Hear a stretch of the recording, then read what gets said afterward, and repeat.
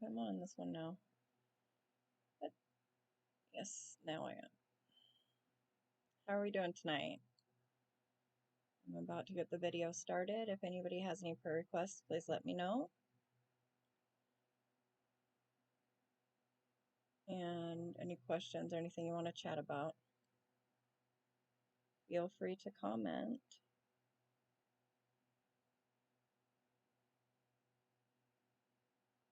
Welcome back. We finished the first 6 judgments that Jesus has begun to bring upon the earth as part of the 7-year tribulation. The seal judgments have begun. And before we get into the next wave of the judgments that are coming, I typically do this, and you know I like to go back and revisit the timeline and just spend a minute or two reorienting ourselves so we know what we've done and where we're going. So tonight, let's begin with a slide you've seen from weeks past. We're not going to talk on it very long. Just to remind you, though, that we're looking in this particular part of our study, we're looking at the aspect of Revelation, which is the period called tribulation, that corresponds to Daniel's 70th 7. So chapters 6 through 19 of Revelation, all of those chapters talk about that one little slice of time, that 7-year period that we're still waiting for to see culminate the time of the age of the Gentiles. And that little slice, the period sometimes known as Jacob's troubles, or as we say it, tribulation, that time of judgment was appointed for Israel as part of the Old Covenant.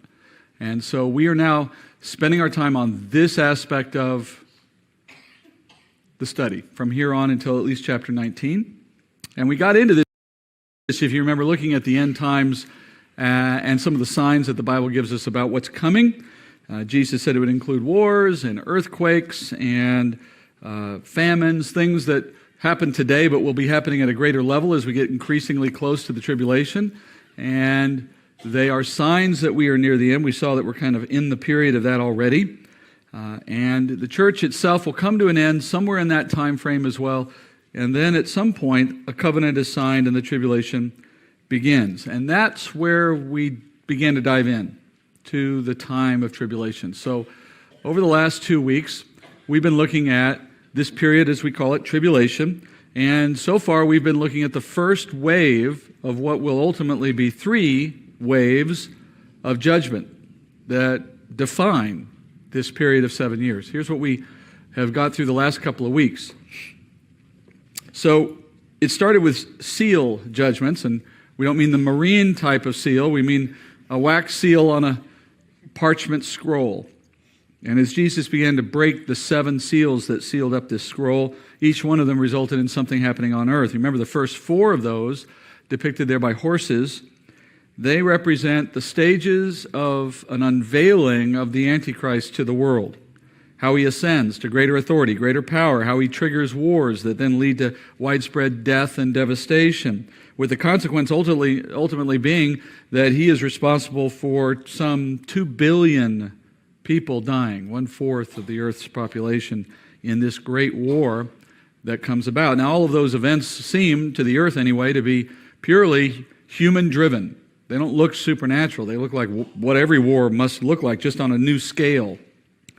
But in what we read concerning those events, there was a suggestion that the land of Israel is being spared, at least from these initial war-induced disasters. Don't harm the oil or the wine, Jesus said, which I think is a reference to the land of Israel. And that would seem to be related to the events of chapter 7, which is what we did part of last week, and the breaking of the 5th seal, which was the souls under the altar.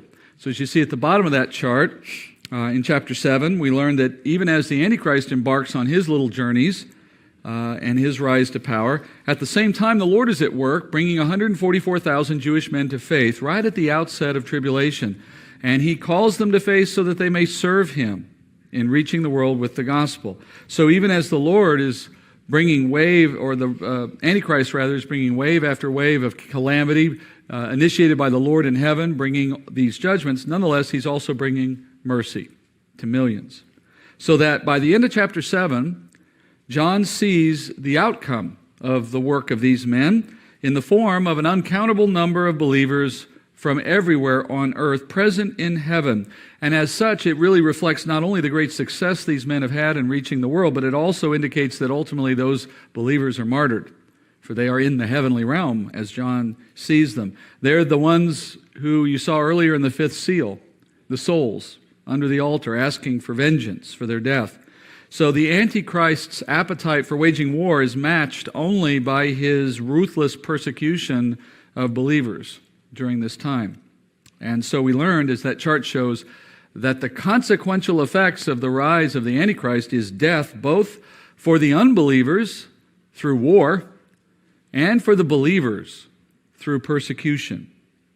And that's what chapter 7 showed us. So that chapter interrupted, as it were, the narrative of the book of Revelation in the context of all the judgments piling on. There was a series of them, and then this interruption in chapter 7 to give us the background, the context for some of these other events. And that tells us that chapter 7 is not chronologically in line with these judgments. It's not as though the first 6 seal judgments happened, and then chapter 7 happened, and then the trumpet judgments. No, it's not like that at all. Chapter 7 is a step out of that sequence to show you that there was other stuff in the background the whole time. In fact, not just in the whole time of the seal judgments, but the whole time through all of tribulation. The martyrdom never ends, all the way to the end of the 7 years. So this is backdrop. And it's the plan of God. Vengeance will eventually come, despite the fact that martyrdom is coming for the believer. And I think this moment was given in the book so that those who live in that future generation of believers, those who, while in tribulation, pick up this book and read about the events that they themselves are experiencing. There will be this chapter early in the account to give them some encouragement, to let them know that, first of all, martyrdom is nothing to be afraid of. In fact, if you keep reading the book, martyrdom is preferable to what is coming. And I think this chapter is something of a Psalm 23, if you will, for the believer who lives through and into tribulation. And then finally, the 6th seal, which we ended with last week, it marks the first time that the Lord brought supernatural destruction upon the earth. That's that final seal sitting out there on the right by itself. He darkens the sun, the moon turns red, he brings meteors raining down on the earth, he shakes the world with earthquakes, he creates such massive destruction that we're told every mountain and island is moved, which is hard to understand. But it's the first time, amongst all of the stuff that's happened to this point, it's the first time humanity has finally come to understanding that the world destruction that they're experiencing is all the result of an angry God, where before that it may not have been so clear. And now that brings us to the next wave of judgments, the trumpet judgments. And as I explained last time, the trumpet judgments, sort of like that Russian nesting doll example I gave you, the 7th seal, which is the one we have yet to hear about, the 7th seal, the last of the seals, is actually the next wave of judgments. So opening the 7th seal is the 7 trumpet judgments. It is not a separate destruction of its own. And so we move to that now in the beginning of chapter 8. So let's read there, chapter 8, verse 1. When the Lamb broke the 7th seal, there was silence in heaven for about half an hour. And I saw the 7 angels who stand before God, and 7 trumpets were given to them. Another angel came and stood at the altar, holding a golden censer, and much incense was given to him so that he might add it to the prayers of all the saints on the golden altar which was before the throne. And the smoke of the incense and the prayers of the saints went up before God out of the angel's hand.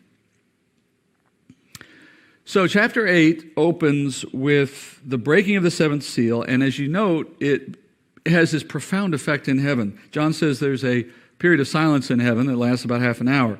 Now that period serves to underscore just how awesome and profound the judgments that are coming will be. I like to compare it to that moment that every parent knows when you have that 18-month-old who's running and they trip and fall and they face plant on the ground. And then there's that moment of silence. And the longer the silence, the worse the cry is going to be when it finally comes out of the baby, right? And so you're all just waiting for that. It's coming, and it comes. That's, in a sense, what you feel here, isn't it? That breaking of the seventh seal is going to unleash such a terrible series of judgments, things we can barely imagine. The culmination of all that the prophets have said would happen. The bringing of an end to the storyline of this age and the triggering of a new age for everyone and everything. So like childbirth, the bringing of that new thing has to come through a period of painful trial.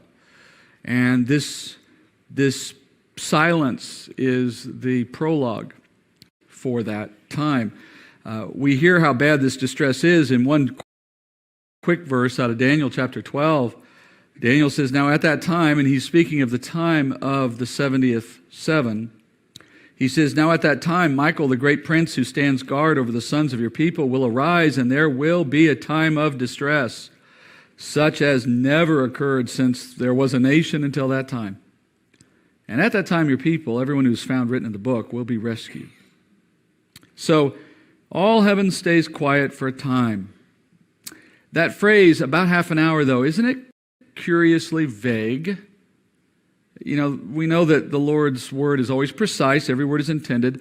So why the intentional vagary here? Why didn't he say 30 minutes? I can tell you why he didn't say 30 minutes, because that would have then prompted us to sit here and wonder what the meaning of 30 minutes was. Why 30? Right? And that would have been a complete distraction from the point of it. The point of it here is not to try to dwell on the length of time. The point of it is it's significantly long. You know, if I stopped talking for about 30 seconds, you'd be fidgeting at about that point. Imagine 30 minutes. Some of you are saying, I wish you would stop talking for 30 seconds. So this is simply to emphasize the magnitude of what's coming. And then you see 7 angels preparing to bring the next judgments, the next wave of judgments, and they have a somewhat unique style. The trumpet judgments are split between judgments that impact the physical earth and judgments that impact the physical bodies of the people who live on earth. The first 3 of the 7 judgments of trumpets will bring devastation to the earth, or whatever remains of it, and as a result, life becomes increasingly difficult and harsh because I'm going to fix some settings here because the streams are slowing down. So I'm going to see if bringing this down a little bit will help. Sorry about that. of what these judgments do. And then the second 3 make life truly, utterly miserable for everyone who lives on the earth. Those final 3 judgments that affect the physical body of each person, they're so terrible that they have their own name. They're called out specifically. They're called the woe judgments. And the word woe in the Bible is a word for eternal condemnation. And so what we're saying is these judgments are effectively a preview of what eternal judgment is like for those who live on earth. I'll explain that more here in a moment. Meanwhile, before the judgment begins, God receives, it says, the prayers of the saints, which is pictured by incense before the throne. Who's praying to him at this point? Well, the believers on earth, obviously. And what do we assume about what their prayers are about? What would you be praying about? Protection, defense, relief from what you're experiencing, maybe for the opportunity for a good witness in the face of almost certain martyrdom. And as you're going to see at the judgments that follow, particularly the woe judgments, the Lord hears those prayers. So finally, these judgments are announced with trumpets. Why trumpets? Why are we talking about a trumpet here? We remember the land deed that we looked at in chapter 6 and the seals associated with it. It made some sense. It wasn't just an arbitrary symbol. There was a reason why it was a land deed being opened. The deed to Israel's land, the deed to the earth. Jesus himself now as judge taking ownership of it. What about trumpets? Well, trumpets are instruments of warning. And these judgments, the judgments of trumpets, are putting the world on notice that the end is near. That as we approach the midpoint of tribulation, the Lord is announcing that this is the end of the judgments. Each judgment is like a warning blast of a trumpet reminding the world, time is running out, your opportunity is running out. And let me show you the timeline of where these judgments fall relative to what we've seen so far. And these are not meant to be precise moments in time, just relative. So if this is the first half of tribulation, which is where we still are, so tribulation is 7 years. We're in the first 3.5 years. And the seals obviously begin the whole period. We started that, and they roll for a time. A couple of those judgments, like the ones under the altar, that's really just a reflection of martyrdom throughout the time of tribulation. But in general, they correspond to the beginning events. And then the trumpets kick in at some point after that, but they too finish in the first half of tribulation. And we'll see more of that as we get further into the book. So in some pace, at some rate, they're playing out as well toward the back half of the first half of tribulation. And they will finish, all but the seventh trumpet will finish before we finish the first half of tribulation, before we get to mid-trib. All right, we'll study the timeline more thoroughly as we move, particularly when we get to mid-trib. Timeline starts to become a much bigger issue when we get to the middle tribulation chapters. For now, that's enough. Let's go back to the text. Let's look at these trumpet judgments, starting with the first one. Then the angel took the censer and filled it with the fire of the altar and threw it to the earth, and there followed peals of thunder and sounds and flashes of lightning and an earthquake. And the 7 angels who had the 7 trumpets prepared themselves to sound them. Now, this is a bit of a prelude. Right before the 7 trumpets are going to be blown, before the first one is blown, there's this preparatory step. All of the judgments are preceded by a display in the heavens and another earthquake. Now, remember what the Olivet Discourse told us. Earthquakes would be one of the signs that tell us we're moving toward the end, and they would keep getting worse, as would the famines. And by the way, learning what we did about the seal judgments and the way it wreaks havoc with the earth and with the economy and everything else, we understand how famines are going to get worse as well, right? And here's an example of the earthquakes continuing to be a warning. In this case, the earthquake is a warning that the trumpet judgments are about to start, which themselves are a warning that the end is near. You can't blame God for not warning. All right, now the trumpet. The first one in verse 7. Sorry. There we go. Getting a little ahead of myself. The first sounded, and there came hail and fire mixed with blood, and they were thrown to the earth, and a third of the earth was burned up, and a third of the trees were burned up, and all the green grass was burned up. So at the sound of the first trumpet, here you see the first wave of the trumpet judgments affecting the earth, and so we're told 1/3 of the earth is burned up from a judgment of hail, fire, and blood falling from the sky. Clearly a supernatural judgment. In fact, this is sort of classic biblical judgment, right? This is the thing of, CGI in movies. Fire and brimstone coming down from heaven. But it should also remind you that God has done similar things in the past. And in particular, one set of judgments really starts to become a key in this. You start to remember a set of judgments that are very similar to this, and those would be the ones in Exodus. Remember this? You might remember this out of the story of Exodus. In 9:23, it says, Moses stretched out his staff toward the sky, and the Lord sent thunder and hail and fire, ran down to the earth. And the Lord rained hail on the land of Egypt. So there was hail and fire flashing continually in the midst of the hail, very severe, such as not had been in all the land of Egypt since it became a nation. All right, they're very close, aren't they? Very similar.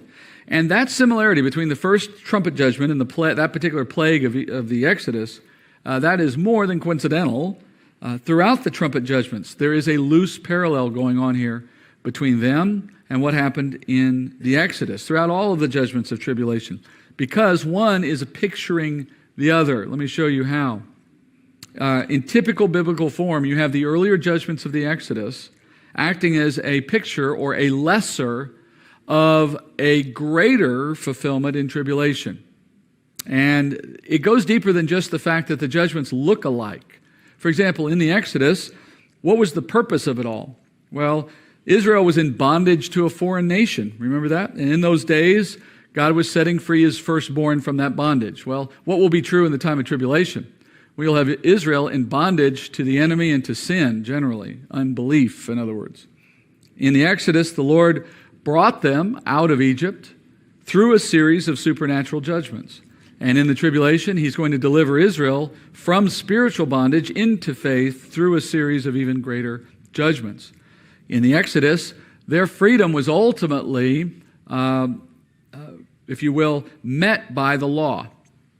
made possible, if you will, by the law. The law given through that covenant that God gave through Moses, the lawgiver, was the means by which the nation was brought together. It was the basis for which they left. Remember, Moses told Pharaoh, "Let my people go so that they may worship me in the wilderness." It was all about leading them to that moment.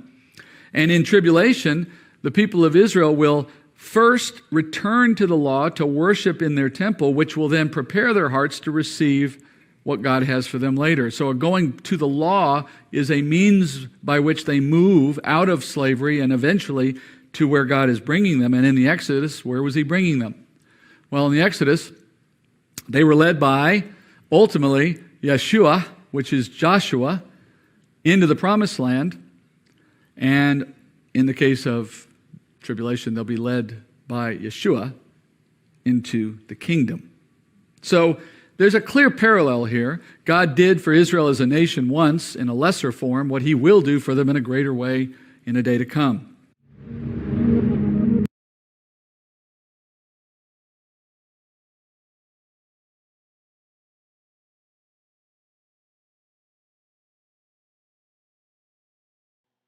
Okay, and that was session 31. I'm going to go on to session 32.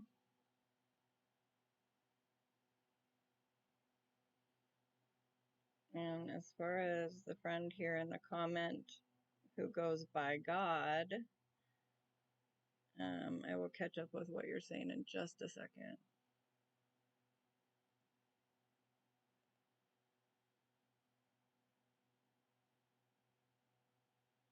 What do you mean the word is love where heaven is? I asked you for scripture to back up your claim that heaven is in the human heart. I gave you scripture.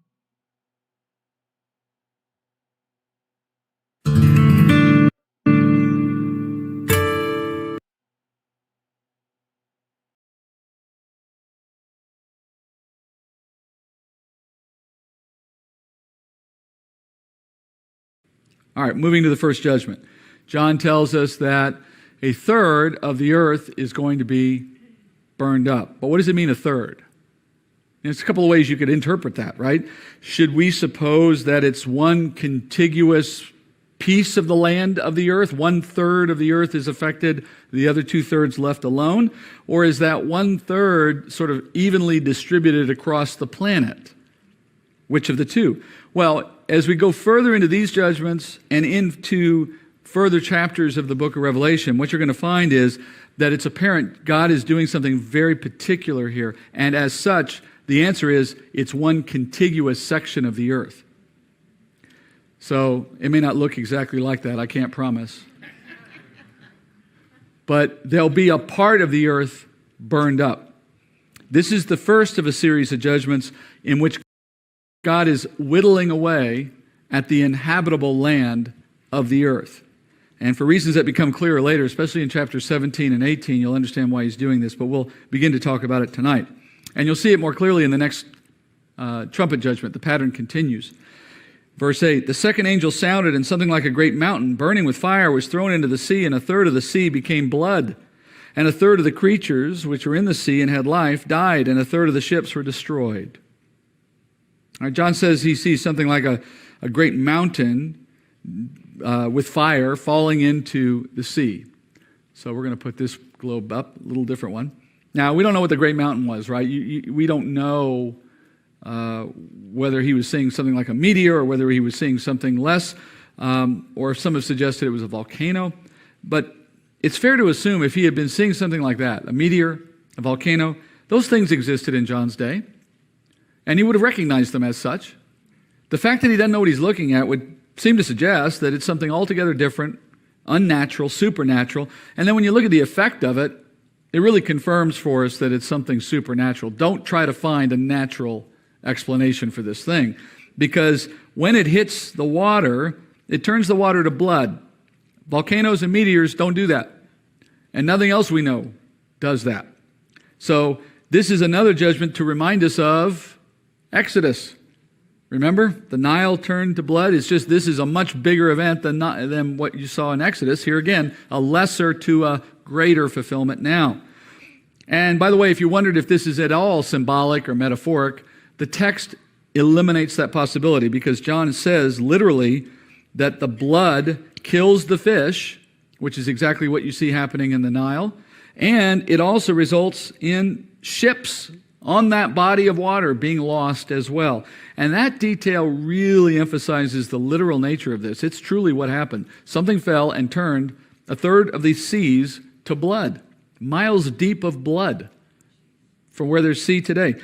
We know that this little detail about the ship would emphasize the literal interpretation because blood has a specific gravity that is higher than water, which means that it produces a greater buoyancy if anything is floating in it. So if the ship was first floating in the seas and then suddenly that sea turns to blood, it's going to rise up in the blood because the blood is going to give it more buoyancy, and then it's going to be unstable at that height in the fluid. It's going to topple over. It's going to capsize. So any ship that would be sitting on blood is not going to float properly. It's designed to float on water. Plus, the ship's systems would be fouled by the intake of blood for, cooling engines, and it would be a mess. So we know it's literal. Now, notice again, John says this judgment impacts a third of the seas. Now, here we go with that question. A third meaning one contiguous area of water or spread around the world. Here's where you get your confirmation that he's talking about contiguous areas of the earth. Because just as the land, it was one section and not all over, here we know it has to be one section and not all over. I defy you to turn 1/3 of a glass of water into blood. At the moment you put 1/3 of blood in there, it's just watery blood everywhere, right? It doesn't stay in 1/3. Water mixes. So the only way you could have 1/3 of the water is blood and the rest not is if it's a contained body of water, something of the way the seas of the earth are sectioned off by the land. Obviously, water flows between seas, so in time, eventually, yes, it would dilute, but not very quickly. And the whole point is, for the time we have in tribulation, effectively, it stays where it is. So that would tell us that he's always been talking here about a section of the world being blocked off. And as such, it begins to drive us to the conclusion of why. Why is God working in this way, cutting off patches of the globe? Well, it's because of the point God is making through this, and it comes out, as I said, in further teaching. Over the course of the judgments of tribulation, the Lord is going to narrow the focus of the world down to just the region of the Middle East. Think of it something like this. Through a series of judgments, the world will become increasingly uninhabitable, but for this little patch of earth. And it's because in this one place on the earth, the culminating events of tribulation take place. The final battles will take place. The territory between Jerusalem and Babylon will become ground zero. And in that space, you will see a battle between east and west, good and evil, Jesus and Satan, so to speak. And it's not a fair fight. So in preparation for that climactic war, the Lord sets about eliminating all life on the rest of the planet, step by step, so that by the time the battle ensues toward the end of the 7 years, there is nothing else. There will be no one else. There is nowhere else. Nothing that matters, nothing that's alive, all attention on earth focused on this climactic little period. And it's why all the activity of the War of Armageddon happens in that area. It's the only area. You can't be anywhere else. There is nowhere else. And we know Israel and Babylon remain intact because we see them mentioned all the way through the final events of tribulation. And not coincidentally, nowhere else is mentioned. And everybody asks me, what about the United States in tribulation? You want to know what happens to the United States in tribulation? Well, it's interesting. The landmass that is directly opposite Israel is North and South America. And since we know that Babylon and Jerusalem are at the end and the last pieces remaining, it would seem to suggest that the Lord begins destruction on the opposite side of the planet and then proceeds around from there. And as the judgments progress, he just progressively consumes more land and more ocean until all you're left is the Middle East. And not coincidentally, as it turns out, North America, you want to guess how much of the land of the planet North and South America represent? Exactly 30%. So what that tells us is, I'm telling you, my assumption, but I think it's accurate, this initial trumpet judgment results in that. And which ocean, more or less, is opposite Israel, and, by the way, also represents exactly 30% of the water on the face of the planet. What do you think? No, it's actually the Pacific Ocean. So the Pacific Ocean is the largest body of water on the earth, and it's also 30% of the earth's water. So he starts on our side of the planet, more or less, certainly the landmass. So how important are we to the events of tribulation? We're a footnote. He gets us out of the way early. And it's always been that way. The nations of the Middle East are what matters for what God is doing there. All right, so I assume that the first and second trumpet judgments bring an end to these regions of the earth. If I'm wrong by which one he picks first, it doesn't matter. The point is he's going to move around till there's nothing but Middle East left, okay? By the way, this would prove that we don't need to put too much effort into saving the planet. It's not savable. Having said that, don't throw your trash out the window, but I'm just saying, spend your time wisely, I guess is what I'm saying. All right. I'm going to get a letter for that, I know.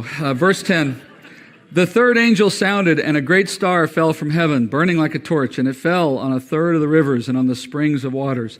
The name of the star is called Wormwood, and a third of the waters became wormwood, and many men died from the waters because they were made bitter. All right, the third trumpet blows. Now with it comes the third and final judgment against the face of the planet. Remember, we're still on the first three, so these are the ones that affect the land. John says a great burning, quote, star falls from heaven into the fresh waters now, turning them bitter. The name of that star is wormwood, and that word has no other meaning in Greek. Wormwood doesn't have a meaning, but by the context, it's assumed to mean bitter. And in trying to interpret what this star is, remember, we've always had this issue. Every time the word star is used as some kind of symbol, we come back to the question of how do you know what the symbol means? And in every case, it's been the same answer. The context drives us to the answer. And in this case, let's work through the possibilities for a moment. Could it be a literal star? And by that I mean the celestial kind, a burning sun. Well, for the same reason that it couldn't have been one earlier in chapter 6, well, it can't be one here because the sun, many, many times larger than the earth, couldn't possibly impact the earth. It would burn us up in a fraction of a second. So it's not that kind of star. Could it be a meteor, which is what we concluded was true at the end of chapter 6? A falling star, in other words. Well, you could, except they are not known to make fresh waters bitter. Plus, you have a problem here because it's impacting a third of the fresh water around the planet. This one breaks our pattern when it comes to thirds, because there's no place on earth where a third of the fresh water exists. And so the statement in context says waters, springs of waters, third of the rivers. It's clear that it's a distribution here because that's the nature of fresh water. It's not all in one place. So it's being affected wherever it is. But that just adds to the supernatural component. What could hit the world in one place and yet only affect fresh water and do it all over the world? That's not a natural event. So that tells us we're not looking at a meteor or a sun. What's left? Well, the only other symbolic meaning of star in the Bible beyond those two would be angel. And when you see it named as it is here, wormwood, that indicates also a personage. So that would help reinforce the interpretation. This is an angel. But in Scripture, angels can have two kinds of names. There are those angels that are named in a way that glorifies God. Gabriel, that is man of God. Michael, that is who is like God. El is the name of God. So those are names that reflect well on God. And then you can have angels whose names suggest corruption and a fallen nature. Here, wormwood, later in this chapter, Abaddon. So there are names that don't sound very attractive. And when you see those, that's a fallen angel, or as we might say, a demon. And so here you see a demon, an angel, symbolized as a star, sent by God to do his bidding. And the effect of the demon is to poison a third of the fresh waters on the earth. And it just proves what you should have known already, which is God can use anything. Nothing in his creation is outside his control. And in this case, he can use a demonic agent when it suits his purposes, as he does here. And he uses it in this case to bring judgment. And in fact, that becomes a new pattern. Increasingly, we're going to see not just angels serving God in all of these judgments, but now demons themselves being called to service by God to bring about these calamities. All right, let's go to the fourth angel. The fourth angel sounded, and a third of the sun, and a third of the moon, and a third of the stars were struck, so that a third of them would be darkened, and the day would not shine for a third of it, and a night in the same way. Well, we have our theme of thirds continuing here, a third of the sun, moon, and stars being targeted here. But it's a little confusing at first. I mean, does this mean like a third of the sun is gone? Or a third of the moon? Or a third of the stars leave the sky? Or does it mean that their light output is dimmed by a third? You know, like you've kind of turned it down a little bit. Is that what it means? Well, John's statement would seem to indicate a third version of those. Not the first two I mentioned, but a third one.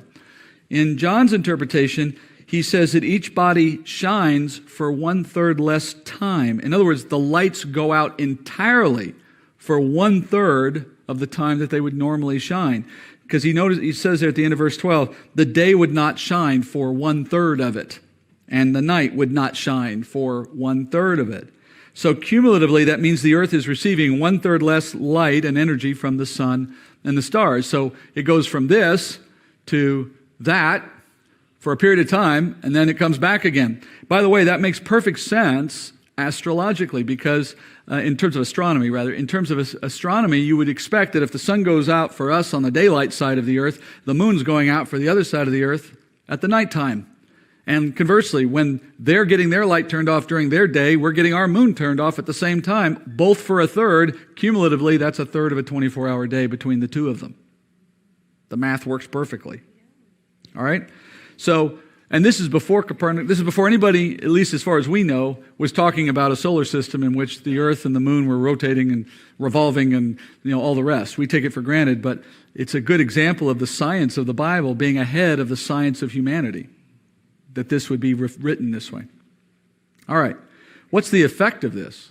Well, we can imagine a total blackout of all the universe for a third of each 24-hour day. Besides the fear factor of that, it would lead to a dramatic drop in temperature on Earth. As you probably have heard, the Earth is perfectly balanced in its current orbit for the amount of heat to keep us in a kind of state of habitation that's perfectly suited to us. You don't take out a third of that energy and not see a huge impact. It's like the nuclear winter scenario that you've heard people talk about, where there's no sunlight for such a long period of time. It's a new ice age. Crops fail. Plants can't live without the amount of sunlight they're expecting. Water sources would freeze. Livestock would die. Now remember, we've already seen a fourth of the world's population dead from war and pestilence and starvation. And we had some unknown number of additional lives lost when all those continents were burned up and the fresh water became bitter and people were dying from that. And then the seas and all of the death that's already piled up. And now you have a third less heat and light, and that's even more loss of life. I mean, the people who are still alive at this point in time, they're pretty hardy people. They're clinging to life at this point. And so those who do survive in all of this, how hard is life for them right now? The effect must be something like a little mini hell on earth. The point is the earth has become increasingly inhospitable for human life, and that should trigger amongst all the population that's remaining some thought about what comes next, about death, about eternity, about the matters at hand, right? And meanwhile, you got the Antichrist continuing to conquer, even as the world that he desires is becoming increasingly undesirable. And along the way, you have 144,000 continuing to preach the gospel, and I would imagine finding a pretty receptive audience to the message of salvation at this point. And then finally, we move to the second half of the trumpet judgments, but not before there is a brief suspension for another warning. Verse 13. Then I looked, and I heard an eagle flying in mid-heaven, saying with a loud voice, "Woe, woe, woe to those who dwell on the earth, because of the remaining blasts of the trumpet of the three angels who are about to sound." We're told an eagle is flying in mid-heaven. Now, the term mid-heaven requires a moment of explanation. The Jewish people did not have distinctive Hebrew words for three different places: the sky, outer space, and the heavenly throne room of God were all called by the same Hebrew word, shamayim, which just translates as heavens. So you had heavens for all three. And in order to avoid confusion, in order to distinguish between them, they came up with a convention of numbering these spaces in a way that distinguished them. They'd start with the ground and then move up, numbering from there. So the first of those spaces, the atmosphere where birds fly, the first heaven. And then above that, the second heaven, or as they would call it sometimes, mid-heaven. That's where the planets and the solar system is. And then there's the third heaven, which is where God's throne room is. So it's a convention of Hebrew that they came up with these terms. Paul uses the third heaven reference, as you might remember, in 2 Corinthians, and it's just a way of him speaking as a Jew about the heavenly throne room of God. Now, in this case, John says there's an eagle flying in mid-heaven, which presents an immediate problem, because that's outer space, and that's not where eagles fly. Furthermore, this eagle is speaking to the world in human language. So that would also argue against a literal interpretation. So it would appear as though this is yet again another angel, we would assume. What else would it be? Something sent by God, a messenger, which is what angels are, moving back and forth. And maybe he calls it an eagle either because it may have looked like one to him, or because for him it was an easier way of explaining what the angel was doing, circling around like a vulture or an eagle would do. And it's declaring that the final three trumpets are coming. The final woe, woe, woes are coming. And as I mentioned earlier, these are directed at the physical bodies of people instead of the physical earth. And the term woe means something of great importance, the most terrible, but its connection to judgment is important here. If you look back at our earlier chart on the relationship of the seal judgments to the trumpet judgments, I told you that the final seal judgment is all the trumpet judgments, but then within the trumpets, those last ones that affect people are so bad, they get pulled out separately. And they're called the woe judgments. The last two trumpets and the seventh trumpet, which is the bowl judgments. So all of the bowl judgments is the third woe. The other two are separate. Follow that? All right. So the fifth, sixth, and seventh trumpet judgments are what we're going to study now. Obviously, the seventh one, which is the bowl judgments, doesn't come until quite a ways from now. But we do the first two. And that takes us now to the first. We'll go to do the first of those now, beginning in chapter 9. Chapter 9, verse 1. Then the fifth angel sounded, and I saw a star from heaven which had fallen to the earth, and the key of the bottomless pit was given to him. He opened the bottomless pit, and smoke went up out of the pit like the smoke of a great furnace, and the sun and the air were darkened by the smoke of the pit. Then out of the smoke came locusts upon the earth, and power was given to them as the scorpions of the earth have power. They were told not to hurt the grass of the earth, nor any green thing, nor any tree, but only the men who do not have the seal of God on their foreheads. And they were not permitted to kill anyone, but to torment for 5 months. And the torment was like the torment of a scorpion when it stings a man. And in those days men will seek death and will not find it. They will long to die, and death flees from them.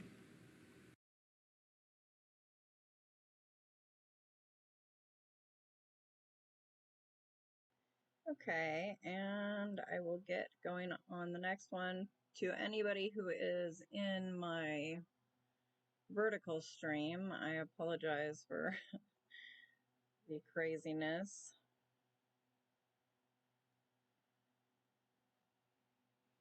Well, we had a visitor who called himself God and then also claimed to be God. So that was fun.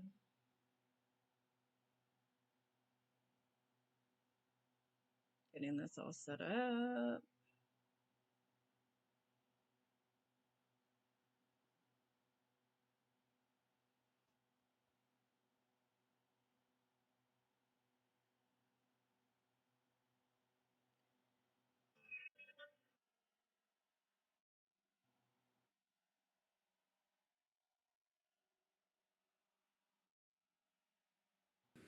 All right, well, this is the first of the woe judgments, clearly different than anything we've seen this far.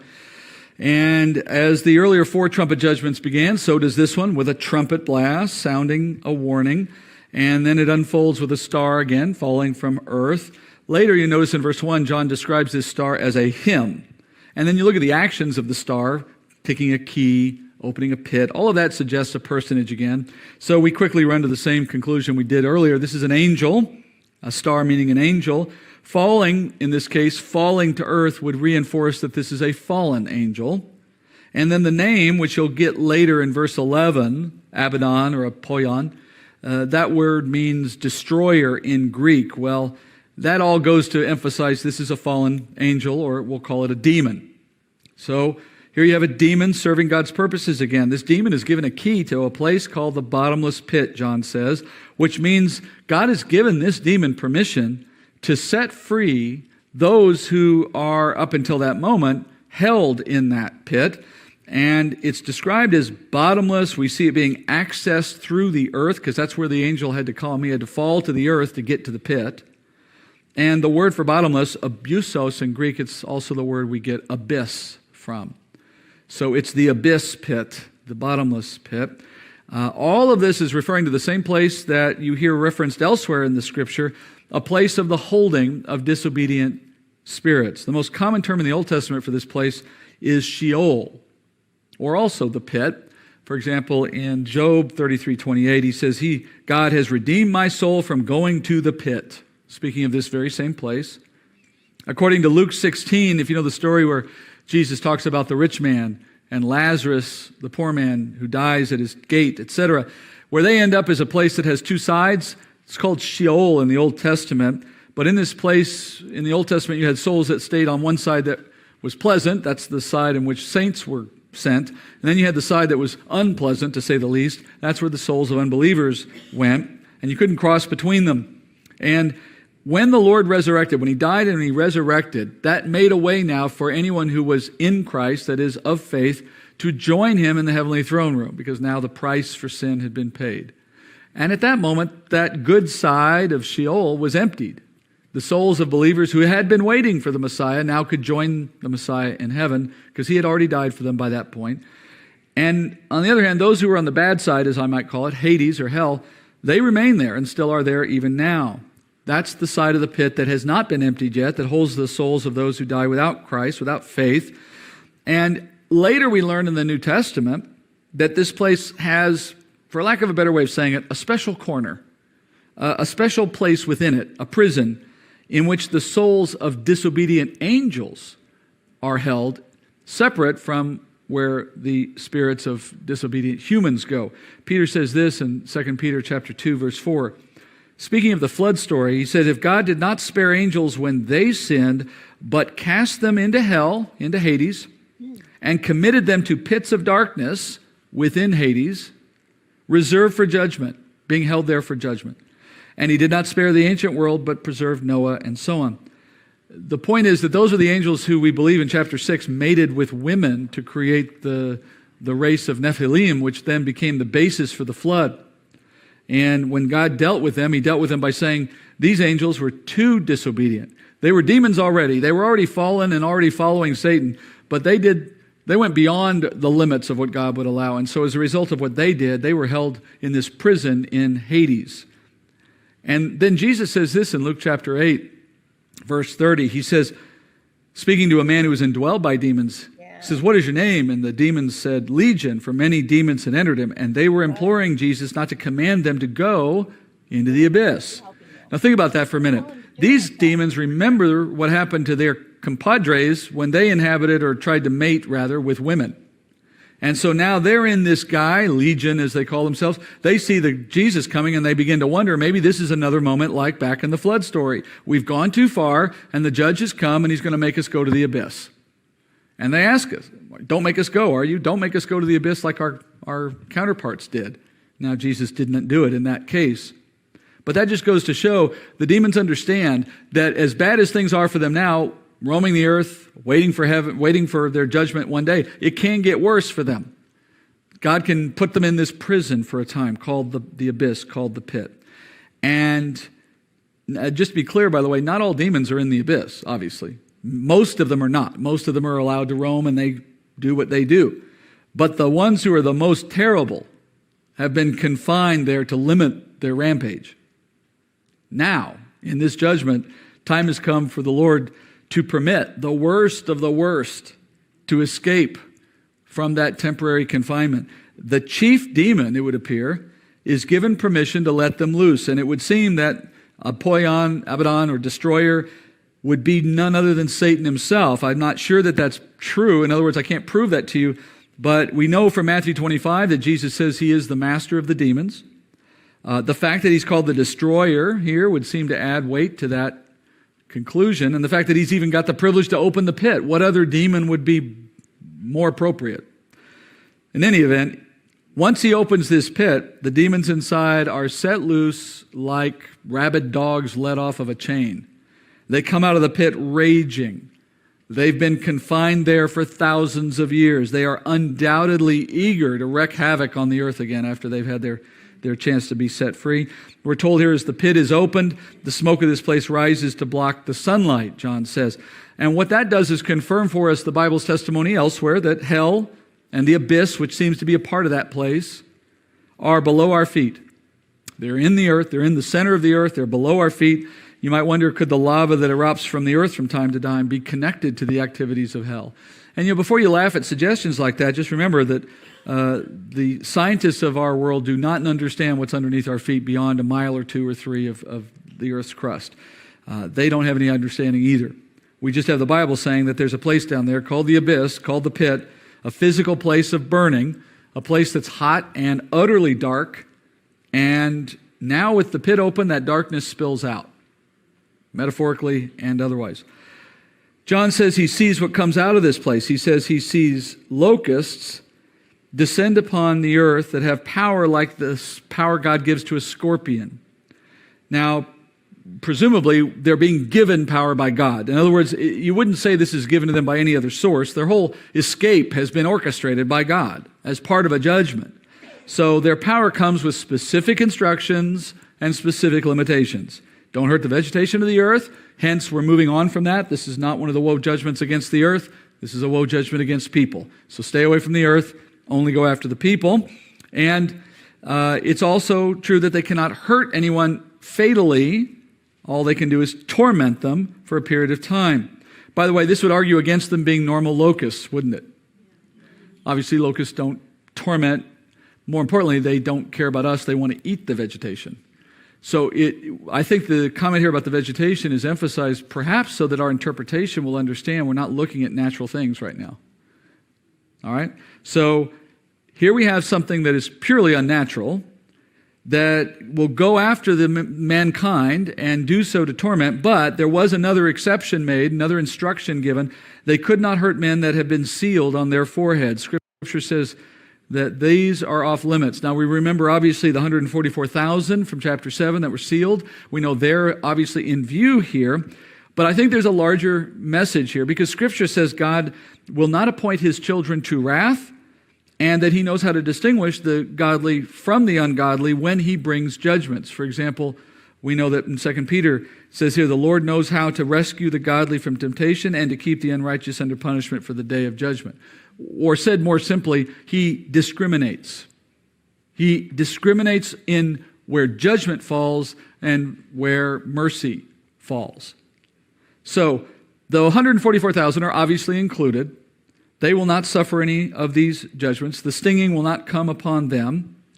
And I would go so far as to say, for the same reason, those who have been led to faith by these men will likewise be excluded. And so it's presumable that they too are sealed. Remember, the seal does not have to be visible. That's not the meaning of it.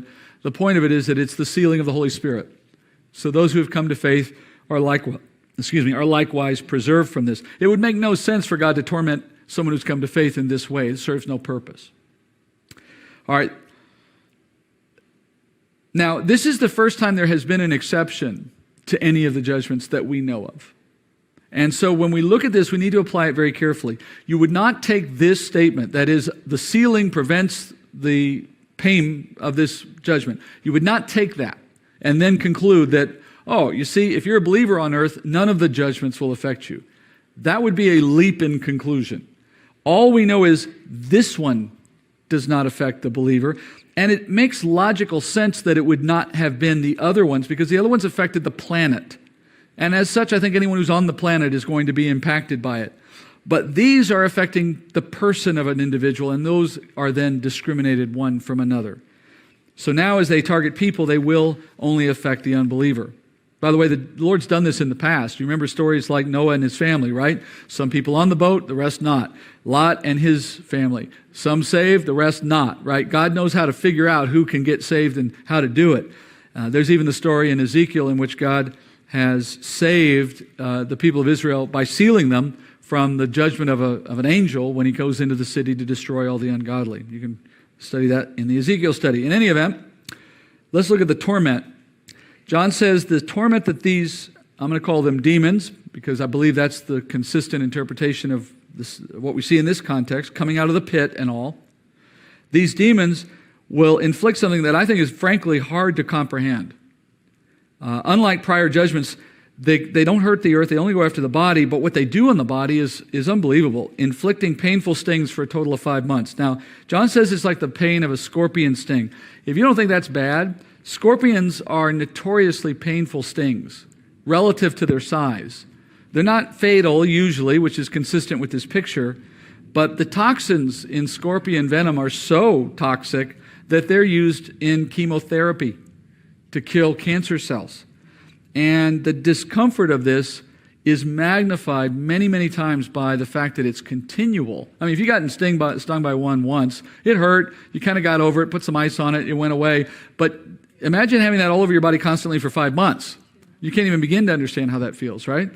Imagine living 5 months with scorpions continuously crawling under your clothing, stinging you. Yeah, that kind of made the point, didn't it? It's just impossible to imagine the physical and psychological effects of enduring 5 months of such attacks. We know it lasts 5 months because we read it, but let me suggest this to you. I don't know that the people who are experiencing realize it has a limit. I don't think that they're told it's 5 months, not unless they're reading their Bible, and if they're reading their Bible, they would probably not have been in that situation. So as you contemplate the fate of endless stinging, you might see how it would lead someone to contemplate suicide, right?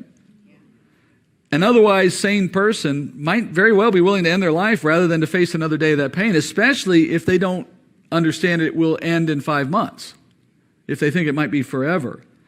But then the Lord, anticipating that desire, adds this particularly horrible twist to this judgment. The option to die by any means is removed by God during these 5 months. John says, verse 6, men will eventually seek to end their lives rather than suffer in the judgment, and God will supernaturally prevent it. And it's kind of intriguing to imagine how that's even possible. I mean, is he making them immortal? You know, like Superman? I mean, what if they throw themselves in fire or blow themselves up with a bomb? Or, right? How is it even possible that they don't die? My theory is this, and it doesn't require a lot of, supernatural kind of thought. I think he simply incapacitates them to the point where they're writhing in pain all day long, all night long. They don't have the strength to get up, much less harm themselves. And should they even get close to the act of it, he foils it somehow. The gun doesn't go off. The noose doesn't tighten. Whatever they're doing that they might figure out how to do doesn't work. He just says it eludes them. So how much suffering does a person have to experience before they're at the point of seeking for that kind of an outcome? The literal Greek there, when John says they will long to die, the literal Greek word there is the word for crave. They crave death.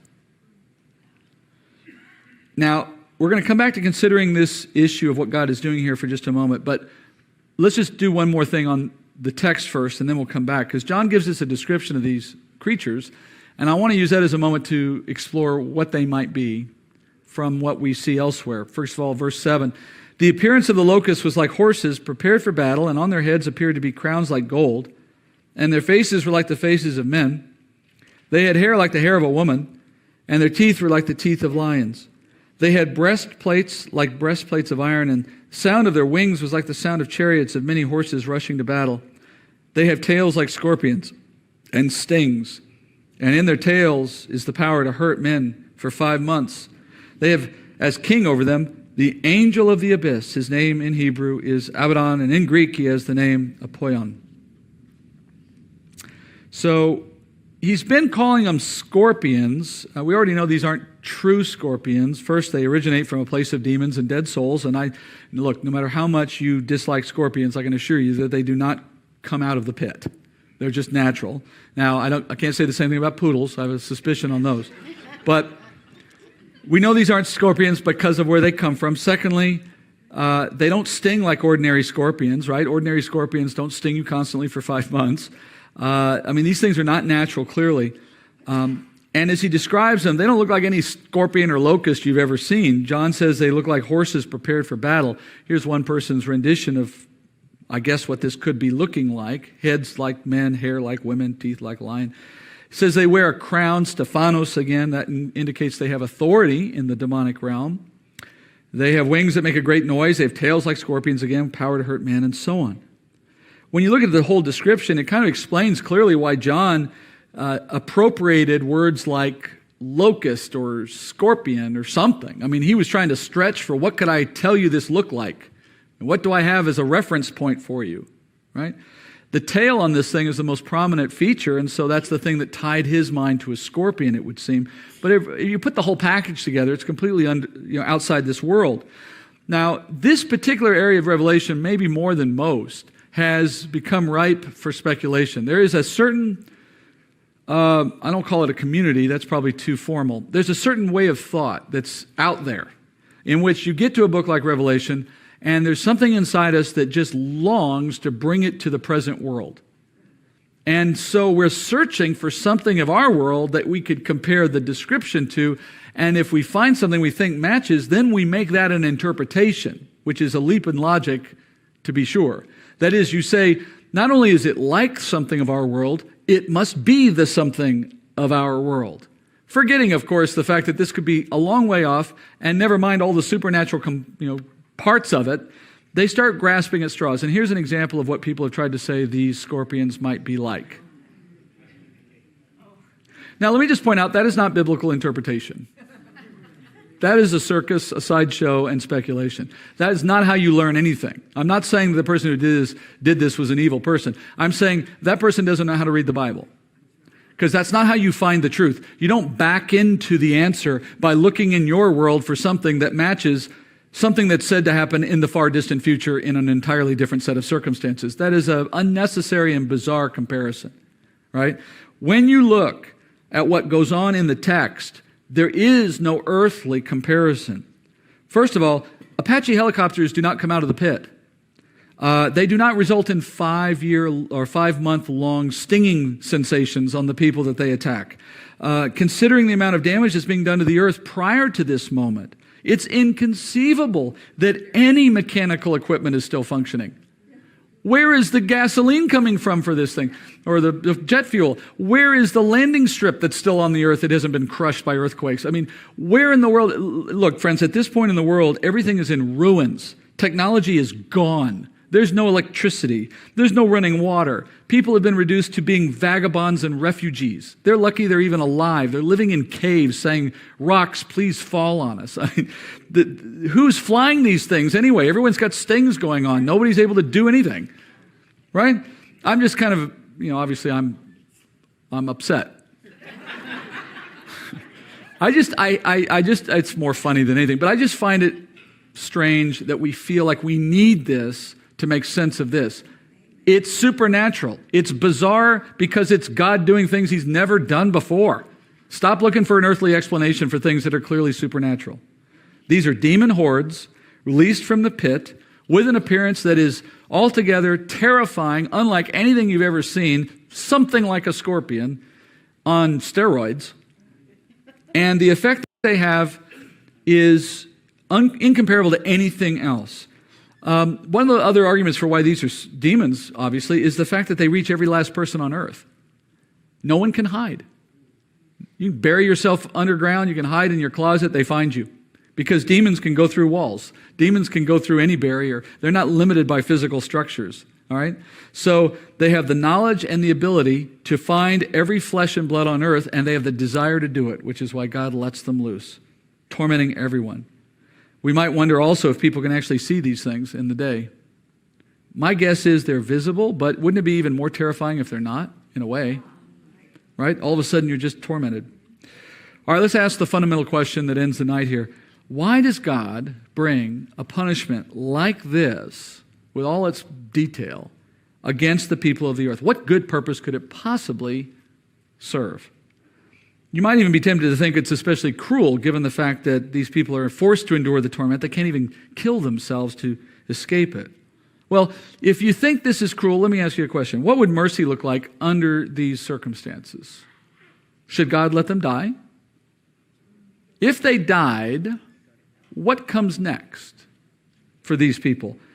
Well, they would move from a temporary state of torture, of torment, into an eternal state of torture and torment, according to the Scripture. So, in that sense, understanding that bigger picture, preventing them from dying under these circumstances is actually a form of grace. In fact, this 5-month period is the first and only time in all human history since the garden in which death is impossible. For the first time since the beginning of humanity, not a single new resident of hell will be established for 5 months. It is a singular moment in history. Never before has anything like this happened. He is mercifully preventing death for everyone on the planet during these 5 months. And for what good reason? So that they can get a taste of what hell is like without having to go there to experience it. And in that learning, have one more opportunity, because there's a time clock on this opportunity to know the Lord in tribulation. Evangelism doesn't last the whole 7 years. It finishes much earlier than that. So the clock they have to come to faith is almost run out. And Jesus says in Luke 12:4, I say to you, friends, don't be afraid of those who kill the body, and after that have no more they can do. But I warn you whom to fear. Fear the one who, after he is killed, has authority to cast into hell. Yes, I tell you, fear him. So consider the nature of this judgment. They're being kept alive. They cannot die. They're in unending torment administered at the hands of demons. Sound familiar? That, my friends, is a close approximation of hell on earth. And so how many times have we wondered what the world would do if they just could get a foretaste of the judgment of hell? Wouldn't that help the evangelistic movement of the church, right? Couldn't they all just snap to if they just saw what it would be like if they don't come to faith? Well, in effect, here's the chance to find out that test. Will it work? And by the way, even the number of months that they're allowed to remain alive while being tormented, 5 months. The number 5 in Scripture, what is that the number of symbolically? Grace. It's a number of grace. And after 5 months, that first woe comes to an end, but 2 more remain.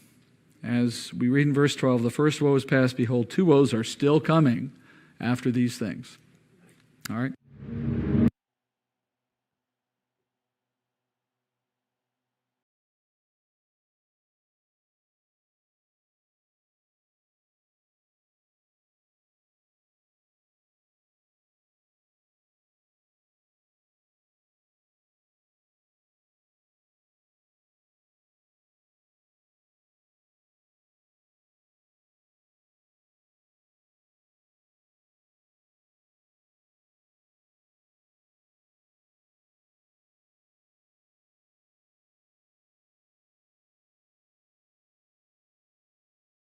Oops, I didn't realize I was on mute. Sorry about that.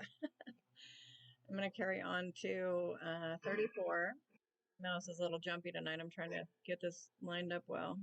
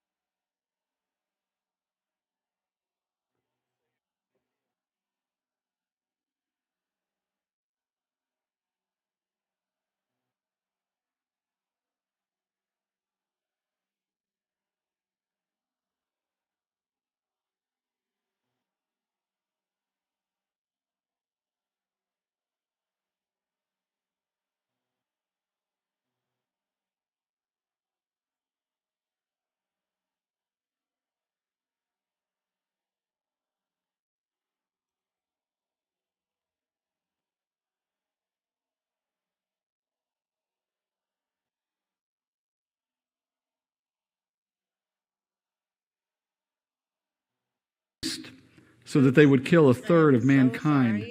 The number of the armies of the horsemen was 200 million. I heard the number of them. The sneer. We studied the first 4 last week, and those were the judgments that brought damage to the physical earth. You remember? First, a third of the earth was burned up. Then a third of the oceans turned to blood. Then a third of the fresh water became poisonous. And the warnings implied by these judgments were the earth is not going to last. The earth is not a permanent home. The earth is getting ready to be reshaped, in fact. The end is coming. And then, beginning with the 5th judgment, we moved into what the Bible calls are the woe judgments. Remember, in the cascading of these judgments, where the 7th of each wave represents the next full wave, well, at the very end of the second wave of trumpets, the last 3 trumpet judgments are all the woe judgments, which means the last 2 trumpet judgments and then the 7th trumpet, which is all of the bowl judgments. Those collectively are called the 3 woes. The word woe just means judgment. And so what we're hearing is that these final 3 trumpets bring an especially difficult time for humanity. In contrast to the first ones that were all touching the earth, these judgments are primarily focused on the person, the body of the individuals who live on earth. The first of those, if you remember, was what we studied last week. The scorpion-like demonic presence that goes out from the pit and stings, as John called it, attacks humanity for 5 months without relief. And as you remember, when the pain became so great that they could not bear it anymore and they wished to get rid of it by killing themselves, the Lord prevents everyone from dying. And as such, this judgment gave the unsaved humanity of the earth a preview of what hell is like. Unending suffering without escape. And it becomes a bit of a preview of what hell will be like if they are not inclined to believe. And that's where we ended. 1 woe done, 2 woes yet to come. So that picks us back up in Revelation 9, but in verse 13. So let's go there next. Verse 13, Then the 6th angel sounded, and I heard a voice from the 4 horns of the golden altar, which is before God. One saying to the 6th angel who had the trumpet, Release the 4 angels who are bound at the great river Euphrates. And the 4 angels who had been prepared for the hour and the day and the month and the year were released so that they would kill a third of mankind. The number of the armies of the horsemen was 200 million. I heard the number of them. And this is how I saw in the vision the horses and those who sat on them. The riders had breastplates, the color of fire and hyacinth and of brimstone, and the heads of the horses are like the heads of lions. Out of their mouths proceed fire and smoke and brimstone. A third of mankind was killed by these 3 plagues, by the fire and the smoke and the brimstone which proceeded out of their mouths. For the power of the horses is in their mouths and in their tails, for their tails are like serpents and have heads, and with them they do harm. So back in verse 12, we're told from last week that the second and third woes are still ahead of us after the first woe is complete. Now, what that's telling you is that these are sequential, and I think that's probably a degree of mercy, because how could you have had all this going on at the same time? So the first woe has to play out, that is, the 5 months has to finish before the next woe kicks in. And as we get to that point here with the second woe, just take a moment to think about what that transition must have been like. Can you imagine what it must have been like for the people to experience the relief of the removal of those 5 months? Right? They suffered what must have seemed like an eternity. And I submitted to you last week, I don't think they knew that there was an end. There's no indication they're told it's going to be 5 months. And so at some point it just goes away. It's like having your life sentence commuted out of the blue. But then a new woe comes. And in this case, it's the form of a great army of horsemen, we're told, led by 4 angels. Now, as we did with the scorpions in the case of the first woe, let's try to make some sense of the characters that are in view here, angels, horsemen, and the like. And once again, the clues in the text will lead you very directly to the answer. So let's go back to the text for a minute. We start with the origin of this judgment. It says here that a voice from the altar in heaven ordered that certain angels be released. Now, the voice at the altar, God himself, is the chief actor causing everything that happens here. He harnesses supernatural agents, angels, to bring about these events. So you immediately begin to see that what's coming here has a supernatural, not natural origin, that being the angels. And then the rest of it just keeps that theme going. You notice next the angels are set loose from a place where they were bound on earth, specifically near the river Euphrates. Angels that are bound, and that would mean in captivity, always refers to fallen angels. God's not up there binding good angels. All right, that doesn't make any sense. And furthermore, to be bound on the earth is itself a reflection of a fallen angel, because the earth is not the home of the angelic realm apart from fallen angels. And then on top of all of that, you have the location of Euphrates, and that itself confirms a demonic source, because Euphrates, the river Euphrates, modern-day Iraq, but it's in the biblical area of Mesopotamia. And Mesopotamia is the biblical home, as it were, for Satan. That's his home territory. That's his home field. That's where the Garden of Eden was. That's where the problems began. And as we get deeper into this book, you're going to find that that becomes ground zero for the demonic work of the time of tribulation. So there's a good reason why that part of the world seems so entrenched with darkness and the work of the enemy. And I would submit to you, it's not a surprise that when we send, for example, our soldiers into that part of the world, many of them come back very troubled. May I suggest to you that trouble may be spiritual and not physically, not just physical.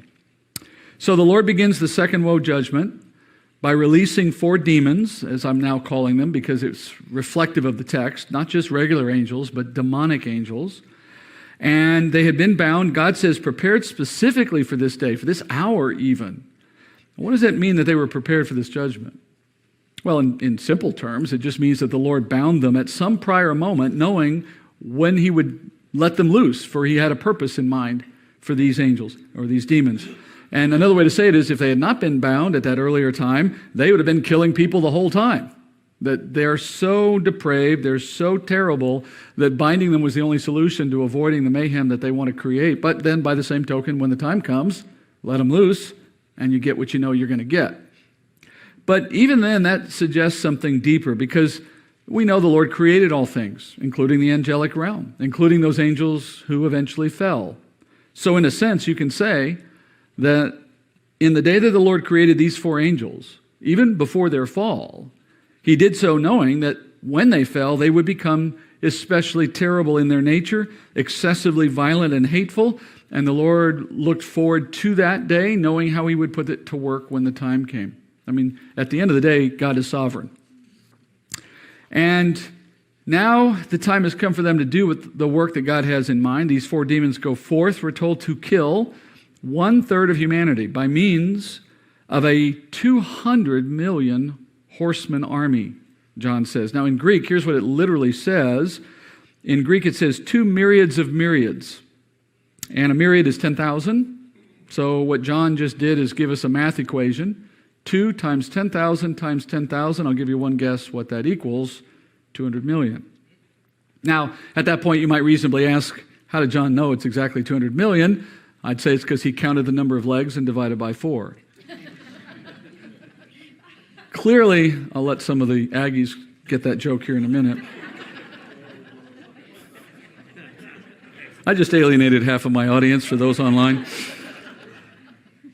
No, John anticipated that you would wonder how he could come up with such a perfect number, such a precise number so quickly, and so he adds there at the end, I heard the number of them. That's the whole point of that mentioning, is so that you understand, you can believe the number. And that little detail is interesting for one reason to me. It reminds us you always take the numbers given in the Bible literally unless specifically told otherwise. And here it's easy to see that we take it literally because John tells us he heard it. But even if he hadn't said that he heard it and it left us wondering how he knew, nevertheless, you would take it literally unless the text gives you a reason not to do otherwise. So we know the angels were demons. What do we make of the horsemen? Well, this is another place where speculation often takes the place of careful observation of the text, because some have imagined, and I'm sure some of you have heard this, some at this point will tell you, oh, that's referring to a human army that goes out killing. And when you say, well, where do you find 200 million people and put them in an army? What is the answer you get? Yeah, China. Thank God for China. We wouldn't have a hope to understand this verse, right? Here's a news article from sometime in 2018 where it says, as Asian nations strengthen their armies, the lower text says, leading to a fulfillment of Bible prophecy. No. Having nothing whatsoever to do with Bible prophecy. Remember all the things that have to happen before we get to the point of this moment? 10 kings that take over all the nations of the earth and refashion all the governments, including China, to say nothing of the armies. The Antichrist rising to power and causing World War III, destroying, at this point, almost 50% of the earth's population. Famine, economic collapse, pestilence, wild beasts. I mean, at the point we are now, people are barely walking and they have clubs in their hand. This is not a case in which we find the sophistication of that playing any role whatsoever in the point where we are at in tribulation. It just goes to show how easily people just run wild with this stuff because it's titillating, it's interesting, it excites us to talk about it as if we know what we're talking about. It's all most of what you hear, and some of this may be true for me too. Most of what you hear about Revelation is nonsense. Unless you go to the Bible and look at it carefully, don't listen to what people have to say. It's just ripe with nonsense out there. All right, so it's not the Chinese army. Notice the description of the horsemen. The riders have breastplates made of fire and brimstone. Now, in your Bible, it may say, like mine did, of the color of fire, or it's actually not that way in Greek. In the Greek, it literally reads, made of fire and brimstone. The horses, they have heads of lions. Smoke and fire and brimstone come out of their mouths. As far as I know, the Chinese do not outfit their soldiers this way. Right? And by the way, where do we go to try to solve that problem if we're still inclined to describe this as the Chinese army? What do you think they would say that we're looking at with that description? A tank. Friends, that's just ripe speculation. I mean, it's like the thing we saw last week with the helicopter. The fact that we can point to something and sort of, okay, I can see how that might. That's not how you interpret the Bible. What does it say? It says they have breastplate. They are riders on horses with breastplates made of fire and brimstone. Guess what John saw? That. Not that. This. He's not trying to describe. Look, let me say this. If you'd never seen that before, you were John, you'd never seen that before in your life, you had no idea what that was, would you call it a horse? You see, he knows what a horse looks like. Even if he's trying to approximate it, that's not what a horse looks like. It's just stupidity on our part that we kind of think anyone that wasn't born, say, after 1880 or so is a complete idiot and, must have lived in caves and ate over fire and, dragged women around by hair. It's just our sense is that anyone that hasn't lived in our age can't be sophisticated enough to understand the things we do. And it's demeaning. John would have known better than to describe it the way he did if that's what he was looking at. And never mind that God himself wouldn't have been trying to confuse us. So I get ticked off about this stuff because it's deceiving Christians, leading them to think that that's how you interpret the Bible. It's not a game. It just means what it says. All right, moving on. I got it out of my system. Clearly, what are we looking at?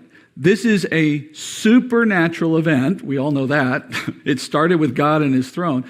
Number two, it's being led by demonic leaders. Who do the demons lead? Who's the army they have under their control? The demons in general, right? And so just like the scorpions from the first woe, in this case, you're looking at demons who have a very frightening appearance and powers that are not consistent with anything natural, being led by their masters. And it continues the pattern we've already seen in this book for these particular judgments, which is that God is now leaning heavily on the demonic realm as the agents for action on these particular judgments. And demons seem especially well suited to the whole purpose, don't they? They are particularly good at destruction and mayhem and misery and killing, and God is harnessing that for the purposes that he has. And if there's any doubt about their supernatural identities in all that I've said, look at the way they take life in verse 19. It says they kill a third of mankind on earth with their mouths and their tails, shooting fire, brimstone like four-footed flamethrowers. And their tails kill like serpents, which I presume means that they have a deadly bite. Here again, nothing in the text suggests you should try to symbolize or make a metaphor out of any of that. It is just literally what John saw, and clearly it's not natural or of this world. And it only makes sense that these horsemen are 200 million demons sent to kill a third of those who still live on the earth for all the reasons we just looked at. And on top of all that, the Lord actually tells us this is coming in the Old Testament. In Joel, you read this. Chapter 2, verse 1. Blow a trumpet in Zion and sound an alarm on my holy mountain. Let all the inhabitants of the land tremble, for the day of the Lord is coming. Surely it is near.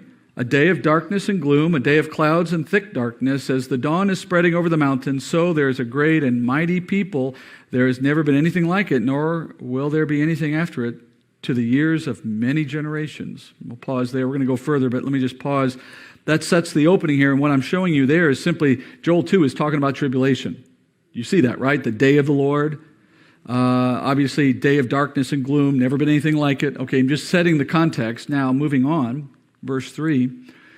A fire consumes before them, and behind them a flame burns. The land is like the Garden of Eden before them, but a desolate wilderness behind them, and nothing at all escapes them.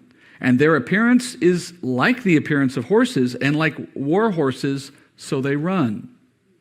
Now, in the midst of the tribulation, Joel starts explaining this coming army of war horses. But you notice he says they're like war horses. Now look, Joel knew what a horse looked like. He doesn't say these are horses. He says they're like horses, which is a way of saying they're not horses. But I don't know what else I'd call them. And then he says, as they go, they have a consuming fire before them. Where did the fire come out of the horses? Out of their mouth, right? They have a consuming fire before them, mirroring John's description, and the land behind them burns like flame. So as they pass by, they leave a burning destruction in their wake. And here's the thing that really shows you that they're demonic. It says the land is like Eden before them. Now that's a reference to the fall in the garden. That, in other words, the demons see the land like Satan saw Adam and woman.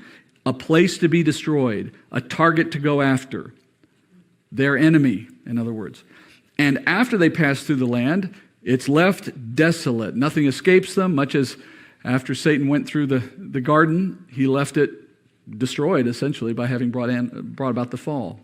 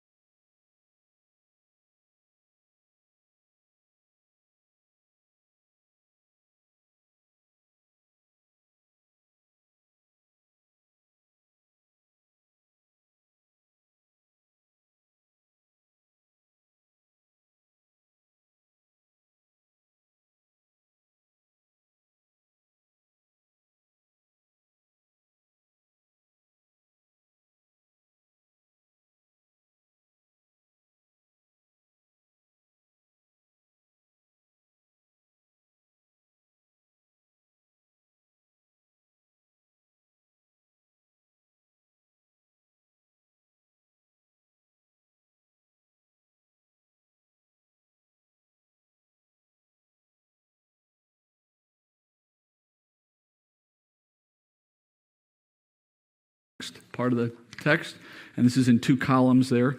Verse 5, with a noise as of chariots, they leap on the tops of the mountains, like the crackling of a flame of fire consuming the stubble, like a mighty people arranged for battle.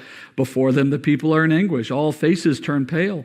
They run like mighty men. They climb the wall like soldiers, and they each march in line, nor do they deviate from their paths. They do not crowd each other. They march everyone in his path. When they burst through the defenses, they do not break ranks. They rush on the city. They run on the wall. They climb into the houses. They enter through the windows like a thief.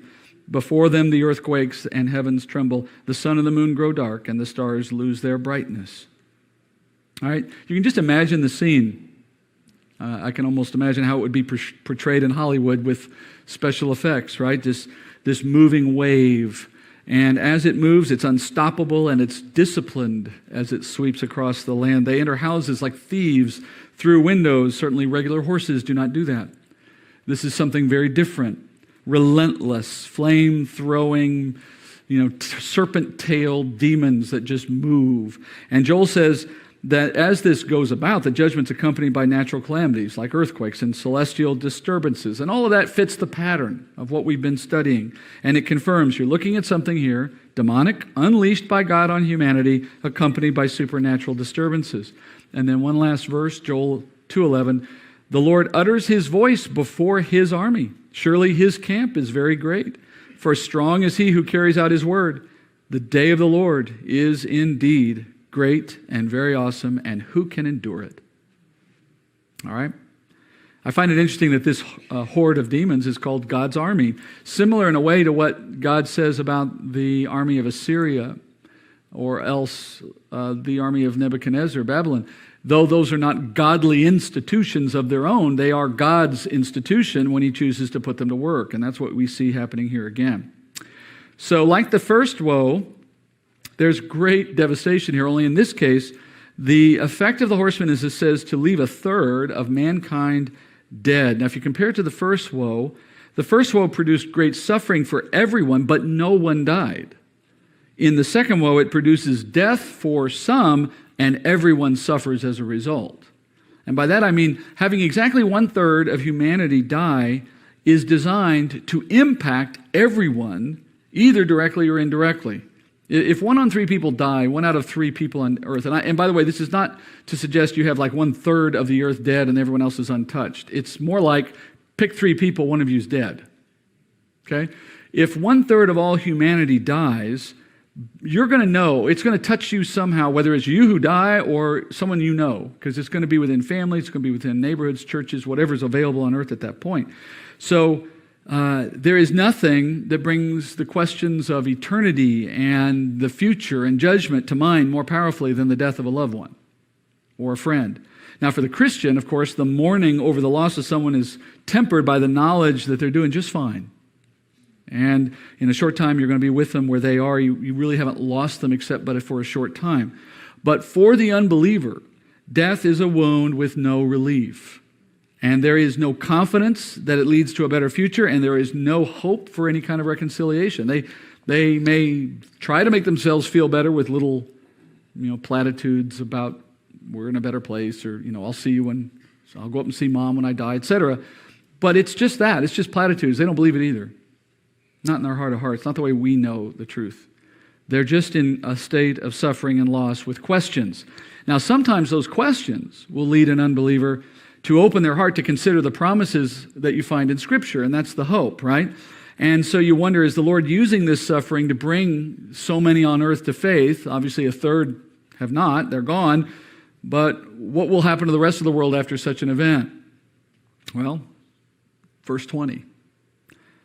The rest of mankind who were not killed by these plagues did not repent of the works of their hands so as not to worship demons and the idols of gold and of silver and of brass and of stone and of wood, which can neither see nor hear nor walk. And they did not repent of their murders, nor of their sorceries, nor of their immorality, nor of their thefts. Now, I want you to notice something. John says the rest, which of course means those who did not die. He says those who were not killed by the plagues do not repent nor turn to the Lord. They continue in worship of demons and all kinds of sin. But notice the comprehensive nature of that statement. None. No one who survives repents. The suggestion is that 100% of the earth that lived responded to these judgments without coming to faith. Now, take that for a moment and then remember also that we know there is faith happening at this time because we have 144,000 that are at work saving, and we know that they're getting somewhere in that because we already heard they're going to save uncountable numbers, and then we heard about the souls under the altar. There is, in fact, faith going on. We hear the result of it already.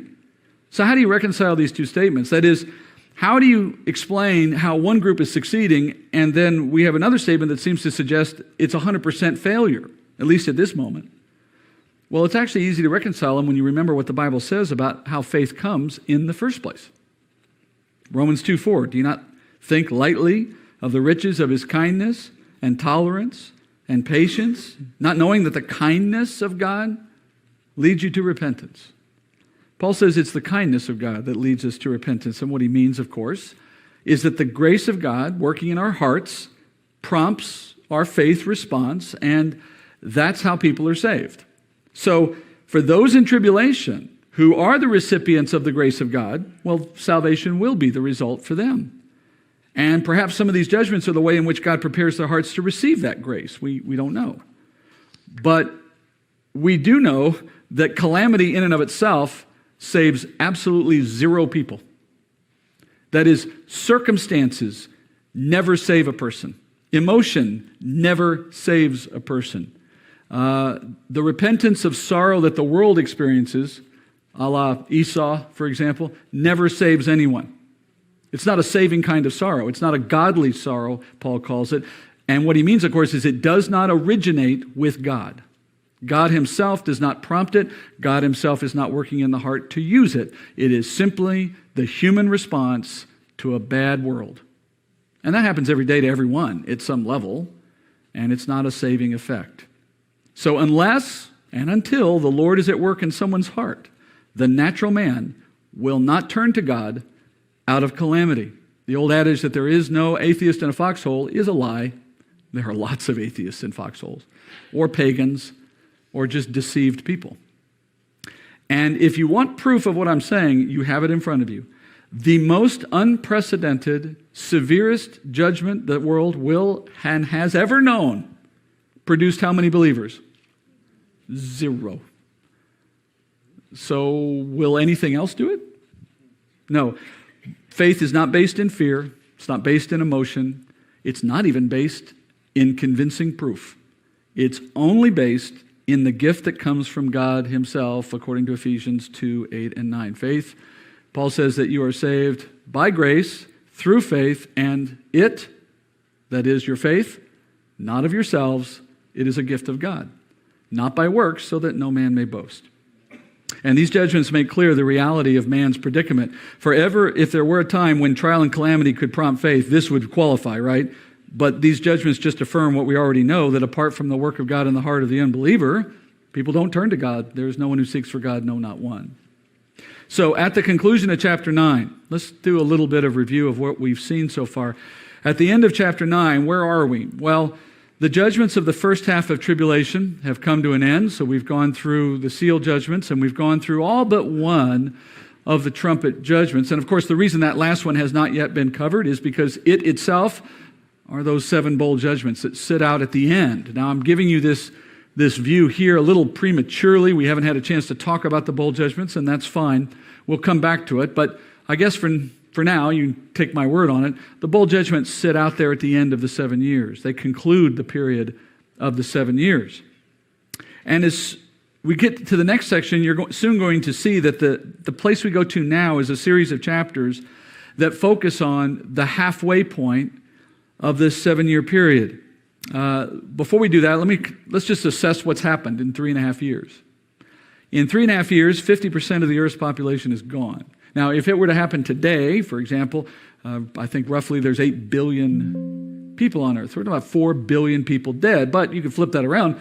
There's 4 billion people alive still at this point. On the other hand, that 4 billion is occupying a planet in which 1/3 of the Earth is uninhabitable, 1/3 of all the bodies of water are undrinkable or unnavigable, and the worst is yet to come. The first woe judgment has happened. The second woe judgment has happened. The third is still out there. That's the bowl judgments, which also go by the name the wrath of God or the great tribulation. But before you enter into those events, as I said, there's this interim period called mid-tribulation, and we can call it mid-trib. That'll make it sound like you're in the club. You know, you have the lingo. Mid-trib. What is mid-trib? Well, I mean, to put it very bluntly, mid-trib is just the 3.5-year point, right?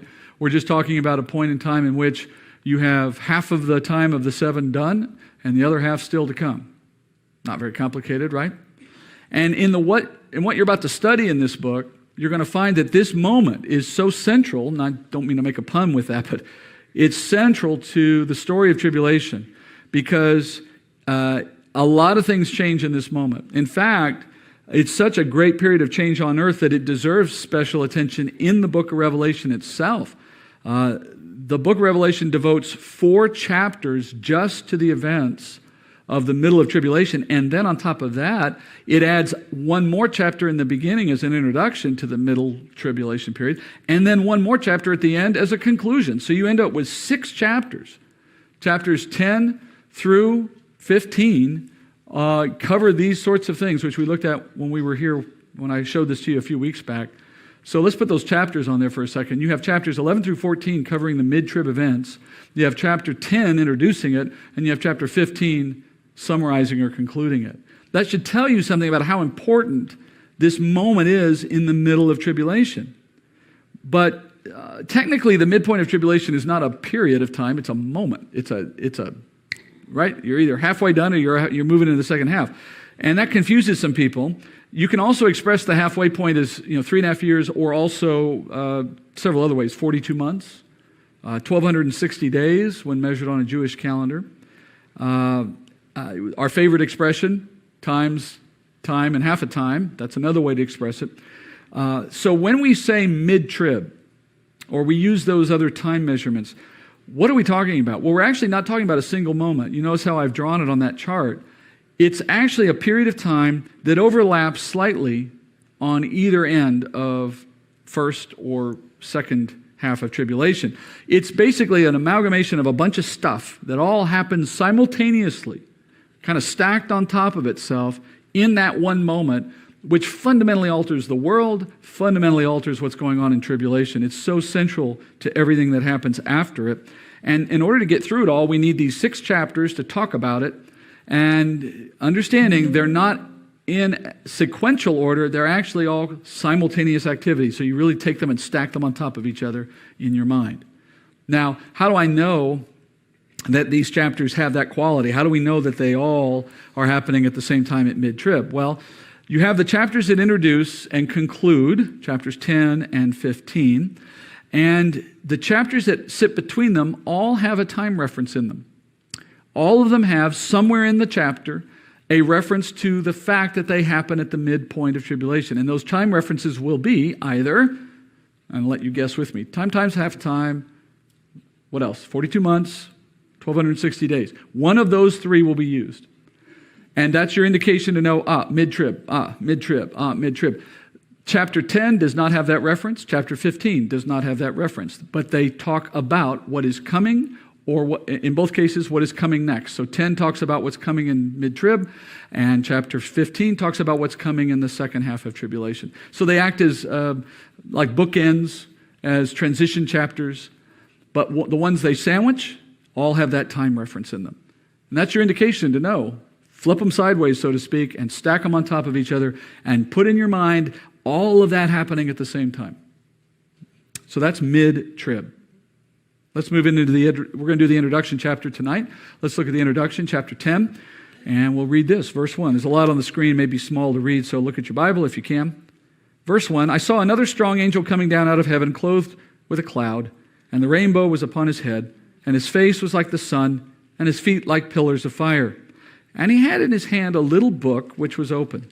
He placed his right hand on the sea, and his left on the land, and he cried out with a loud voice, as when a lion roars. And when he had cried out, the 7 peals of thunder uttered their voices. When the 7 peals of thunder had spoken, I was about to write, and I heard a voice from heaven saying, seal up the things which the 7 peals of thunder have spoken, and do not write them. Then the angel whom I saw standing on the sea and on the land lifted up his right hand to heaven, and swore by him who lives forever and ever, who created the heavens and the things in it, and the earth and the things in it, and the sea and the things in it, that there will be delay no longer.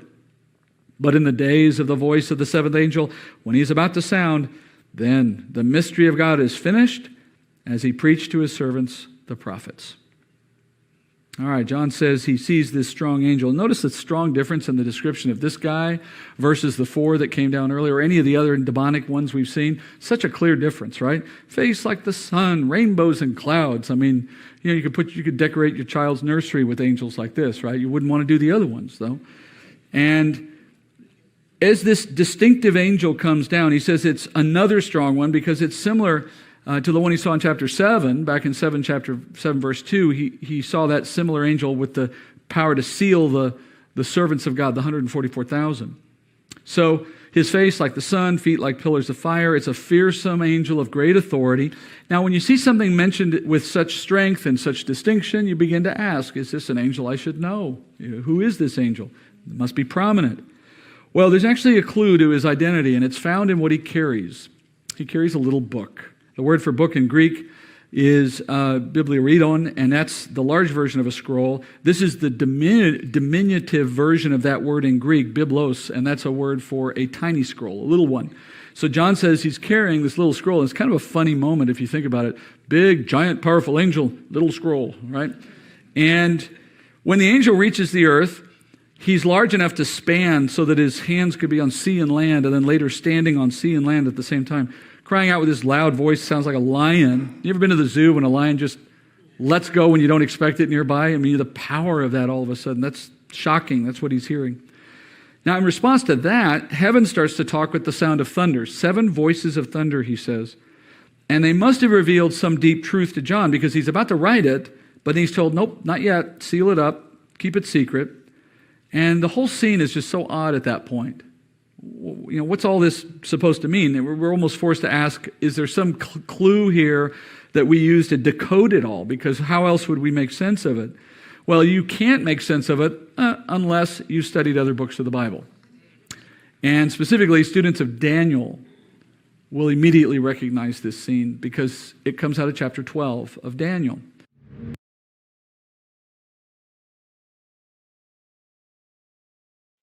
Okay, hello everybody. How are you guys doing tonight? Oops. All right. So that was 35, and I will carry on to 36. If anybody has any prayer requests, please let me know. I'm happy to pray with you. Otherwise, I'm just going to get right on into this.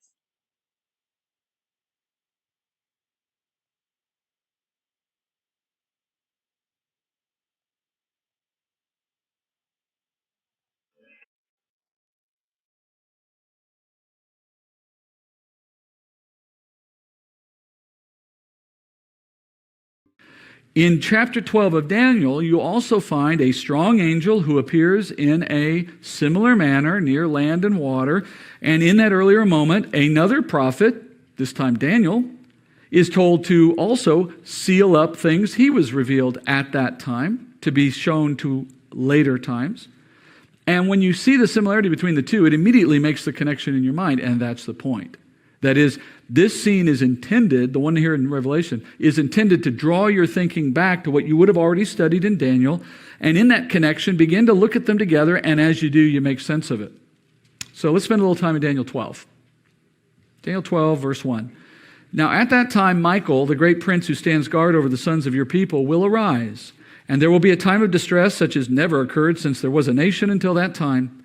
And at that time, your people, everyone who's found written in the book, will be rescued. Many of those who sleep in the dust of the ground will awake, these to everlasting life, but the others to disgrace and everlasting contempt. Those who have insight will shine brightly like the brightness of the expanse of heaven, and those who lead the many to righteous like the stars forever and ever. But as for you, Daniel, conceal these words and seal up the book until the end of time. Many will go back and forth, and knowledge will increase. Then I, Daniel, looked, and behold, 2 others were standing, one on this bank of the river and the other on the other bank of the river. And one said to the man dressed in linen, who was above the waters of the river, how long will it be until the end of these wonders? I heard the man dressed in linen, who was above the waters of the river, as he raised his right hand and his left toward heaven, and swore by him who lives forever, that it would be time, times, and half a time. And as soon as they finished shattering the power of the holy people, all these events will be completed. As for me, I heard, but could not understand. So I said, my Lord, what will be the outcome of these events? And he said, go your way, Daniel, for these words are concealed and sealed up until the end time. All right, so we're kind of dropping in here, obviously, to the final chapter of Daniel. Let's spend a minute here just getting some context.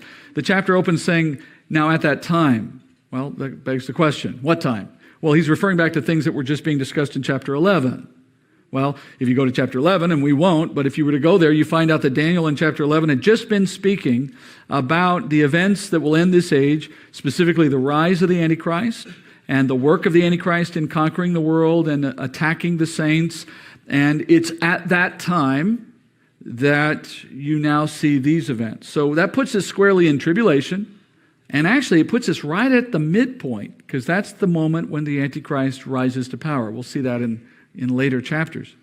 So basically, we can say it this way. At the midpoint of tribulation, the strong angel Michael will arise. And arise here means to assume your assigned role or assume your station. And Michael will take his station in a period of great distress, unlike anything else, a reference to the Great Tribulation, the second half of tribulation. By the way, the Great Tribulation is a name Jesus gives to the second half of the tribulation in Matthew 24, when he says, "For then there will be," speaking of the second half, "a great tribulation, such as not occurred since the beginning of the world until now, nor ever will." So if the second half is unlike anything that's ever happened, then by definition it's greater than the first half. That's the idea. So as we move through the mid-trib chapters, what we're going to learn is what makes the Great Tribulation so terrible and so great. Back to Daniel for a minute. Daniel's description in verse 5 of what he sees is similar to the description of John's angel in Revelation 10. Not exactly, but notice the similarity. A man in linen or in white hovering above a river, two other messengers on either side of the bank of the river. The angel descends over the water. And in John's case, you had the angel descend with 1 foot on water, 1 foot on the land, similar. In Revelation 10, John said he heard something spoken by thunder, which he wasn't allowed to write. It had to be sealed. Likewise, Daniel hears something spoken from the angel, but then could not write it down either. It had to be sealed. I mean, you see the connection. It's very clear there's some connection being intended in all of this. And here's the connection. The scene we're studying in Daniel here is part 1, and John's moment is part 2 of the same conversation with a great angel. The same great angel. The angel that visits Daniel tells that prophet, I want you to prepare a scroll, and I want you to write down what you've heard, but I want you to seal it because it's not going to be revealed till the end of the age. And he hears what he hears, and he says, how long is this stuff you're telling me going to last? What's the answer he gets? Time times half a time, 3.5 years, half of the time of tribulation. That's one of our references to know we're looking at a midpoint event, right? And Daniel, we know now, was learning. Here's what Daniel got told. Here's what Daniel wrote. He wrote the events of the second half of tribulation. Daniel was the first human being, and for a long time, the only one who knew what the second half of tribulation looked like, and he wrote it on a scroll. But he couldn't understand it, and that doesn't surprise us, right? He didn't understand it, so he asked for clarification, and he said, sorry, Daniel, just go on your way, seal it up, you'll learn it later. So here's but notice the angel says this, it's sealed to the end of the age. Now, if you've been paying attention from the beginning and can remember it all, you now know what he's talking about, because in effect, what the angel was telling Daniel is, this is what happens at the end of the age of the Gentiles. And write it down now, seal it up, because we're not going to reveal these things until we get to the last days. When do the last days start? The church age, remember, sits on top of the last days. Remember the writer of Hebrews, or James, when he says you're in the last days to the first century church? So in the last days is anything after the Messiah is revealing. So Daniel is told, what you're writing down, we will not reveal until after the Messiah is revealed. And then it will be made known. How is that prophecy being revealed in the last days? Well, that moves us back to chapter 10 of Revelation. In chapter 10 and I'll go back to this in a second. In chapter 10 of Revelation, what have we already read? In chapter 10 of Revelation, Daniel's little scroll that he wrote and sealed up and handed back to the angel is now being delivered by that same angel to John. Because John is the one who revealed what Daniel wrote to the last days church. It was sealed up from Daniel until the last days. Well, that's John. And John was the one who got to reveal it. And so John says in verse 2, I see this angel coming to me with a little scroll. Now John hears other things as well that he cannot reveal yet, but those things he gets to reveal much sooner than Daniel did, because what he heard that he can't tell, couldn't write down in that moment, are the things that finish the time of tribulation. So those come up in later chapters. Meanwhile, you have this angel swearing upon God in heaven that there will no longer be any delay. What delay is he referring to? Well, the events of the Great Tribulation were first revealed to Daniel long ago, but they were sealed, and now they're being revealed to John so that they can be quickly completed. There'll be no more delay. So in a future day, now here's where your mind gets warped a little bit, because John lived in our past, but he was looking at things from our future. So what Daniel wrote was unsealed in our past so that we would know it, but it speaks of things that haven't yet happened. So the delay is still happening for us, but the point is, when the events themselves are happening, it will almost be over. All right, so in a future day, that great angel will arise. According to Daniel 12, that great angel will arise in a time of tribulation. When he does, the events of the great tribulation will happen, and they will be fulfilled when the seventh trumpet is blown. That brings about the 7 bowl judgments. And now, how does Daniel's information get transferred to John so that John could give it to us in the book of Revelation? Well, in a very interesting way. Is that right here? Yeah. Then the voice which I heard from heaven, I heard again speaking with me and saying, go take the book which is open in the hand of the angel who stands on the sea and on the land. And so I went to the angel telling him to give me the little book. I would have loved to have seen that moment, by the way. Huge, impressive angel, face like the sun. And you're told, hey, go up there and ask him for the book. I don't want to go up asking for the book. You ask him for the book. John has to go up there, hey, can I have your book?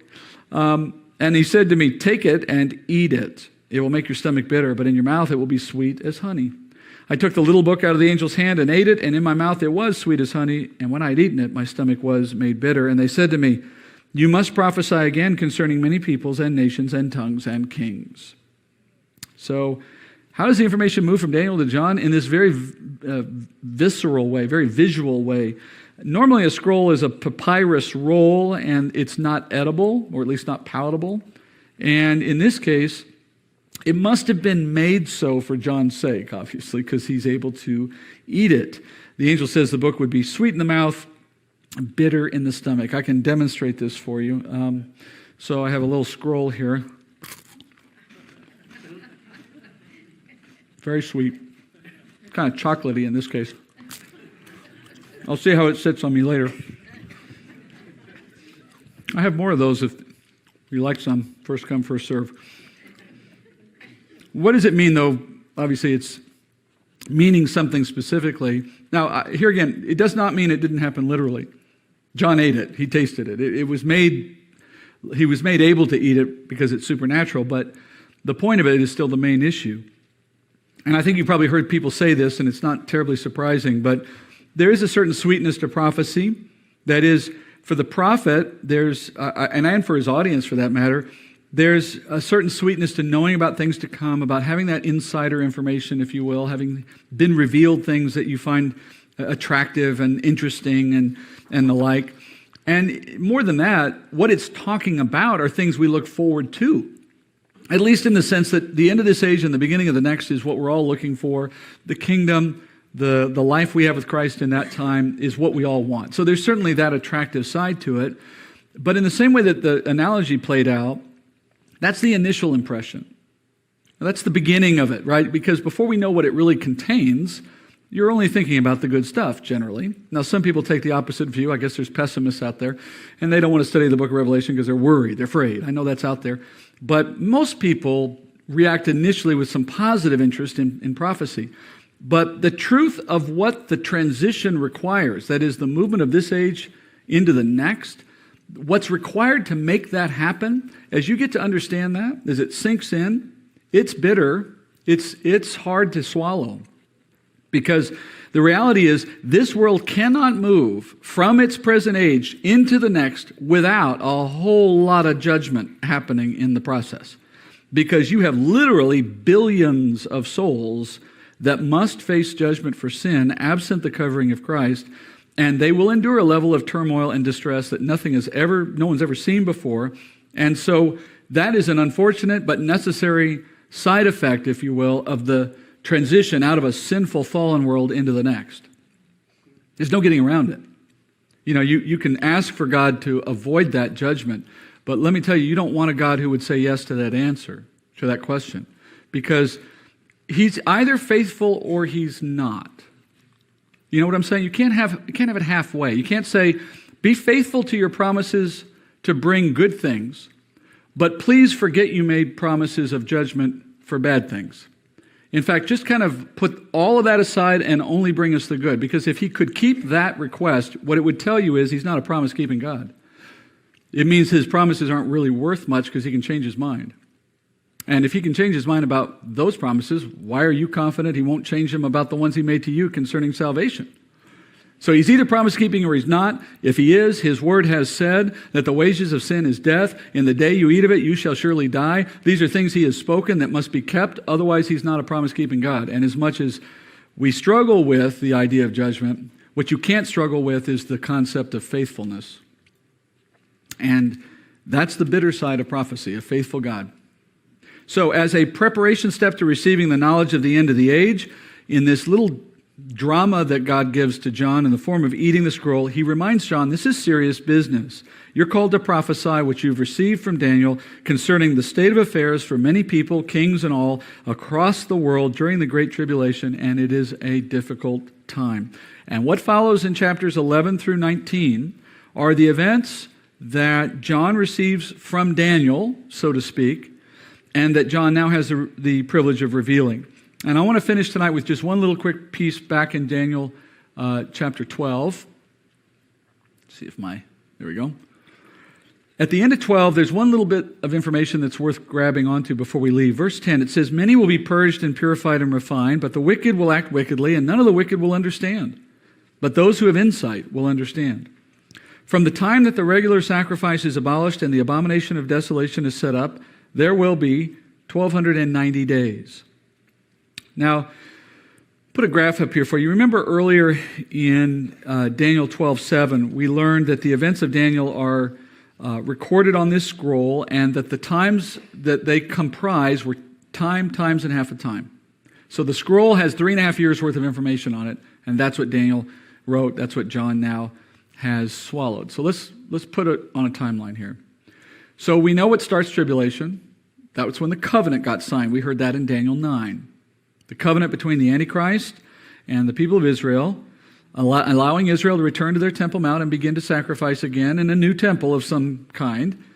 When that contract is signed, the 7-year tribulation officially begins. And Daniel 12 now has confirmed that the midpoint of tribulation is 3.5 years in, as mid would suggest. And the angel tells Daniel that he can measure the second half of tribulation as also what? Time, times, and half a time, which is 1,260 days. So we now see that the time on either side of the midpoint is the same, 1,260 days. And then in verse 11, we're told that the midpoint of tribulation is the moment. This is from what I just read in Daniel. Daniel 12:11 says, the midpoint of tribulation is defined now as the moment when the Antichrist abolishes that covenant, when he puts an end to sacrifice. We heard that in Daniel 9. Now we're seeing it again here in Daniel 12. And it's the midpoint of tribulation. So it affirms for us that that covenant seems to be the key issue driving all of what happens in tribulation. That is, it starts tribulation, and it's also the event, the cutting off of that covenant is also the event which triggers a whole bunch of stuff leading into a different set of circumstances for the second half of tribulation. So Daniel 12 confirms that the breaking of that covenant is central. It's the midpoint.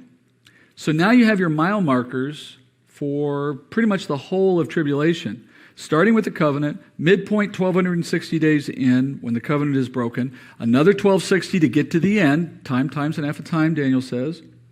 And then what we just read included an extra 30 days, if you notice, because he said, from the abolishing of sacrifice until the abomination of desolation is completed, that is, it is cleansed, there's 1,290 days, not 60, but 90. That's an extra 30, and that's why you see it up there in green.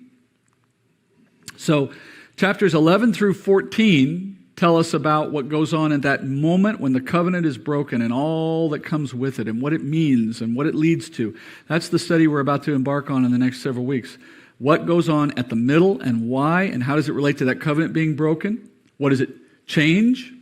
And the 30 days you saw there at the end, Well, we're going to learn more about what that means when we get toward the end of the 7 years, toward the end of this study in chapter 19. And just in case you're already not confused enough, there's another 45 days after the 30 before the kingdom begins. Putting them together, we call it the 75-day interval, and we'll talk about that more as we get there. But that's why I just wanted to cover that so you know why that said 1290 and not 1230. All right? Or 1260, sorry, 1260. All right, so that's, you should now have, as we break and finish here tonight, you should now have a fairly clear understanding, even if all the details aren't still in your head, that's fine, it's online. But what you should now understand is this last 7 years, what it's for, what starts it, why it was promised, how the first half plays out, what the effects of those first 3.5 years are.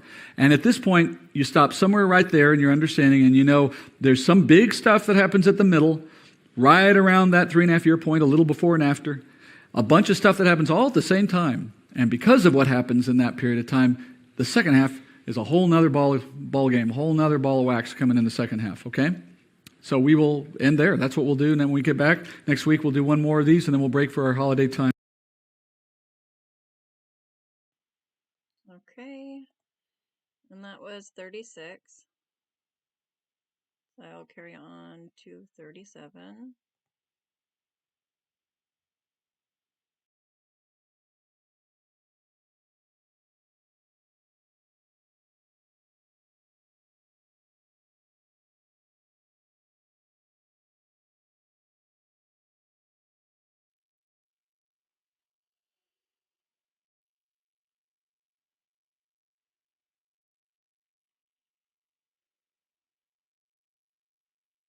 What we've been looking at this stage of our study.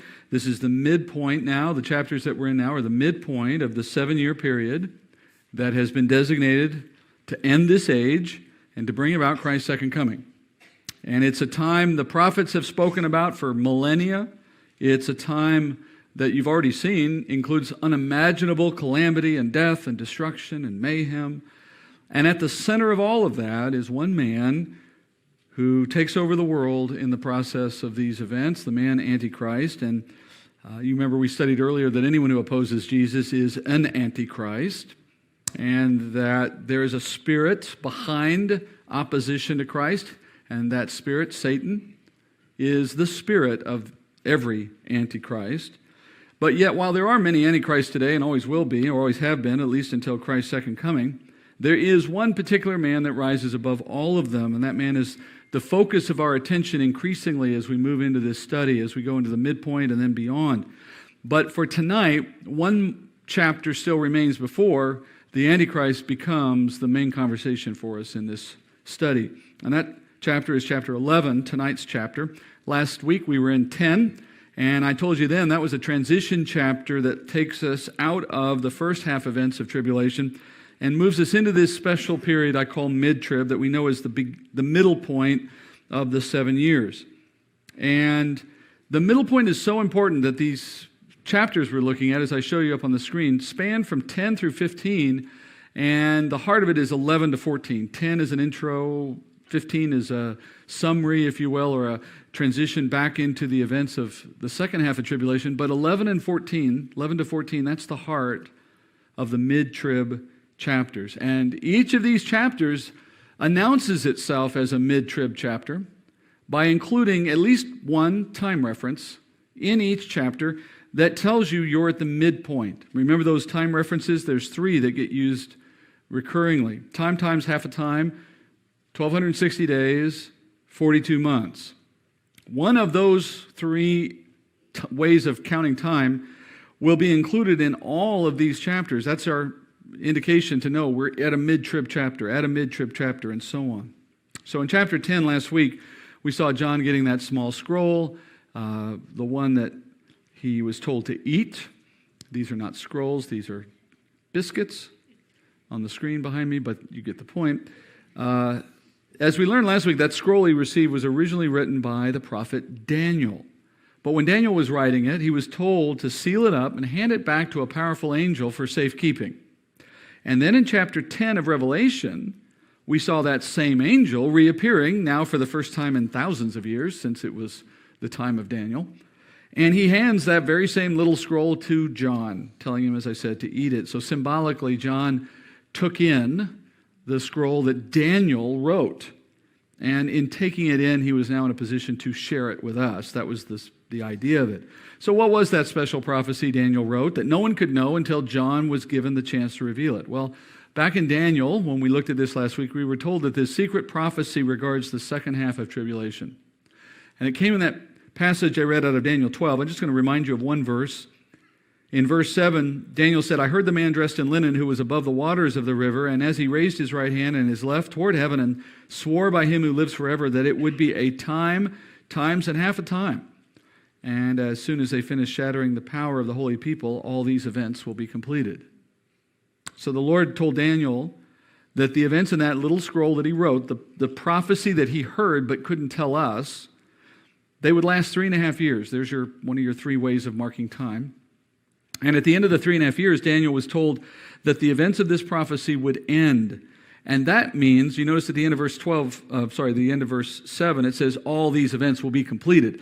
So what we're learning is the scroll talked about 3.5 years of time at the end, not the first half of tribulation, but at the second half. Because when these 3.5 years are over, it says all these events will be completed.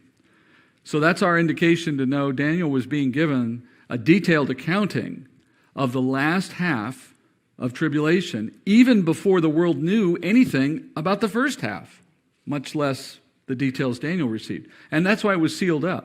Can you imagine the confusion if he had given us the second half of tribulation before we had any of the other details associated with it? So it was sealed up and waiting. But then that begs the question, why was Daniel involved at all then? Well, as I mentioned last week, it's so that we would know that book is closely tied to what we're studying now in Revelation. It's one of the ways in which we see these 2 books working together. All right, so Daniel 12 verse 7 was what told us it would be the second half of tribulation, but you notice also it reminds us of the purpose of tribulation in general.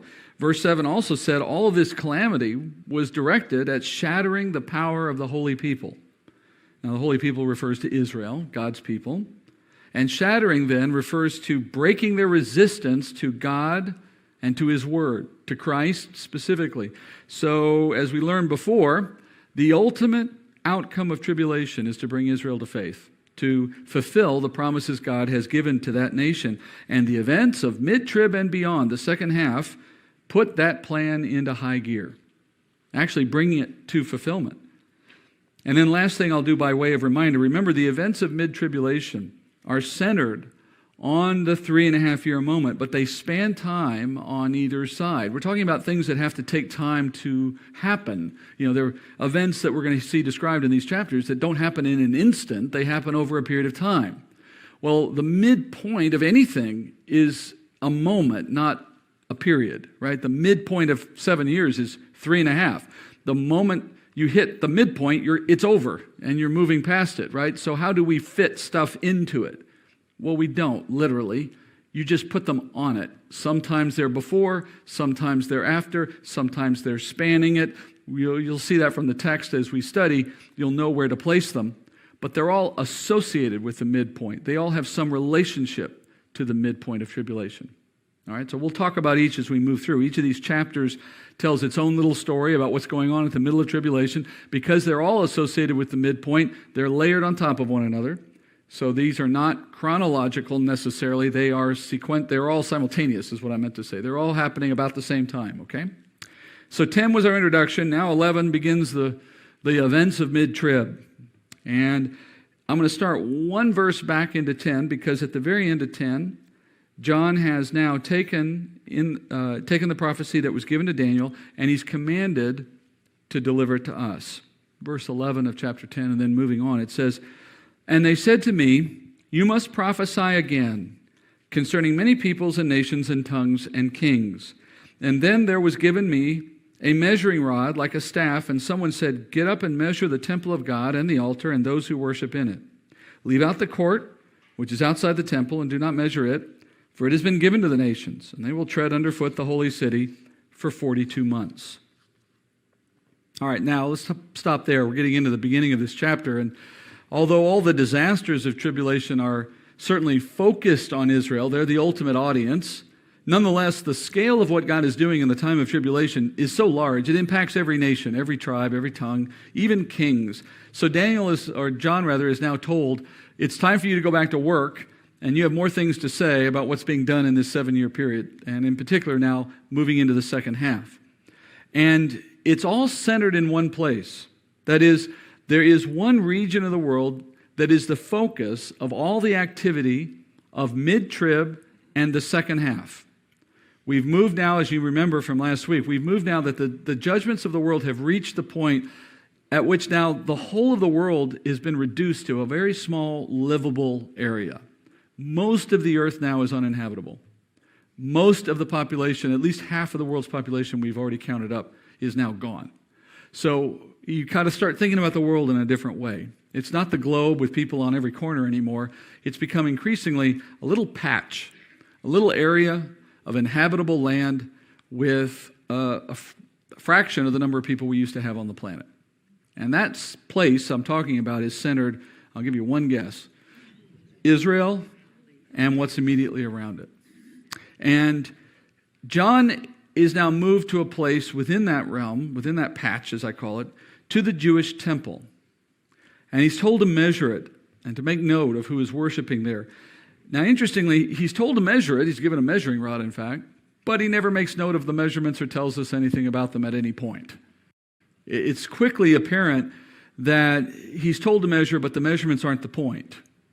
That there's something else going on, in other words. And that point is actually much more obvious than that. The point is simply that there is a temple.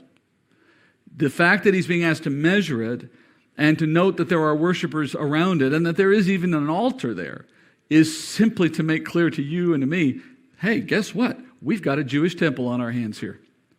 Because the temple of Israel was destroyed in AD 70. It does not exist. It still doesn't exist today. And Orthodox Jews would dearly love to rebuild it, should they be able to do so, but they've been unable to do so now for the better part of 2,000 years. But according to John's vision, there is a day coming, this side of Christ's second coming, not in the millennial kingdom now. We're talking about in this world we still know today. There is a day coming when the temple is going to return in some form. And when it does, the Jewish nation will once again worship there before the altar of God. That's what you're learning at the outset of this chapter, and that's no small news. And in the design of the temple, the altar sits outside in a courtyard which is around the building that contains the holy place and the Holy of Holies. And then that courtyard area is itself contained behind another fence or barrier in the design of the tabernacle and of the temple. And that outer wall separates Jews from Gentiles who are in the court outside. And John is told to measure only the courtyard where the altar is and the worshipers gathered there, not those outside, because those are the nations and they are not of concern at this point. So what is the point of those instructions?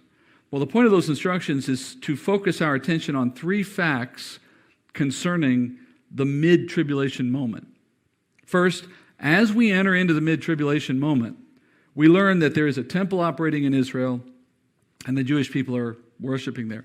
Now, you may remember that the event that Daniel told us would start the tribulation, that gives rise to the 7 years, that starts the clock. What was that event? The covenant that would be signed between the antichrist and the many, which was a reference to the people of Israel, and it would allow for grain offering and sacrifice again, which is a way of saying the temple again. Here you see in Revelation a confirmation that that agreement was struck. The temple does exist. It is in use, so it's been there for a while. And that means, certainly 3.5 years into the 7, that's what you'd expect to see, because the agreement that allowed it to even come to bear, to be possible, was struck 3.5 years earlier. Okay, that's the first thing that we note. Along with that, it's interesting to note that despite the war and the supernatural calamities and the earthquakes and the hails and all the stuff we've been reading about, nonetheless, it looks like business as usual at the temple. And that's pretty remarkable. What it suggests is that the Lord has been sparing Israel from most, if not all, of these disasters. Certainly anything too big to bring a temple down has not happened there. And that fits with what I said earlier from Revelation 6 when we looked at the seal judgments, and I said the one that said protect the wine and the oil, I told you that's a bit inscrutable, but in my understanding of it, it was a bit of an oblique reference to Israel, a kind of coded way of saying Israel. Why? Well, Israel is known in the Bible as grapes or olives or figs or etc. And so you have here two things that represent Israel. Wine comes from grapes, oil comes from olives, and so the idea is that those two things being preserved is a way of saying preserve Israel.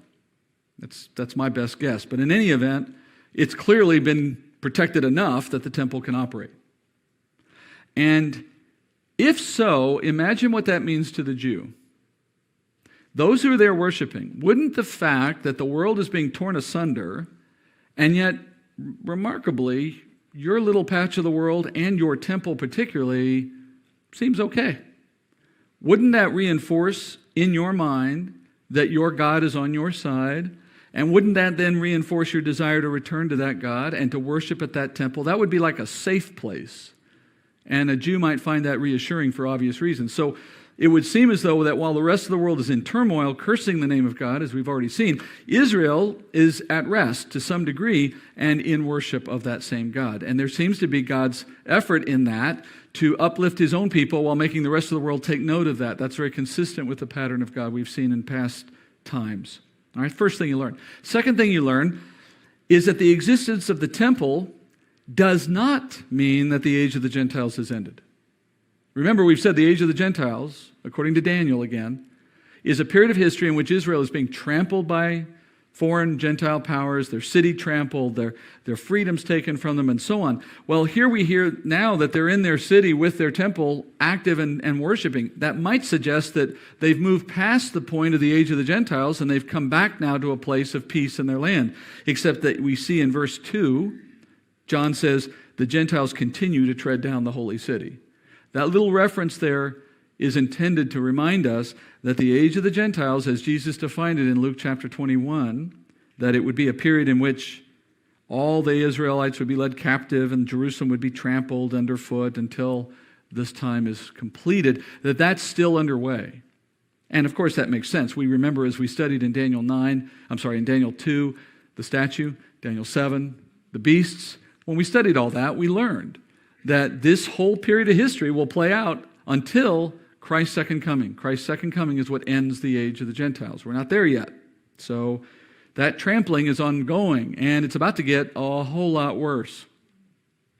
And that brings us to the third and final important detail that you learn from the opening of chapter 11, and that is you get your mid-tribulation reference there. I told you to look for these, and this is the first of them we'll see. I told you that these references are telling you what you're reading in this chapter is connected to the middle of tribulation. Or here's another way to say it. Whenever you see the references, what's the one you see here? 40, it was on the screen earlier, 42 months, right? All right, it's not just some little game to make note of. What it's saying to you in code is this chapter tells you why the middle of tribulation is important. What happens in this chapter explains why something changes at mid-trib. That's what you're learning, okay? So now we go into the text to find out what that change is in this chapter. Verse 3, he says, "And I will grant authority to my two witnesses, and they will prophesy for 1,260 days, clothed in sackcloth. These are the two olive trees and the two lampstands that stand before the Lord of the earth. And if anyone wants to harm them, fire flows out of their mouth and devours their enemies, so that if anyone wants to harm them, he must be killed in this way. These have the power to shut up the sky so the rain will not fall during the days of their prophesying. And they have power over the waters to turn them into blood and to strike the earth with every plague as often as they desire."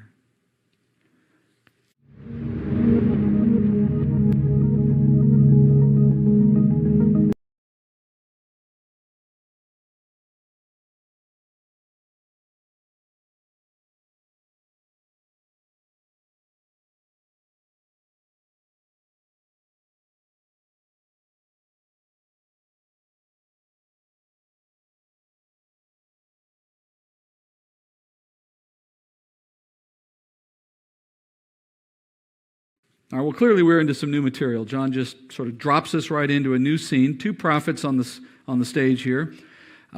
We've been hearing about the temple just 2 verses earlier, and now suddenly we're talking about 2 prophets.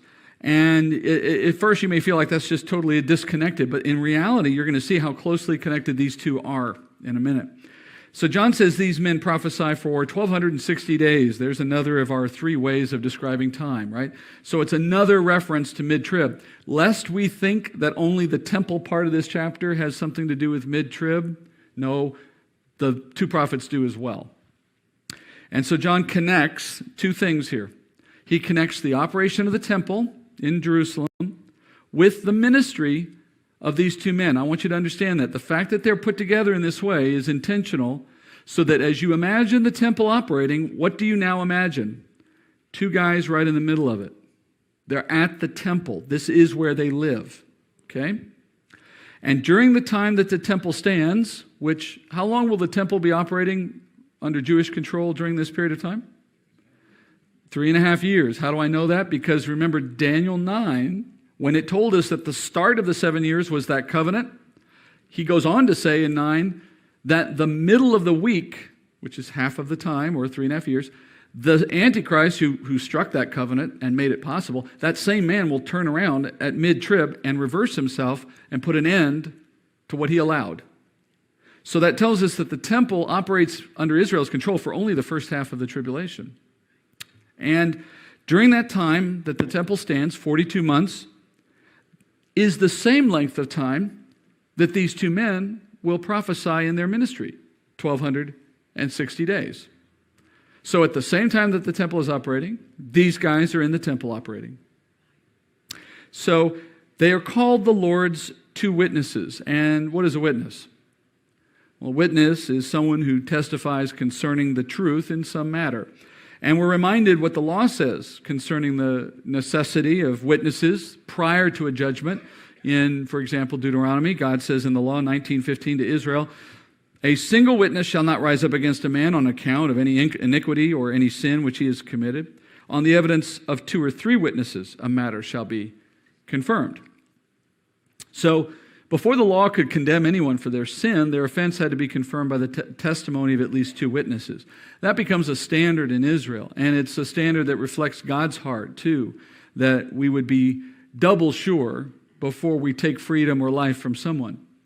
And so the ministry of these 2 men, as witnesses, God calls them as witnesses, it serves the purpose of a testimony, but in this case, a testimony of condemnation. They are 2 witnesses to condemn the world of its sin prior to judgment. Now, when we talk about witnessing, we typically do it from a different point of view. I'm a witness for Christ, someone would say. And when we use the term witness, we're thinking of one of the 2 possible ways that you can witness, because there are 2, not just one. One purpose is to be a messenger of the truth such that a person would be convicted by it, repent because of what they learn, and receive the truth of the gospel, be saved by their faith in that, and so on. That's the one we're hoping for. But a second purpose of witnessing is to testify concerning someone's sin for the purpose of convicting and condemning them, which is more of the kind of witness you see at a trial, for example. So you don't control the outcome when you witness. That's God. So you give the same witness, that is through your actions, through your words. Hopefully you're doing it all the time. Your witness is ever present. To some people it becomes an opportunity for salvation. To others it will be to their condemnation. You don't control that, and nor do you give much thought to it, because what are you going to do about it anyway? But the fact that it's happening is reality. That's how God works. So their ministry, it would seem, would function to both purposes perhaps, but especially or largely for the latter of those 2, that is, for the purpose of condemnation. They wear only sackcloth, we're told. That is a traditional garb of prophets who are in mourning or in suffering, which came with the job if you were a prophet. And they have supernatural power, John says, like the 144,000 of chapter 7 when we studied that. Most people stop at about this point and get completely distracted with speculation over who these guys are. And oh my gosh, you have books on this. The fact that they're not identified is supposed to tell you it don't matter. Forget about it. Don't try to guess. It's pointless. Even if you're right, you're just guessing, and it makes no difference. So There is no purpose in trying to identify who they are. It's immaterial. It's completely pointless. They're not selected because of who they are. They're kept anonymous because it doesn't matter who they are. For all we know, they're absolutely no one. They're just two guys. And if that takes some of the fun out of it for you, well, maybe that's okay, because I got some different fun for you instead. That's not the fun you're supposed to have. I mean, is it Elijah? Is it Moses? Is it? No, it doesn't matter. It's none of those guys. It couldn't be any less important. What matters? Why they exist and what they're doing. So, in fact, some people have gone so far as to think that they're entirely symbolic, and one of the craziest suggestions I've heard of late is that they were actually representations of the Twin Towers of the World Trade Center. And that when the World Trade Centers fell, that was the fulfillment of this. You see how stupid people get? Why? Because they get enamored in all of that nonsense instead of paying attention to what it's actually about. I mean, that's actually out there. You can go find that. Anyway, the really sad thing is the speculation about who they are is so completely unnecessary because it's actually given to us in the text, in a sense. John tells us in verse 4, these are guys you've heard about before and probably read about before if you're a student of Old Testament prophecy. Because he says they're the two olive trees, they're the two lampstands before the Lord of the earth. What he's talking about, he says the, because he's saying you should remember this. It's not something new. This is something you've heard. Takes us back to Zechariah. Zechariah chapter 4. Now, I'm going to read the whole chapter, and then I'm going to go back and kind of put it in its context, but this is what John is referring to. He says, verse 1 of Zechariah 4, then the angel who was speaking with me returned and roused me, and as a man who is awakened from his sleep, he said to me, what do you see? And I said, I see and behold a lampstand, all of gold, with its bowl on the top of it, and its 7 lamps on it, with 7 spouts belonging to each of the lamps, which are on top of it. Also 2 olive trees by it, one on the right side of the bowl and the other on the left side. And then I said to the angel who was speaking with me, saying, what are these, my Lord? So the angel who was speaking with me answered and said to me, do you not know what these are? And I said, no, my Lord. And then he said to me, this is the word of the Lord to Zerubbabel, saying, not by my might nor by power, but by my spirit, says the Lord of hosts. What are you, O great mountain? Before Zerubbabel, you will become a plain, and he will bring forth the top stone with shouts of grace, grace to it. Also the word of the Lord came to me, saying, the hands of Zerubbabel have laid the foundation of this house, and his hands will finish it. Then you will know that the Lord of hosts has sent me to you. For who has despised the day of small things? But these 7 will be glad when they see the plumb line in the hand of Zerubbabel. These are the eyes of the Lord which range to and fro throughout the earth. And then I said to him, what are these 2 olive trees on the right of the lampstand and on its left? I answered the second time and said to him, what are those 2 olive branches which are beside the 2 golden pipes which empty the golden oil from themselves? So he answered me and saying, do you not know what these are? And I said, no, my Lord. And then he said, these are the 2 anointed ones who are standing by the Lord of the whole earth. All right, it's a chapter that's hard to explain in a short time given the context because there's stuff going on all around it. But here's a short version. Zechariah as a book was written shortly after Daniel was written, shortly after Ezekiel was written. It's in that same general time of history, right about the time that the Jews were coming back from Babylon and their exile. So it's just a little later than the things Daniel revealed. And if you remember what Daniel taught us, that there was going to be 70 years of exile because of the land Sabbaths that they ignored. And then after the 70, a new 490 starts, 77s. And that was for their failure to keep the covenant. So they had these back-to-back punishments going on. The first 70 in Babylon, the next 490, plus a pause for the church, would include their scattering and their trampling. All right, so after the 70 years of exile was up, that first punishment, I call it, then they were allowed to return to the land. Cyrus of Persia gave the right for them to go back and build their temple. But when they get back, the first of the exiles, when they go back, there's not much there. In fact, there's nothing there. There's a foundation and that's it from the prior temple. And it took them 49 years to eventually rebuild and complete that temple and the wall around it and everything. Remember Daniel's 77s. The first count was 7 sevens. That's 49. And In that 49-year period, the Lord keeps talking to his people Israel through various prophets, including Zechariah. So he's one of the men who was talking to the people of Israel while they're in that rebuilding time period. And his book generally speaks to Israel about the Lord restoring their fortunes both in that time and in a future time, while also judging the nations that are around Israel for the way that they treated Israel. And in particular, the Lord assures Israel that his servant, Zerubbabel, the man who originally left with the exiles and was the first to lead the people back into the land and begin to rebuild their temple, that man would finish the temple. But here's the thing, he didn't live to finish it. And what he is saying in this chapter is, not by might, that is, not by human effort, does anything get done for God, but only by his Spirit. God's Spirit alone does everything God does. Through men, through women, as he chooses, or without us for that matter. But the point is, if something happens, you don't credit the person. So while the building of the temple got delayed and it looked like it was never going to happen, in fact, Haggai tells the story of how the Israelites were stealing the materials that were intended for the temple and building their own homes with it. They got so bored building the temple, they started building their own homes instead with the materials that had been brought in to build the temple. So it was a bit of a mess for a while. And to Zechariah, God gives this vision. And there's a lampstand prominent to the vision, and then there's olive trees on either side. And he's trying to figure this out. What is all this about? And Zechariah is told that the lampstand is a representation of, not by power and might, but by my Spirit.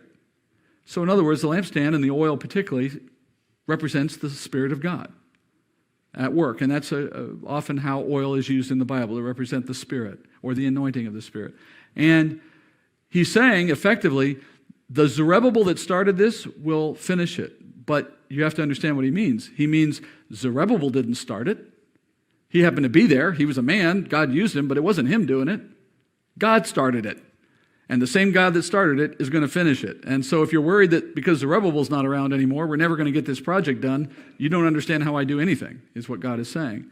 So Zerubbabel's start will also be Zerubbabel's finish, and the temple itself will be done. Don't worry, Zechariah. That's what the oil represented. But then he says, well, what about these two olive trees on either side? Now, how do olives relate to lampstands generally? The oil comes out of the olives to fill the lampstands, right? So that's the earthly connection. What he's told by the angel is that these olive trees represent the two sons, or as it says here in the text, the two anointed ones. Well, the literal Hebrew here actually is not anointed ones. The literal Hebrew reads two sons of oil. Well, if you're a son of oil, that's like saying you're anointed by God. So the lampstand represents the work of God through his Spirit, and these two olive trees represent the anointed ones that stand by the Lord of the whole earth. Now that's where this prophecy gets really confusing. In fact, if we didn't have Revelation 11, I defy you to make sense of it, because I think it would be impossible. It takes Revelation 11 to make sense of the olive trees, because what we find is that these two men, the sons of oil, will have a worldwide ministry, the book of Zechariah says. They will be, it says, standing by the Lord of the whole earth. Now, that's a bit of a cryptic phrase to us. We don't know quite what that means. Let me tell you what it means. It means literally their ministry will impact every person on the earth. They stand by or they serve the Lord of the earth. Now, it's hard to imagine how any one person could have a worldwide impact. I don't just mean that they're known throughout the world like Billy Graham was known everywhere. I'm talking about no human being was not touched by their ministry. That's what it means. How can that be true? Even Paul, you couldn't say that even about Paul.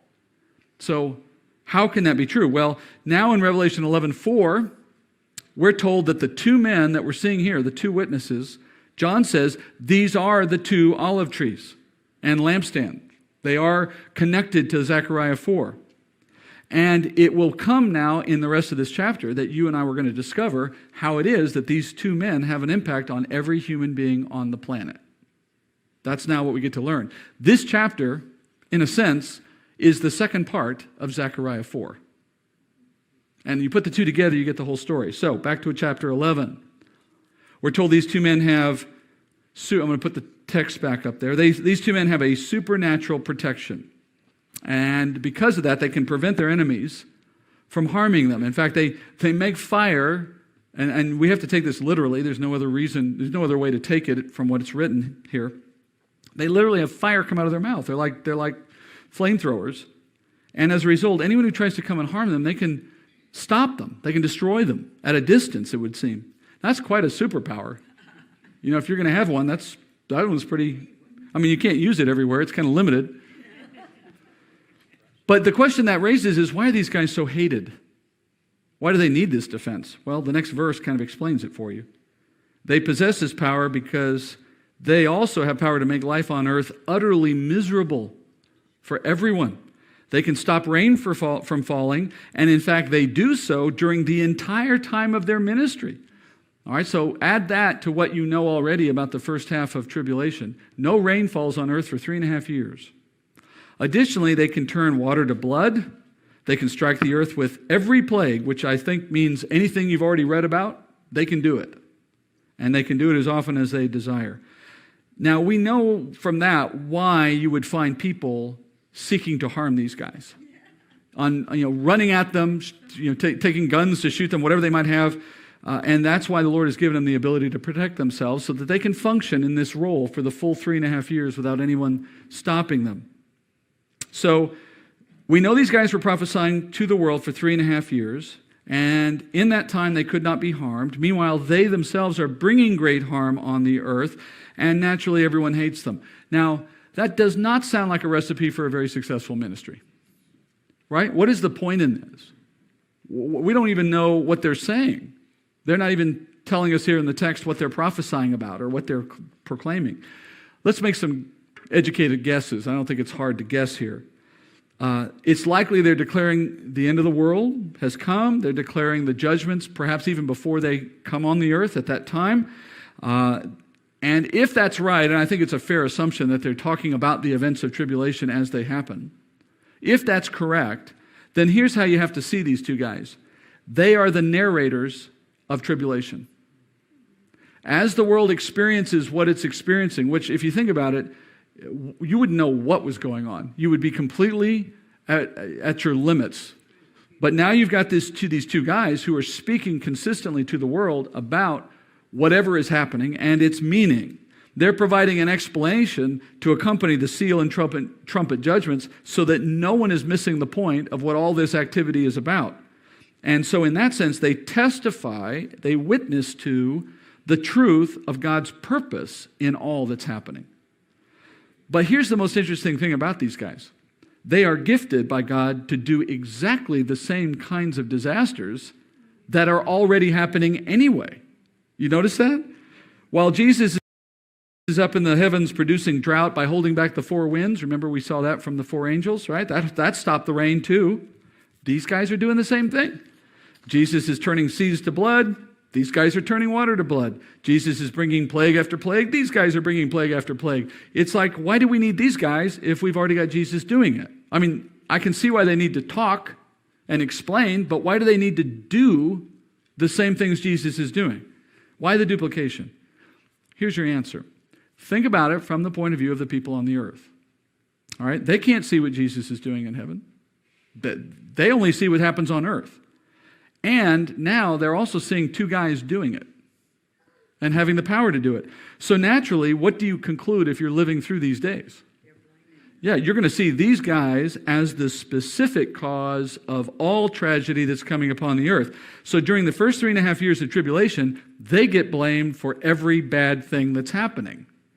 And that ensures something that God wants to see. This ensures that the world connects the events to their explanations.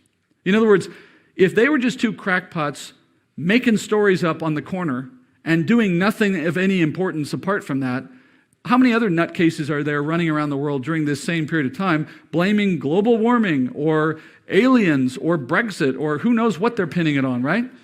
Right? That's human nature. You would have had all kinds of people saying, this is what it means. No, this is what it means. The world's coming to the end. No, it's the polar the polar opposites of the whatever. Next thing you know, no one knows what to believe. But these two guys, they're doing it too. And so the power they have validates their message. and it causes the focus of the world to be on them for a time, which is God's purpose. In other words, God wants the world to blame these men and to take it out on them. And it will lead to a very interesting conclusion that Paul later calls a great delusion. We'll come back to that in later chapters. But the Lord appoints these men to be the poster children, the scapegoats for all of what happens during the first half of tribulation, but only for the first half. And at the end of 3.5 years, when we reach the midpoint of tribulation, their time is up.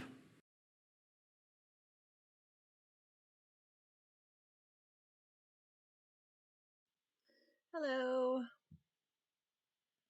Let me see. What was his name? Cross of Christ is your name here in the chat. Are you still there?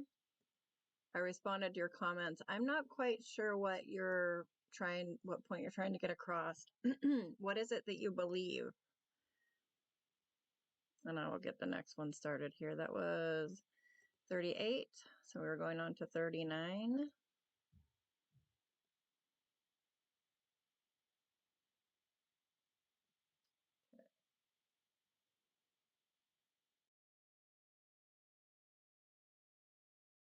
If anybody needs prayer, feel free to drop a comment. I am happy to pray with you, more than happy. And if there's anything you'd like to discuss or any questions, feel free to ask away. God bless.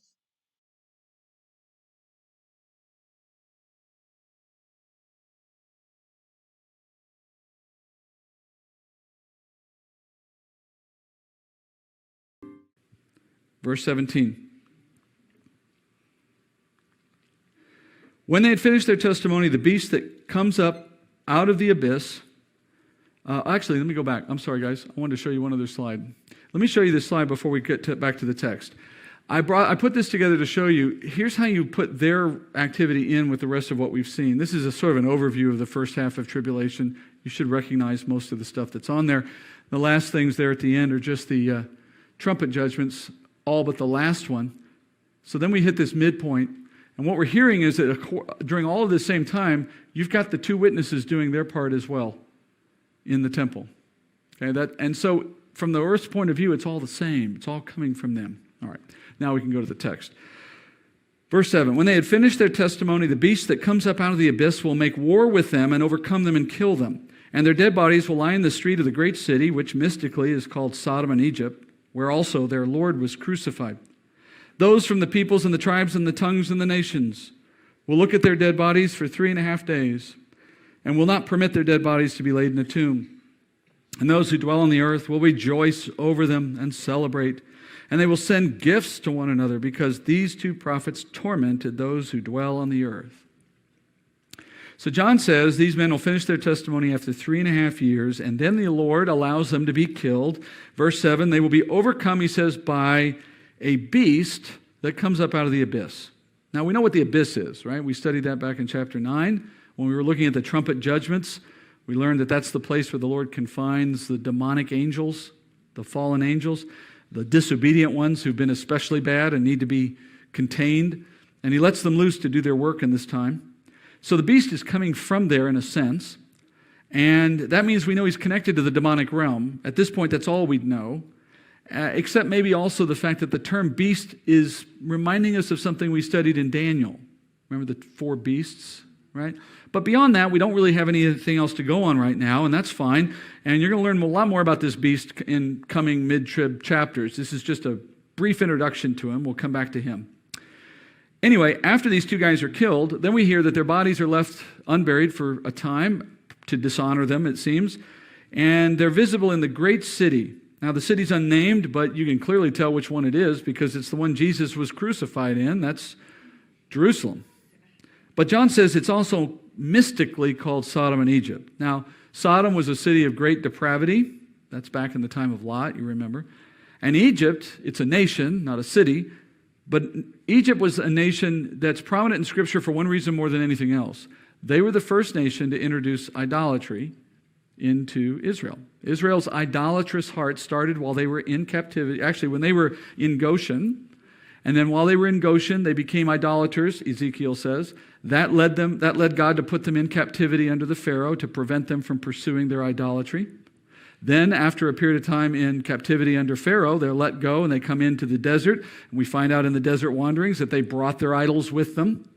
And then after they get into the land, they bring their idols again. So the idolatry of Israel that's always been present through the history of their span in the land began because they were in Egypt for a time. And they took those idols with them. Ezekiel tells us that. So when you hear Sodom, you think of the poster child of depravity. And when you think Egypt, you should think the origins of idolatry for Israel, the stumbling block for his people. And so at the point that these events are going on in mid-trib, John says that you can just as easily call Jerusalem Sodom or Egypt, which is simply a way of saying this city has become a place of great depravity and great idolatry at this point in history that we're talking about, at the mid-trib point. Later, when we get to more detail on the beast, you're going to realize why the city is called Sodom and Egypt. It's connected to what the beast is doing at that time. All right, after they die, their bodies are left unburied, and during this time, the whole world is aware of this, and they're all celebrating the death of these guys in a way that the world has never seen before. You can't think of a holiday that the whole world celebrates. This one will be the first. Everyone will celebrate their death. They'll be giving gifts to each other because these guys died. And why? Well, now you have a better sense, if you didn't know already. These guys have been credited with every bad thing for the last 3.5 years, and now they're dead. Not a better reason to celebrate if you're the rest of the world. Remember, I said the world is going to conflate their activity with that of God and these plagues, so they're going to see it all as a solution. Can you imagine how much the world must have hated these guys? I don't even know what that would have felt like. How much can two people be hated? These guys hit the target. And think about it, just after the first woe judgment, just after those 5 months of stinging, you get that stinging over with, you're like, I'm going to go get those guys right now. Right? The whole world would have been, you see 20 guys, though, flame beaten by those guys, and you think, I guess we can't do it. But you're still hating them. That's what the whole world is feeling. And as soon as these guys are dead, they're celebrating. And I think it's something like the feeling of V-Day. VE or VJ, the idea that the war is over. We've finally beaten them. And now what do you think of the guy who kills them? What do you think of the guy who finally, somehow, was able to take these two guys out? You would celebrate that guy as a world hero, wouldn't you? Remember who did it? The beast. So how are these men connected to the operation of the temple? Because we started this chapter by saying they were in the temple, working there, and these are being associated by John in this chapter. He wants us to connect these two in this chapter.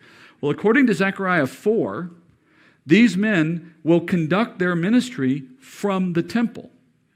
And so during the first half of tribulation, the Lord is, I think, using these guys as a form of protection for the nation and for their temple so as to ensure that at least 3.5 years that temple is undisturbed and it can be operating and no one takes it from them.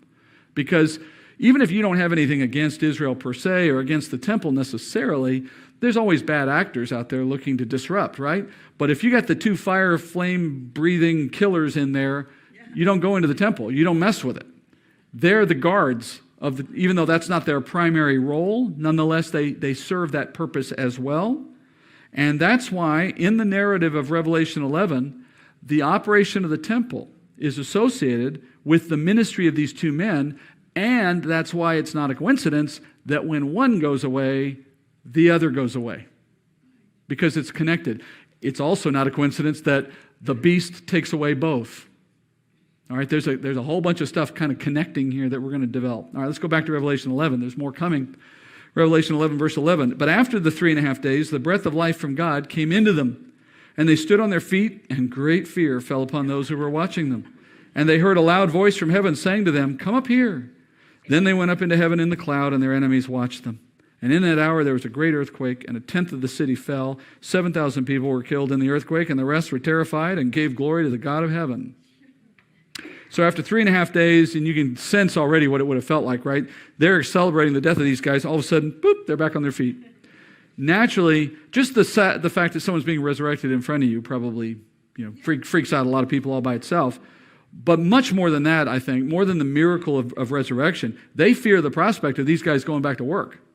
So they're thinking this is now a return to that set of circumstances, and they become terrified. But almost immediately, we hear the witnesses are called to heaven by the Lord, and as their enemies watch, they're taken up. So what was the message to the world in all of that? The message is God approved of these men. Right? God's removal of them, his resurrection and removal, is evidence that God approves of them, and therefore what they did and what they said is of God. So, in effect, he's saying to the world, you're rejoicing a little prematurely because your biggest concern shouldn't be those guys. Your concern should be the God behind those guys who gave them that power. And it's in these things you now see Zechariah's promise fulfilled. The promise Zechariah gave or was given by the angel was that these men would have a worldwide impact in their ministry. They would stand by the Lord of the earth as a phrase. It means to have the power to affect the whole earth. Not a person on the earth has not heard of these men, doesn't know the impact of these men, hasn't experienced the impact of these men. Not a person on the earth wasn't happy when they heard that they had died. And not a person on the earth is happy to hear that they've come back to life. The whole thing is worldwide in its impact. Now, you may have heard at some point people speculating on this particular chapter when it comes to this worldwide attending to these men. Some have said, oh, this is proof that it required our modern technology to come along before anything of Revelation could have ever come to pass, because so many people wondered, how could it be that a whole world could know of something happening at just one place on the earth? And the answer was, oh, television, internet, now we see how God's going to do this. Wrong. Because by the time we get to this point, at the 3.5-year point, you got no TV, you got no power, you got no nothing. The world's been devastated. In fact, most of the world doesn't exist. I mean, it's just part of the world at this point. So this is not a result of modern technology. The point here is that the whole world has been impacted by these men, by the supernatural judgments, by the fact that the world is being ransacked by God, and these men appear to be the cause of it. And so their death is a quick spreading discussion, and they're coming back to life the same. Look, the whole world's giving gifts because they've died. This is not because everyone's watching it on YouTube. Right? This is just because the magnitude of what they did made the whole world focus on them. And how fast news got around, it doesn't matter. It didn't take long when everybody's focused on it. All right. We know these men are connected to mid-trib. There is a little question that we have to answer before we move on, and that's a question sometimes that gets debated about this point, but it's really not hard to answer. The question some would ask is, did these guys operate in the first half of tribulation or in the second half? Because 3.5 years, we don't necessarily know which half we're talking about, right? Well, we know in this case, it's obvious in this case, that they're operating in the first half, because as you look back at the chapter we just taught on, you see multiple references to that. First, the timeline simply can't fit if you put it in the second half of tribulation, because we know that exactly 3.5 years from midpoint, from the midpoint onward, 3.5 years later, to the day, Jesus returns. Daniel told us that, okay? But we're told these men serve for a full 3.5 years and then are dead for an additional 3.5 days and then resurrected, all right? So those extra few days, they may not add up to much. I realize it may just be a little bit of a rounding error to you, but it's still more than 3.5 years, which means you'd be saying those things happen after Jesus has come back and they're leaving? None of that makes any sense. So it doesn't fit the timeline. Secondly, we are told these men will be killed by the beast who comes up from the abyss. Another way to say that is, at the rise of this beast, his first action, or one of his initial actions, will be to kill these men. Well, as you learn in a couple of chapters from now, the rise of the beast happens at mid-trib. So if they're being killed at mid-trib, it means they were operating for the first half, obviously. And then finally, the last verse of the chapter seals it. If you didn't believe me enough, or believe enough already, look at the last verse. The second woe is past. Behold, the third woe is coming quickly. That will tell you that we've moved past the 2 of 3 woe judgments. And as I've shown you on the charts already, we know that the 3 woe judgments are the last 3 of the trumpets. Of those, the last of those is all 7 of the bowl judgments. I lost you yet? So the first woe judgment, which was the 5th of the trumpets, was the demonic scorpions. The 6th trumpet, which was the second woe, was the army of 200 million that went out killing a third of the earth. Remember that? Okay. The final one yet to come is the bowl judgments. We haven't seen that yet. But as I told you already, those first two woe judgments happen in the first half of tribulation. So here we are at the end of 11, and John is saying two have come, one is yet to go. That tells you that we're at that midpoint. We've come through two of them, and we're waiting for that last one yet to come. So all of the data lines up. These guys have been operating much like the 144,000, but in a different way. And they're now done, and so mid-trib is the end of them. All right. Now, that leads us to a brief moment at the end of the chapter, and this kind of looks forward to the end. It's sort of a conclusion for the night, but there's a couple things we're going to do before we end. Let's go to chapter 11, verse 15. Then the seventh angel sounded, and there were loud voices in heaven saying, "The kingdom of the world has become the kingdom of our Lord and of his Christ, and he will reign forever and ever." And the 24 elders who sit on their thrones before God fell on their faces and worshipped God, saying, "We give you thanks, O Lord God the Almighty, who are and who were, because you have taken your great power and have begun to reign." And the nations were enraged, and your wrath came, and the time came for the dead to be judged, and the time to reward your bondservants, the prophets and the saints, and those who fear your name, the small and the great, and to destroy those who destroy the earth. And the temple of God, which is in heaven, was opened, and the ark of his covenant appeared in his temple. And there were flashes of lightning and sounds and peals of thunder and an earthquake and a great hailstorm. So here's that seventh and final angel that we've been waiting to hear, the seventh trumpet, which, as you remember, now that seventh trumpet is the seven bowl judgments. And at the sounding of that trumpet, there are voices in heaven which declare that the world has now become the kingdom. In other words, at the sounding of the seventh trumpet, that is leading us to Christ's second coming, and that itself leads us into the long-promised kingdom. And at that, the proclamation results in elders falling to their knees and worshiping God and so on. Now, we're meant to live in bodies and to live on earth. And I have to imagine that the saints who are in heaven during these short years of tribulation are especially eager now to see the kingdom, because not only have they been waiting since whenever they died, but now after the rapture, they've received their bodies. So they're in heaven in their bodies, which isn't really where they're meant to stay. That's just for now. The body is meant to live on earth. That's why it was made. So in effect, they have to be looking forward to coming back more than anyone could at that point, because they're the closest anyone has ever been to it.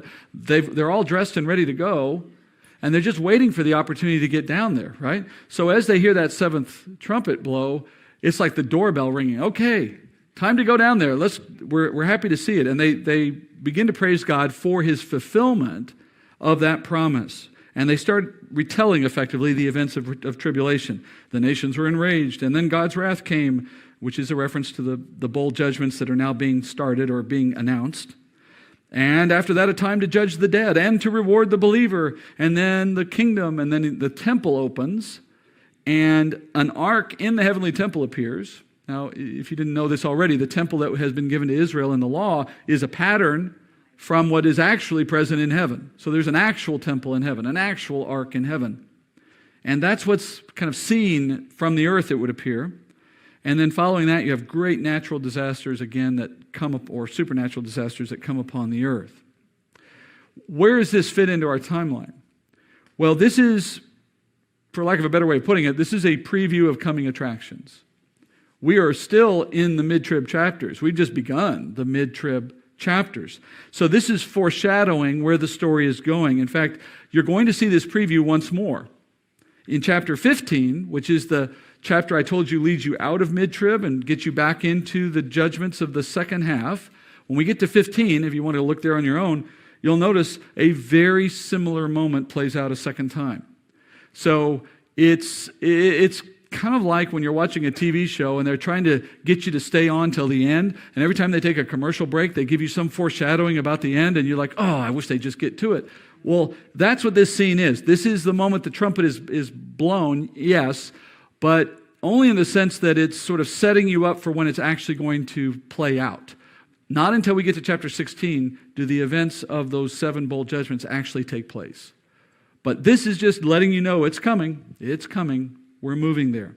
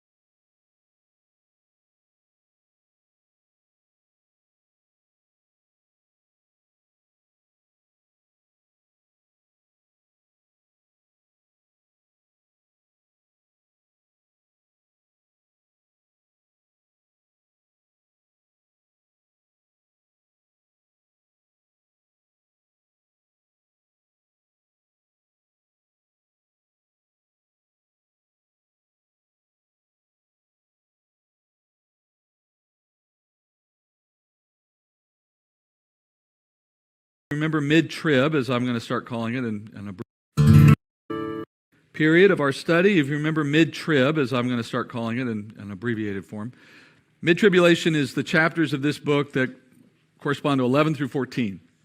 So in chapters 11 through 14, you cover events that take place in and around the 3.5-year mark of the 7-year tribulation.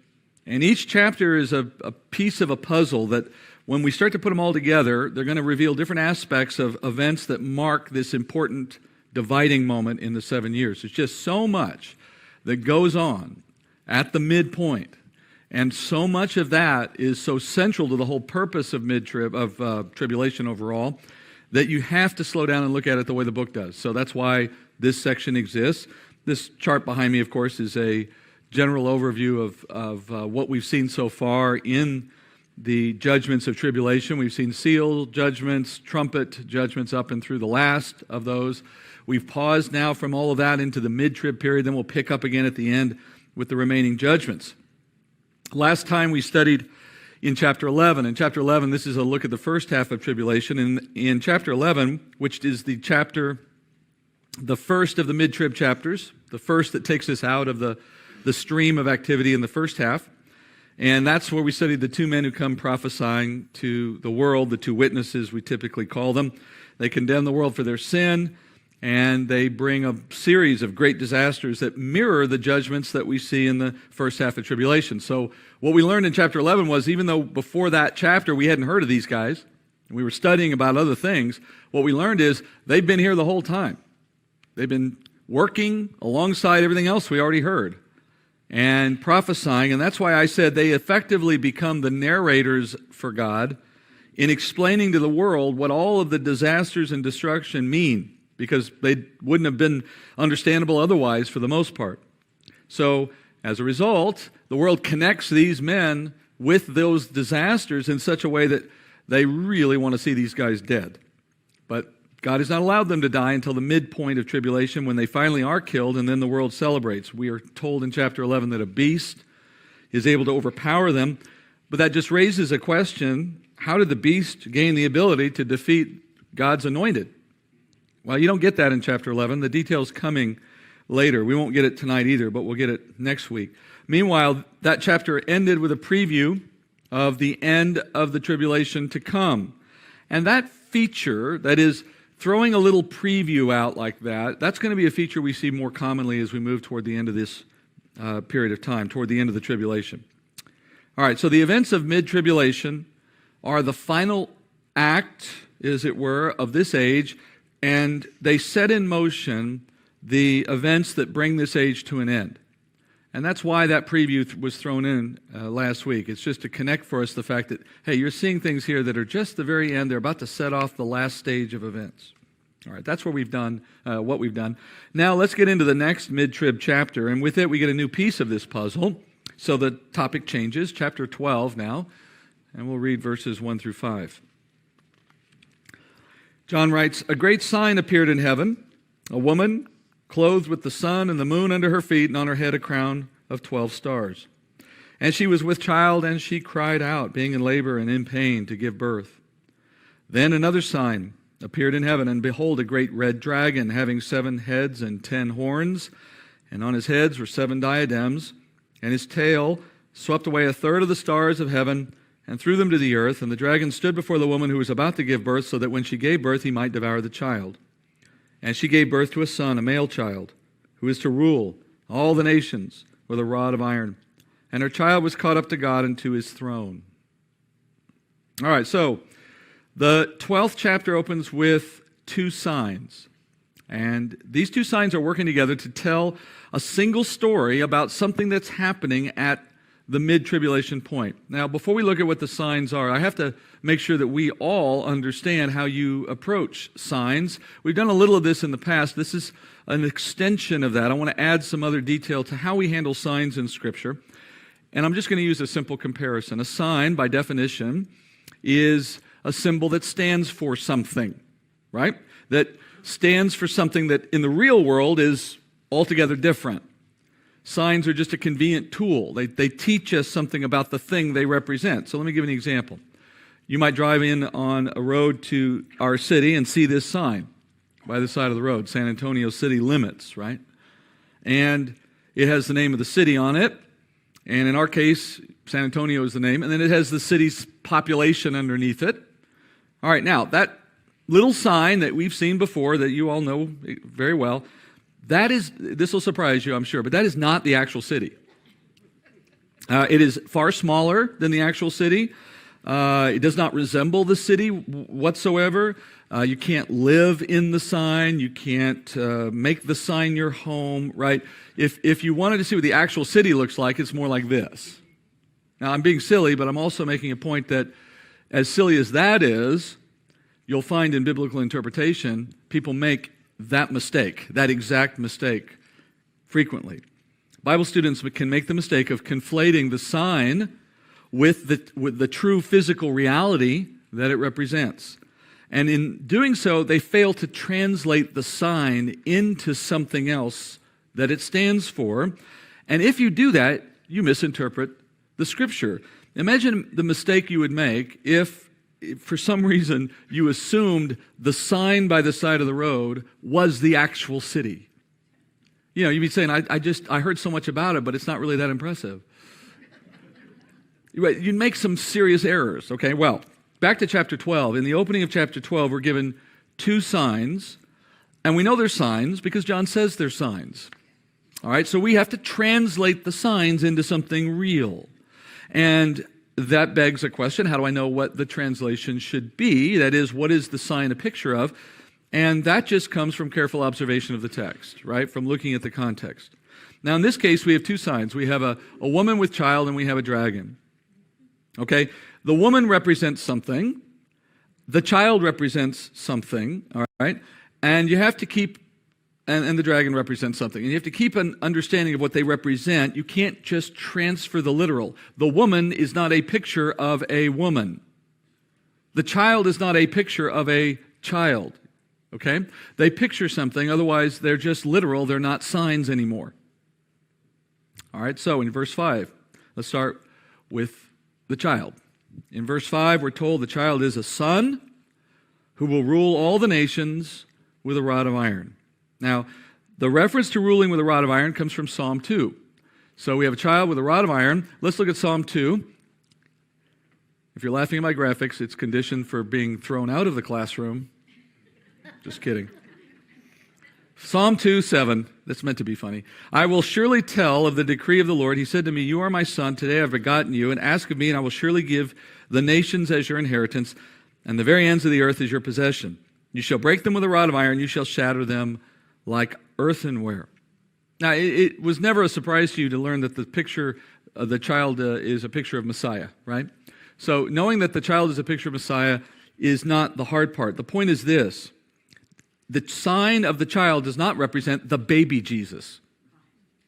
The sign does not represent the baby Jesus because the baby Jesus never sat on a throne and the baby Jesus never had a scepter in his hand and the baby Jesus didn't rule the nations. It's not the baby Jesus, it is the Messiah ruling that is being pictured there. Okay? The Messiah ruling is where the picture stays or where it lands because it puts him in a throne at the end and puts him by the right hand of the Father. That's post-infancy, okay? Now, I'm kind of beating that horse a little bit, and I get it, but here's why we're beating that horse. Because as easy as the child was, and as easy as it might be to mistake the child as the infant, if you don't translate the sign and you just stay with the baby is the baby Jesus, where are you going to go next when you look at the woman? The natural thing to do next is to say, okay, well, the woman must be Mary. And in fact, the Catholic religion portrays Mary in the way of this particular passage. If you've ever seen this picture of Mary, it's a very common iconic view of Mary as the Catholic religion promotes, right? Look at the description. Sun, moon, stars. It's from this chapter, reflecting their inaccurate translation of this text. They think the woman represents Mary because they've failed to translate the sign into something. They've just taken it hyper-literally, which would defy John's instructions. He said these are signs, not literal things. All right, so we don't want to make that mistake. So by not making that mistake, we have to do this translation. translation process. The baby is a picture of Christ ruling. The woman, what does she represent? Well, we go back to context again. Notice the woman is clothed with sun, moon under her feet, and has a crown of 12 stars on her head. All right? So, following our rules of interpretation for determining the meaning of symbols, which we've talked about in past weeks, you remember, where's the first place you go looking for an explanation in the Bible for the meaning of those symbols? Where? In the immediate context. In the immediate context, right. We don't find that here. Where's the next place you go? In the book. In other words, the same author. The guy writing that, maybe he said what those meant somewhere else in the same book. We don't find that here either. So that means we go where? And this one's easy. Anywhere else in the Bible, right? And generally speaking, backward in the Bible. And of course, in Revelation, that means everything is before it. So we go back. And in this case, you go all the way back to Genesis. In Genesis 37:5, you find the answer to the interpretation. Joseph had a dream, and when he told it to his brothers, they hated him even more.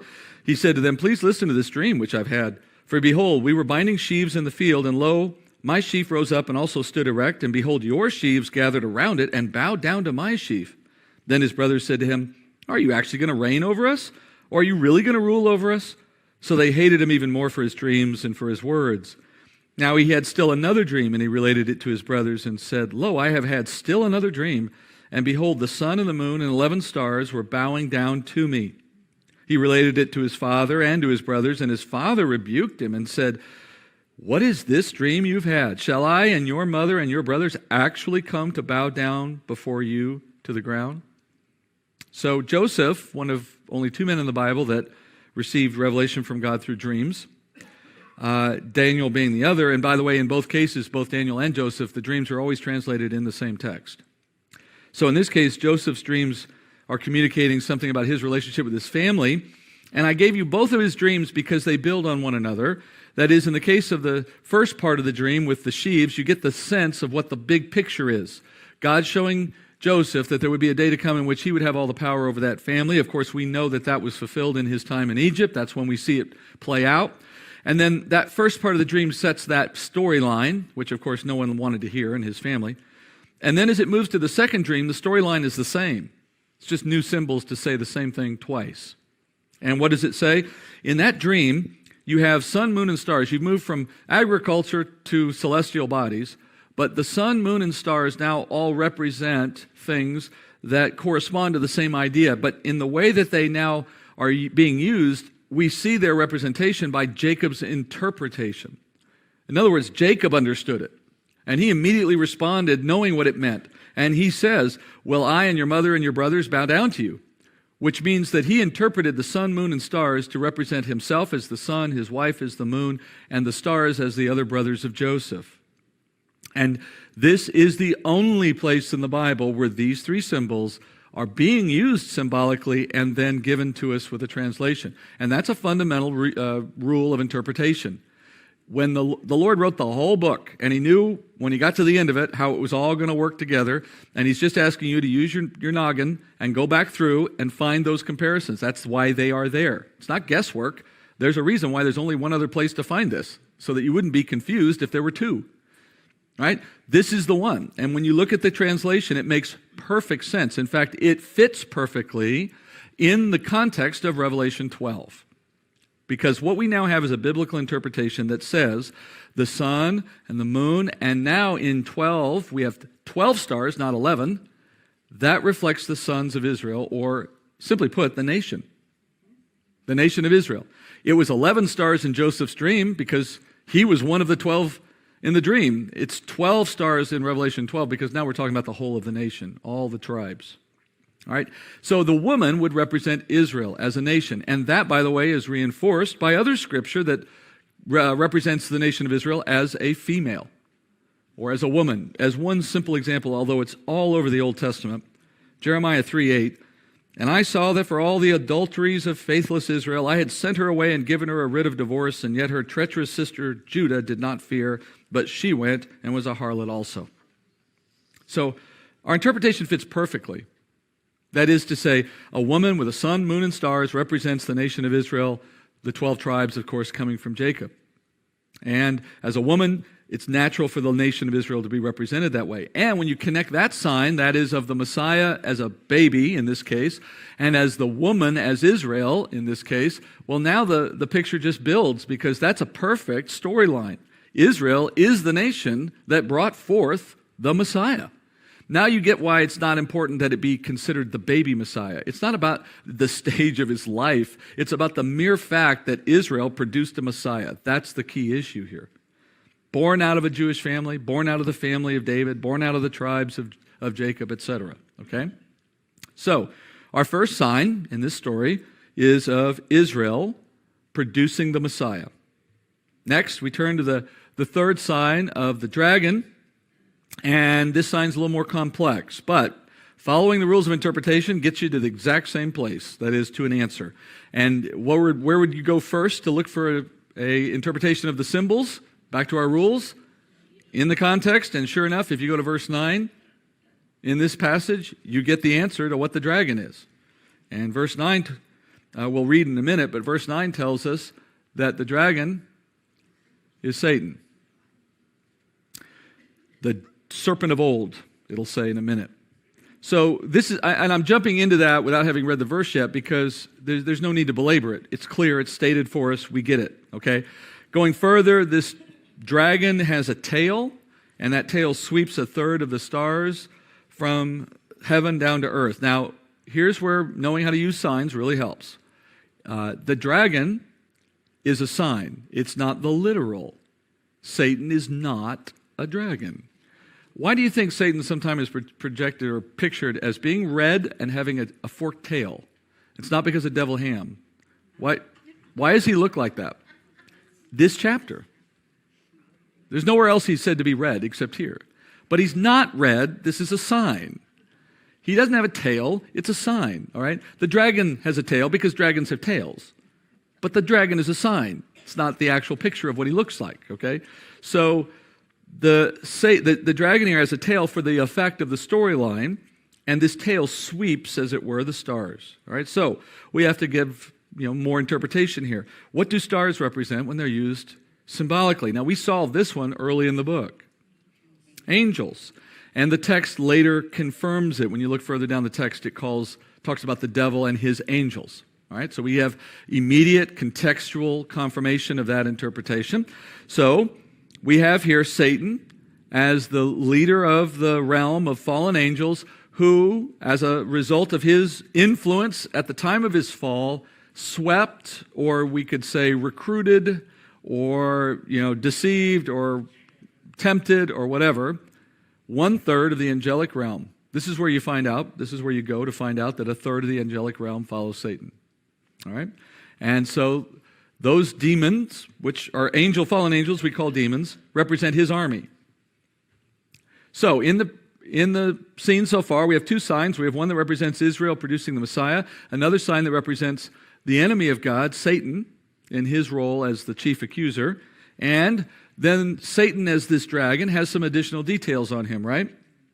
We have on this dragon 7 heads with crowns, and we have 10 horns.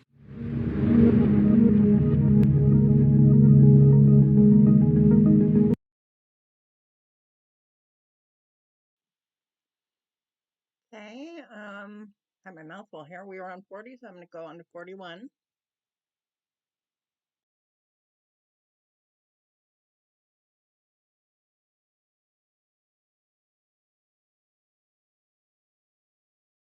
If you were around for that just very long pause, there's about 2.5 or 3 minutes that it wasn't going. I apologize for that. I had my son watching it and he didn't notice that the video had ended.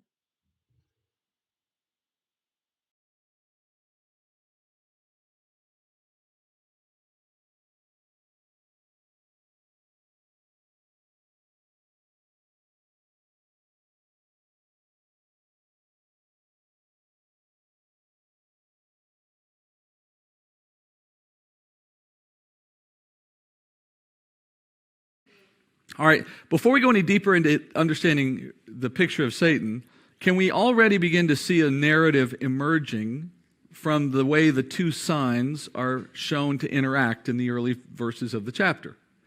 For example, we have the dragon waiting for the Messiah's birth, so to speak.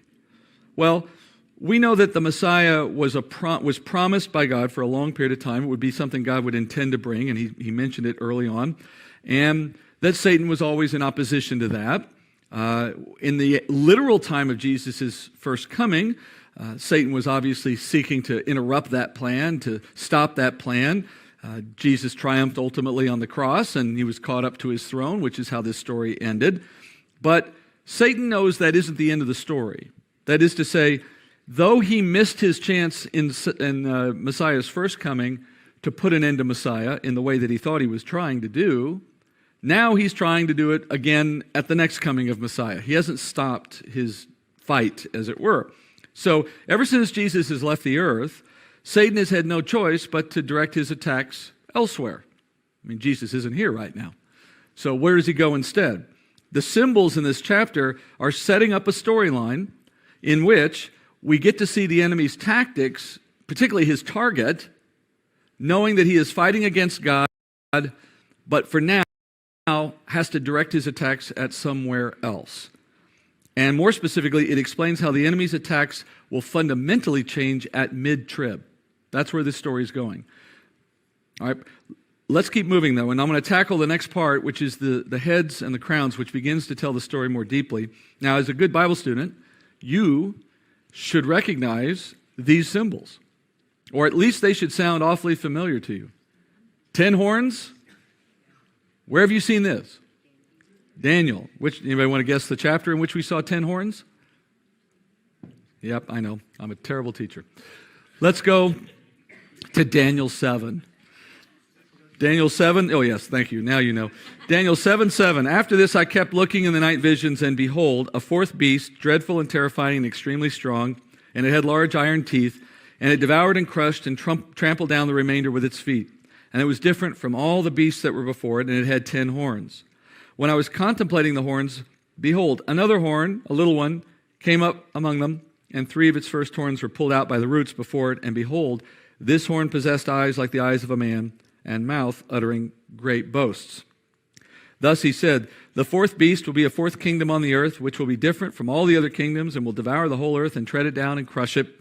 And as for the 10 horns, out of this kingdom 10 kings will arise, and another will arise after them, and he will be different from the previous ones and will subdue 3 kings.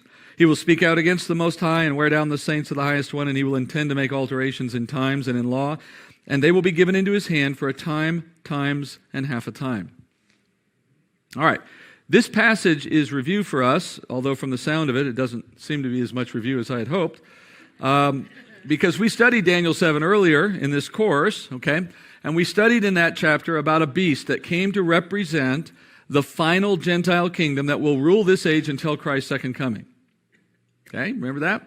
And how did this age begin? The fourth kingdom. With Rome. Not the age, sorry. How did the fourth kingdom begin? The beast is represented first by Rome, the fourth of the 4 major kingdoms. But the Roman Empire has evolved over its time into something different, something I called an imperialistic democratic alliance. Remember this? It basically represents the way the world has continued to reshape, recombine, and split apart the remnants of the Roman Empire. And yet, collectively, those remnants, although they may not all be in the same country, but then nonetheless, collectively, they serve the same purpose of maintaining the age of the Gentiles and preventing Israel from having its kingdom. And eventually, we learned that at the very end of that age, the age we're currently a part of, this fourth kingdom will take the form of a 10-king ruling structure that controls the entire planet. Remember that? So we will eventually get to the point where we have 10 kings ruling the planet. Those 10 kings were represented in Daniel 2 by the 10 toes of the statue at the very end of the statue, right?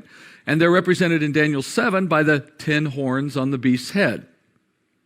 10 horns on the beast, 10 horns on the dragon. Okay, I'm starting to see something here. And then later in Daniel 7, we're told that those 10 horns eventually get joined by an 11th, and then that 11th ruler becomes the most powerful of all of them, and as a result of his rule, 3 of the first 10 are deposed, done away with, probably because they oppose him, we assume. And therefore, at the result, you get a kind of one-man government with 7 puppets underneath him. Well, there were 7 heads and 7 crowns with 10 horns. So, and what was that last phrase we saw at the end of what I read in Daniel 7? That this arrangement would be allowed to exist for times, and half a time. That's the classic reference to the mid-trib point, to the 3.5-year point. We've noticed in all of the chapters of the mid-trib series in Revelation, chapters 11 through 14, in all of those chapters, there's going to be at least one mention of the mid-trib time mark, just to tell you this is a mid-trib chapter. This is a mid-trib chapter. This is a mid-trib chapter. Well, here you have Daniel 7 doing the same thing. This is a mid-trib chapter. That is to say, you're reading something that's corresponding to mid-trib. It's almost like there's been a little asterisk put in Daniel 7. It says, see Revelation 12. Because that's exactly what that's for. And now, when you go back with this detail to chapter 12 of Revelation, you can apply what you've learned. And what you're realizing now is that the dragon is not meant to simply replicate what you learned in Daniel 7. We don't need to hear it again. We've already heard it. Revelation 12 is taking it one step further. That is, it's moving the story one step further. The story in Daniel 7 was, you're going to end up with 8 guys, 1 plus 7, ruling for 3.5 years. What you learn now in this chapter is that the dragon has 10 horns because the rule of the world still involves 10 kingdoms. Just because the king went away didn't mean we've lost his territory. It was still there. But the guy's not there anymore because at mid-trib is the point, Daniel said, 3.5 years. Mid-trib is the point at which that coup takes place.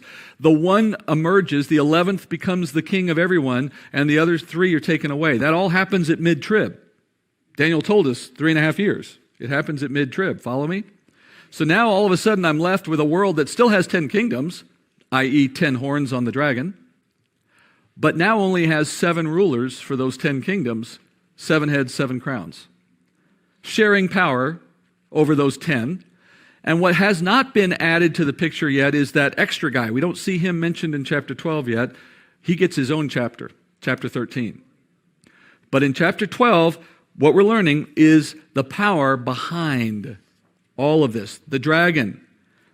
That is, all of these features, the 10, the 7, the 10 horns, 7 heads, 7 crowns on 7, all of those features are coming out of Daniel, but they've all been moved now and dropped onto a dragon, which we know represents Satan, which tells us that those 7 leaders are pawns under the control of Satan. They are his heads. And the 10 kingdoms that they now rule, those kingdoms belong to Satan. They are his horns. And therefore Satan controls the kings, and therefore Satan controls those 10 kingdoms, which is simply to say Satan is the god of this world.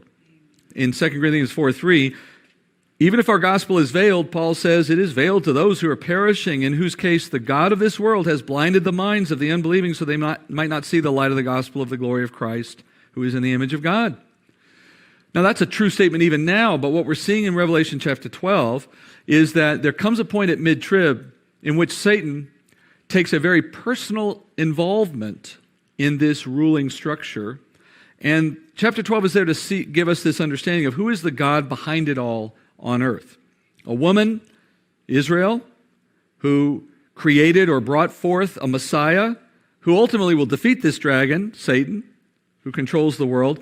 That battle, long-standing as it has been, now reaches an entirely new peak, a new moment.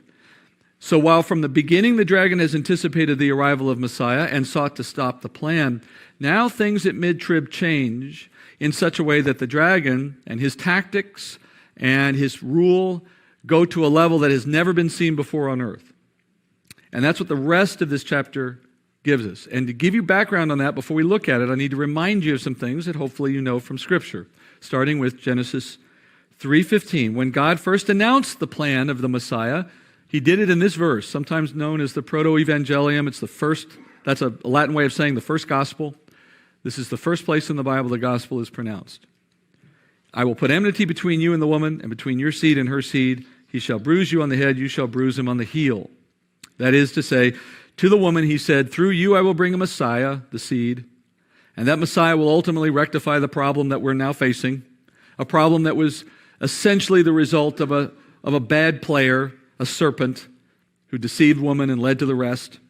And so when this seed comes, he will ultimately destroy this serpent, but not before the serpent has an opportunity to take a strike at him. But it will not be a deadly strike. His strike on the serpent will be deadly. The serpent's strike on him will not be. That one verse presupposes or prophesies not only the Messiah's coming, but also the fact that there are two comings. Even in that verse, in hindsight, you see the two comings of Christ in just one verse, in Genesis 3:15.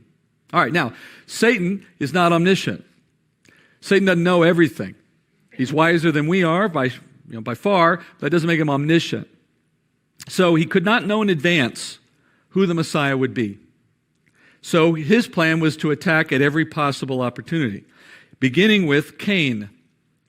He didn't know Cain wasn't the Messiah. In fact, woman thought Cain was the Messiah at first, which is why she named him what she did. So Satan corrupted Cain right from the start, hoping that he was ruining the plan of God. And then he had Cain kill Abel just in case it was Abel. And as he finds out later, there comes Seth. So that doesn't stop him. Later, he sends demons to mate with women during the time of Noah, hoping to corrupt humanity in such a way that there would be no possibility of the Messiah being birthed from anyone, because everyone would be corrupt by demon possession. But the Lord wipes out that corruption with a flood. And if you keep moving from there, the story of the Bible, fundamentally, is the story of God working to fulfill his promise to bring a Messiah, while the enemy is working to do everything he can to corrupt it. That's basically the story of the Bible. And along the way, you see this Satan attacking everything and everyone who might seem to him to be important to God's plan for that purpose, as he just tries to catch up with where God is going, figuring it out as he goes.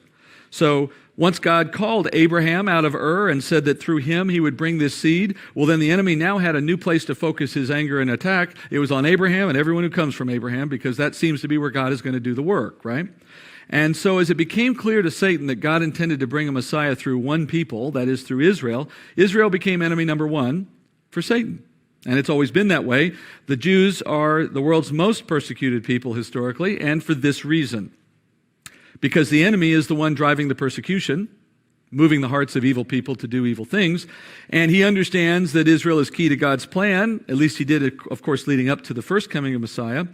And so he's tried to corrupt Israel time and time again. If you wonder why the story in the Old Testament of Israel's history is so replete with idolatry and, human sacrifice and, corruption at every level and one bad thing after another. Well, it's human sins, to be sure, but it's the result of an enemy who has made it his intent to corrupt that nation at every turn, because the last thing he wanted was the Messiah showing up through them. All right? Nonetheless, Messiah is born, because if you haven't figured out, God's more powerful than Satan. So Messiah is born, and what does Satan immediately do? He sends Herod to go kill all of the children in Bethlehem, right? Every attempt he can. That didn't work, so then he tempts Christ. That didn't work, so then he just keeps trying to provoke Pharisees and others to do something against him. Finally, Judas is an opportunity. He indwells Judas, bringing Jesus to his death, thinking that must have done it, only to find out later that sealed his own fate, not Jesus's. So verses 1 through 5 of chapter 12 are the shortest history of the Bible that you can find in the Bible. Because in effect, they're telling the core of what the Bible is about. They're telling the story of God bringing a Messiah, Satan seeking to oppose it. And it started in Genesis 3:15, and it will go until Christ's second coming. In fact, it will go all the way to the end of the kingdom when Satan is finally once and for all judged. So that's the opening of this chapter, because that's the background for what comes next. All right? So where we go next is chapter 12, verse 6. Now, having handled the background, now we're actually getting into what chapter 6, or chapter 12 rather, is actually about. Then the woman fled into the wilderness, where she had a place prepared by God, so that there she would be nourished for 1,260 days. All right, now, there's obviously a reference to mid-trib. 1,260 days is 3.5 years. So that's our internal clue within this chapter to tell us this is a mid-trib chapter. So something is happening at mid-trib here. What's happening? Well, the woman is fleeing into the wilderness. Now, the woman is who? Israel. So the nation as a whole is moving, or some part of it, into the wilderness and to a place of protection, somewhere prepared by God, it says, and she'll be there for 3.5 years. So at the midpoint of tribulation, the nation of Israel will be given shelter and nourishment, and they'll be held there for 3.5 years. That's the opening part, really, of what we're learning here. Now, we don't know the specific circumstances yet, but that's okay. We can just keep reading. Verse 7. And there was a war in heaven, Michael and his angels waging war with the dragon, and the dragon and his angels waged war. They were not strong enough, and there was no longer a place found for them in heaven. And the great dragon was thrown down, the serpent of old, who is called the devil and Satan, and deceives the whole world. He was thrown down to the earth, and his angels were thrown down with him. Then I heard a loud voice saying, Now the salvation and the power and the kingdom of our God and the authority of his Christ have come, for the accuser of our brethren has been thrown down, he who accuses them before our God day and night. And they overcame him because of the blood of the Lamb and because of the word of their testimony, and they did not love their life even when faced with death. For this reason, rejoice, O heavens, and you who dwell in them. Woe to the earth and the sea, because the devil has come down to you, having great wrath, knowing that he has only a short time. All right, now we're getting to the heart of what's going on at the mid-trib moment. John describes that there will be at mid-trib, that is at the 3.5-year point of the 7 years, there will be a great war in heaven. And in this war, Michael, the chief angel, will wage war with his angels against Satan and his demons. And that war will result in Satan being thrown down to the earth. Now, when you first hear that, you might think, well, that's a reference to his initial rebellion and fall.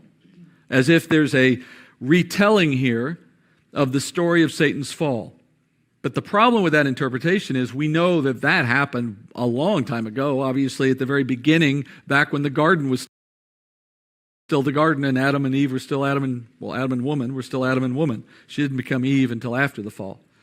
So this is now happening, we're told, at the 3.5-year point of tribulation. That's future from us. So the story of this war cannot be the story of the history. It's got to be a story of something in that future moment. So this is a different war. Not the war of his original fall, but something else. And as the rest of the passage explains, this something else is the moment that Satan and his demonic realm, his demonic horde, lose access to the throne of God forevermore. Since his original fall, he and his demons have maintained access to God and to the heavenly realm, at least in some sense. Notice in verse 10, John says, Satan is the accuser of the brethren who accuses us of our sin before God day and night. Other scripture confirms this. You might know very well Job 1, where we hear of this moment where it says this, Now there was a day when the sons of God came to present themselves before the Lord, and Satan also came among them. The sons of God means the angels of God. And the Lord said to Satan, From where do you come? And then Satan answered the Lord, saying, From roaming about on the earth and walking around on it. Well, if he's saying that while he's in the presence of God, then clearly he moves between the two realms. This is clearly after his fall.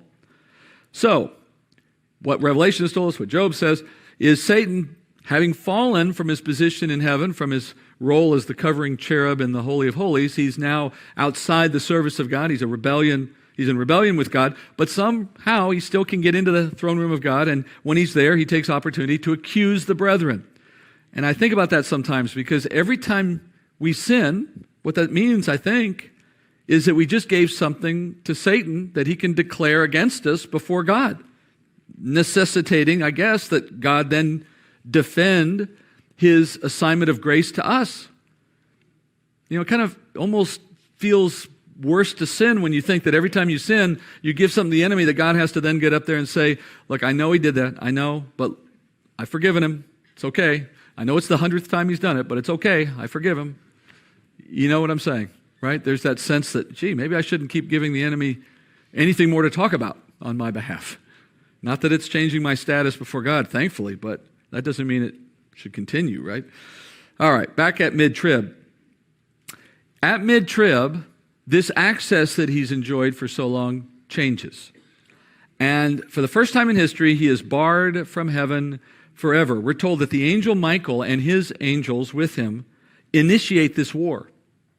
So God picks the timing and decides at mid-trib, okay, we've had it up to here, time to get rid of him. Next phase of the plan. And when this war takes place, the good guys win.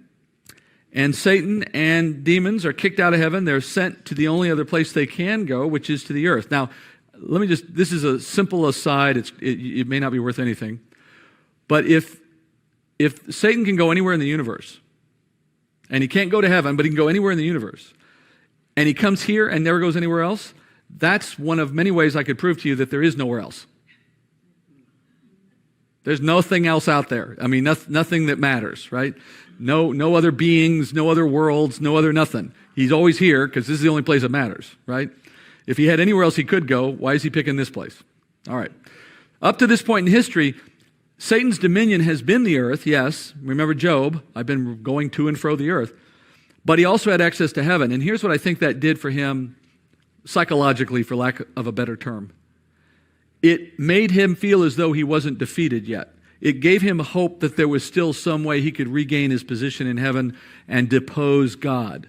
It didn't feel as if he had lost his chance as long as heaven was still accessible. He was just still fighting to get back to what he wanted or to defeat God in some respect. Job 1 says he's roaming back and forth. All right?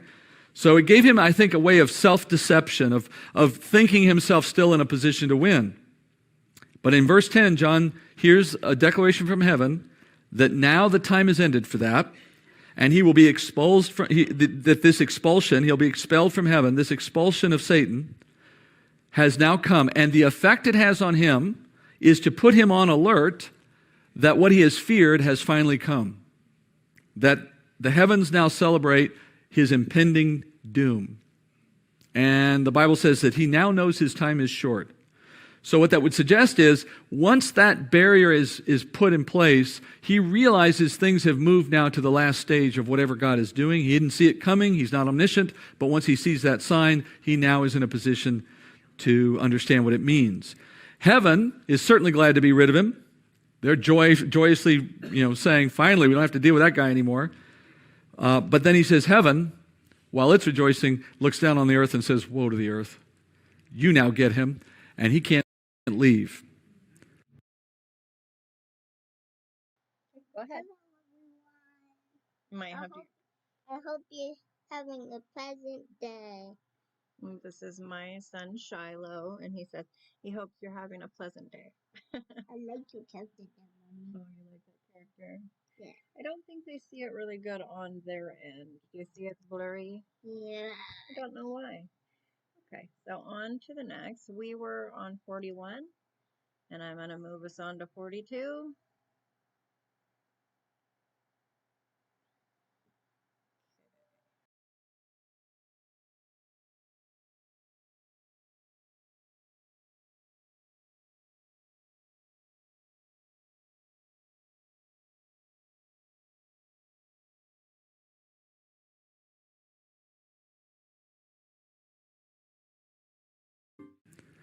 Now, you might ask, well, why didn't God do this a long time ago?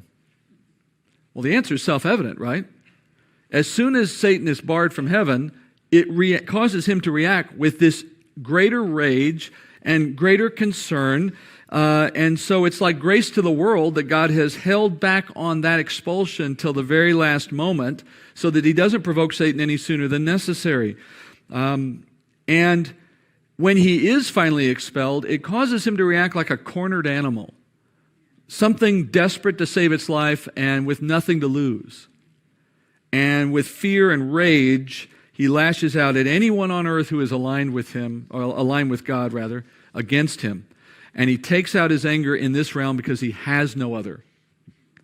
And as a result, the earth now suffers under his rash response at a level that's never been seen before. And Had the Lord sent him out of heaven sooner just to make heaven a nicer place, it would have been much worse for the earth. So in a sense, the saints, though we've always endured Satan's attack, we don't understand how bad it could be if he had nothing else to do. All right. Now let's reverse that question. Why does he do it then? I mean, we understand why he may not have done it already, grace, but why do it at all then? Why do it at the 3.5 year point? Why subject even the earth to even 3.5 years of this? Because the Lord wants Satan to play an important role in the events that conclude the tribulation. And in order to get Satan to play his part, as planned, the Lord has to confine him to the earth. So we'll find out what that part looks like as we get deeper into the mid-trib chapters. For now, let's get back to this story. So God is going to bar Satan from heaven at mid-trib. And at that point, he comes to earth bringing great misery. And that rage goes against specifically those who believe in Jesus and those who are aligned with the people of God generally. And so this initiates a wave of martyrdom. All those people you saw getting saved in the first half of tribulation as a result of the 144,000, they now are the targets primarily for what Satan does as he gets into this new phase. Again, the enemy's always opposed those who followed Messiah or were part of Israel generally, because of what it meant to him and the plan of God against him. But now at mid-trib, his vitriol reaches new heights. Okay? And that's why the Lord makes a provision for Israel to escape to a place of protection for 3.5 years. All right, so now you're putting the two pieces together, right? So, as we saw in verse 6, the woman Israel flees into a desert space of some kind to escape the rage of the dragon. The fleeing of Israel at mid-trib for 1,260 days matches the casting down of Satan at mid-trib, where he will then do what he does for 3.5 years. It's all lining up, all right? So there's an intentional lining up. And it is so aligned that it has to happen almost in the same second. Jesus says this, Revelation 12:13. Oh, I'm sorry, we'll come back to that. We'll come back with that. I'm sorry, I get one step ahead of myself. So what is the provision of safety that Israel enjoys for the second half of tribulation? What is this provision? Okay, that's where we go next. Verse 13. When the dragon saw that he was thrown down to earth, he persecuted the woman who gave birth to the male child. But the two wings of the great eagle were given to the woman so that she could fly into the wilderness to her place, where she was nourished for a time, times and half a time, from the presence of the serpent. And the serpent poured water like a river out of his mouth after the woman so that he might cause her to be swept away with the flood. But the earth helped the woman, and the earth opened its mouth and drank up the river which the dragon poured out of his mouth. All right, so finishing this thought, and then we'll get to the next. So he's cast out, and he goes after those who support God. And in this case, it starts here with him not only going after the Christian, those who know God, know Christ and are martyred, but also going after Israel generally because of their plan of their role in the plan of God. Again, not a new phenomenon, just at a new level. And the problem is this: you have those among the Jews of this time who have come to faith in Jesus as their Messiah. The principal group, of course, was the 144,000. But it didn't stop with them. They found other Jews who also believed, as well as other Gentiles who would believe. God has promised from the beginning that there will always be a believing element within Israel. We call it the remnant. Biblically, that's the term. Remnant refers to those within the nation of Israel who believe. We would call them believers today, or the saved, if you will. And there are always on earth believing Jews since the time of Abraham until now, and that will always be the case until the end of this age. And today, if you're a believing Jew, we call you a Christian. Coming out of a Jewish family, believing in Jesus, you join the church. But from God's point of view, that is still proof of his faithfulness to Israel, that he's still saving Jews, okay? In this day, he starts again with the 144,000 because he will always have believing Jews on earth. But then after the 144, as they save others, you get a community now of believing Jews on earth. And for Satan, that's target number one for anyone that he's going to go after. If God was to allow Satan in this 3.5 years of tremendous rage and attack, if he was to allow Satan the success Satan wanted and let him attack those Jews without any defense, then the risk is that Satan might succeed in wiping out the last living Jew on earth. And if he could have done that, it would be contrary to God's promises. So God uses a way here of preserving the remnant of Israel during the time of the second half of tribulation. Meanwhile, in verse 14, you have symbols here that are being used to describe how the Lord protects his people. The woman receiving wings of an eagle so she can fly, as it were, into the wilderness for those 3.5 years. And there she's protected, it says, in the presence of the serpent. So the flight to protection is this provision made possible by an eagle. Now we know the woman's a sign, it means Israel. We know the eagle has to be a sign because you can't put a nation of people on top of a bird. Right? So it's a picture of something. And it's called the great eagle. So clearly there's some eagle here that we should have already been familiar with. Again, if you could connect some dots from your prior studies, you'd see a pattern emerging. Israel fleeing from an oppressor into the wilderness. Gee, does that sound familiar? All right? And if you go back to the story of the Exodus, you see this description of their flight. Exodus 19:3, Moses went up to God, and the Lord called to him from the mountain, saying, "Thus you shall say to the house of Jacob, and tell the sons of Israel, you yourselves have seen what I did to the Egyptians, how I bore you on eagle's wings and brought you to myself." All right? We know how they actually traveled. Supernaturally, in other words. They walked 7 days nonstop, day and night, according to the text of Exodus. So for 7 straight days, a group of people walked day and night. They had a cloud in the day to keep them from the sun. They had a pillar of fire at night so they could see where they were going at night. And they walked for 7 days straight, about 200 and something miles. All right? That took a supernatural effort to get people to walk that far with kids and everything else, right?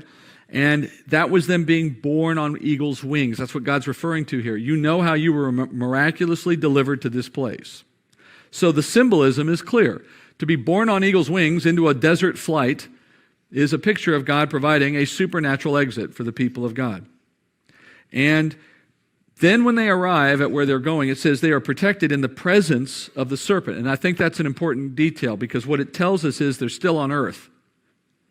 Don't confuse this as a picture of them being raptured or moved off the earth because that's not what's happening. They're staying on the earth. And the proof of that is they're still in the presence of the serpent who himself can't go anywhere but earth. Okay? So that's proof of that they're still on the earth. So where is this place, right? Well, as they're moving there, we get some details that tell us where. First of all, they're in a place where it appears as though the serpent can do something to drown them. It says here that water comes and drowns them, or there's an attempt to drown them, but the ground swallows the water and dries up the land.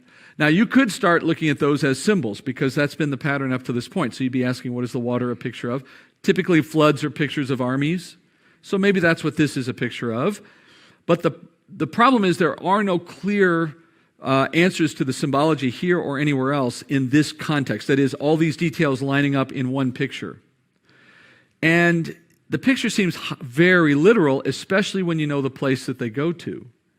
So it actually argues that at this point, it's speaking close to literal, not exactly literal. It says here that there be a river that comes out of the mouth of the dragon. Well, that's clearly not literal. But what it could be a picture of is a flood of literal water. It just doesn't come out of his mouth. It might come from rain. It might come from something else that he does. And then the earth swallowing it could very easily be a picture of how God uses his ability to change the earth in a way that prevents the flood from succeeding. We don't have a lot of detail beyond that, so we have to be careful about how definitive we are. But I'll show you some pictures here toward the end that give us some support. Now, I said a moment ago that the moment of this flight is timed to mid-trib, as is Satan's departure from heaven.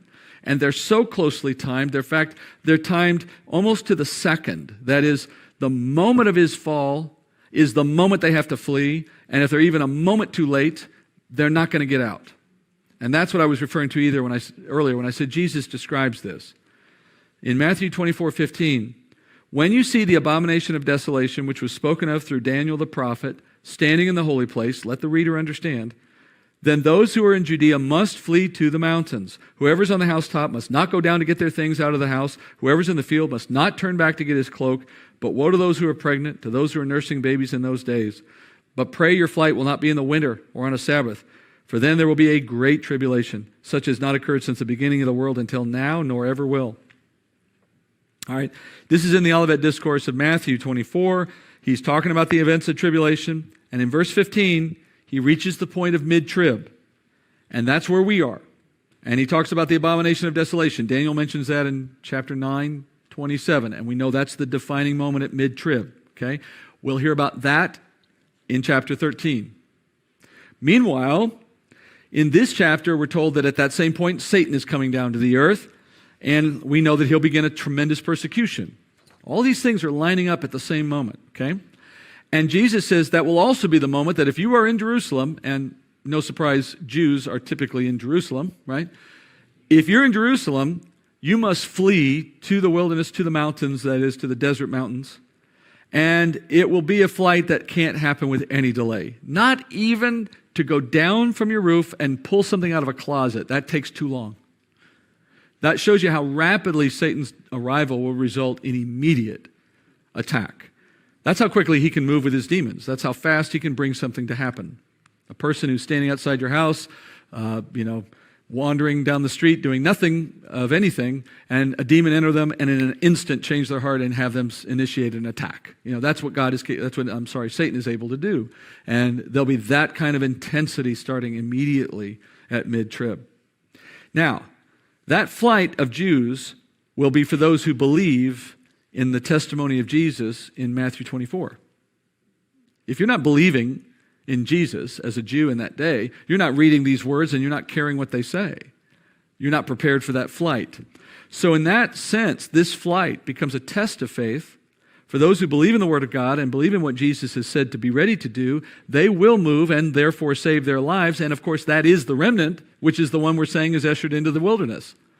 It becomes a test of faith in that moment to get out of town. So the believing Jews will suddenly leave, putting the unbelieving Jews in their back in your rearview mirrors, so to speak, because they're not going to be moving with them. So it's not all Jews on earth that are moving in this way. It's the believing remnant, and they're the ones God wants to protect. As James says, he knows how to distinguish, how to keep separate those who are due punishment from those who are due rescue. He's rescuing those who are believing. He's leaving the rest to fend for themselves.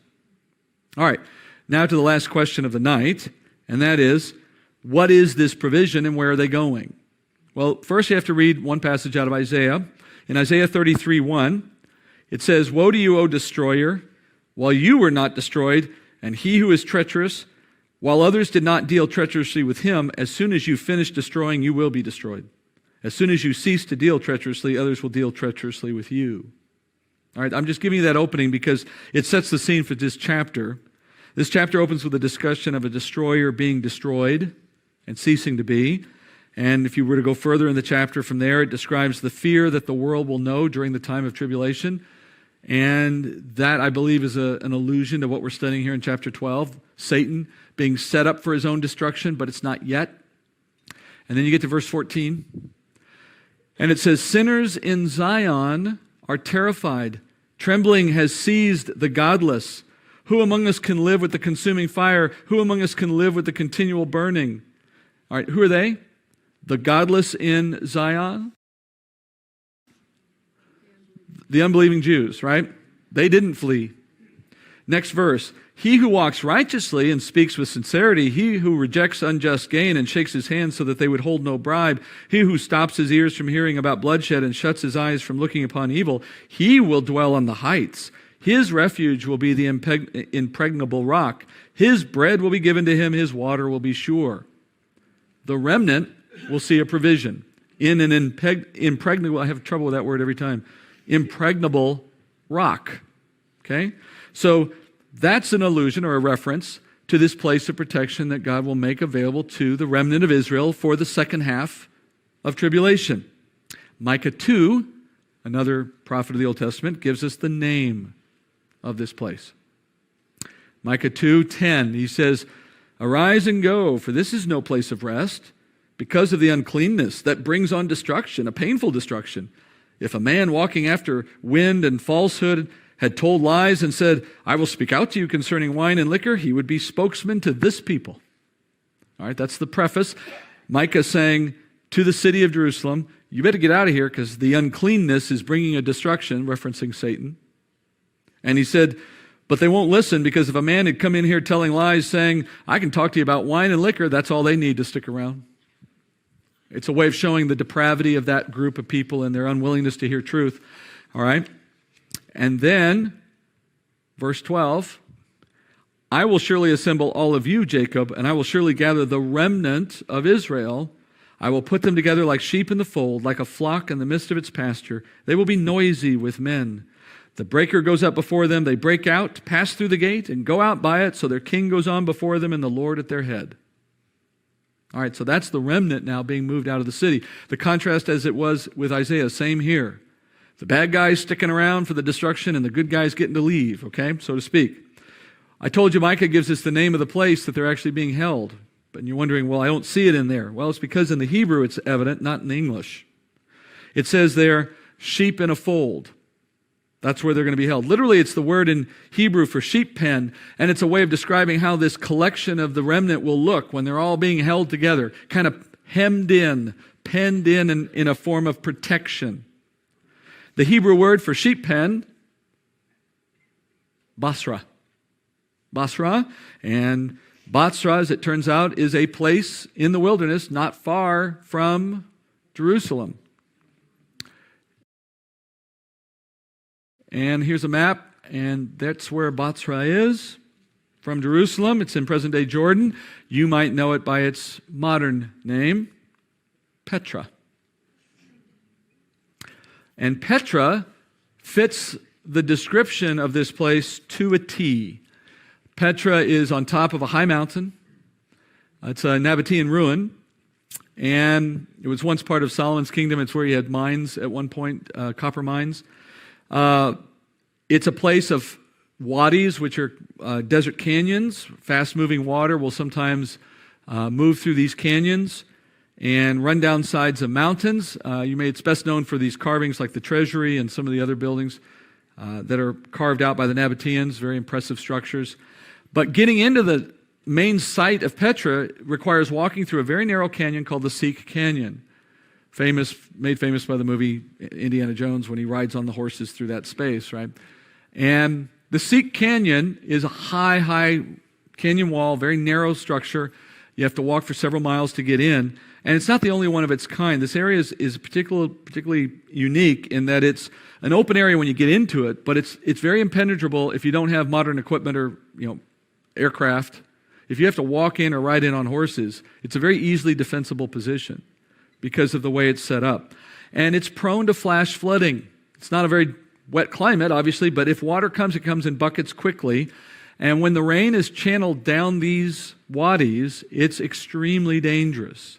And it comes at you, it can be bone dry, and then a minute later, the water's over your head. It's just an immediate rush of water down the hill. In fact, in Israel, on the Israel side of this, they have a mountain range on their side that's similar to the one that's in the Jordanian side, and you'll see these signs out in the desert. I don't know if you can read that. It's not a joke. You think when you see it, well, that can't be, happening. Last year, right before the tour I took last year, they had a flash flood in the Negev, and it killed 2 Israeli soldiers on training maneuvers out in the desert. I remember the newspaper reports when I was there. And this is pictures from that actual event last year. So it goes from dry to a torrent of water, and that doesn't look terribly threatening there, but imagine all that water in a space that's 15 feet wide and 100 feet tall, and it's going to kill you instantly. So that would seem to suggest that what the chapter is telling us is that there's an attempt by the enemy to use natural powers over the world, supernatural power over the world, to bring water and just flood the whole of them as they walk into that area, and God finds a way, obviously, to save them because he's not going to let that happen. All right?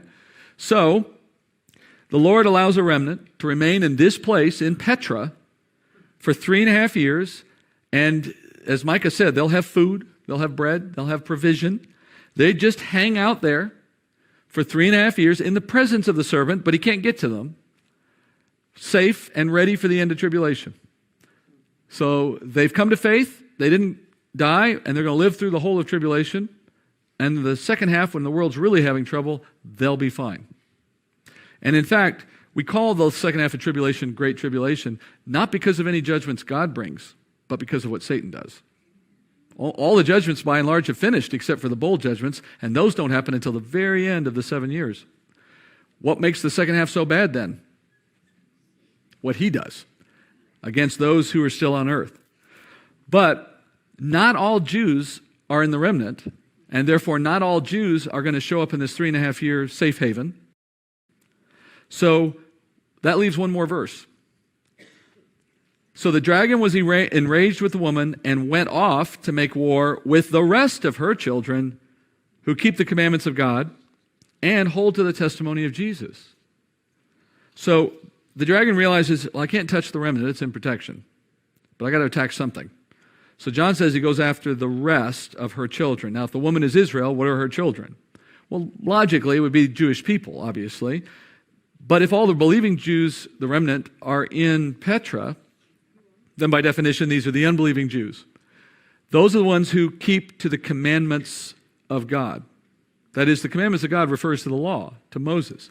They are Jew. They are holding to the orthodoxy of Judaism. They aren't, for example, worshiping the beast, as we'll hear later. They retain their Judaistic views, contrary to what Satan wants, which is what makes them an enemy of Satan. But they don't know Jesus is their Messiah yet. So they hold to the commandments of God. That makes them a target. They are the rest of Israel's children.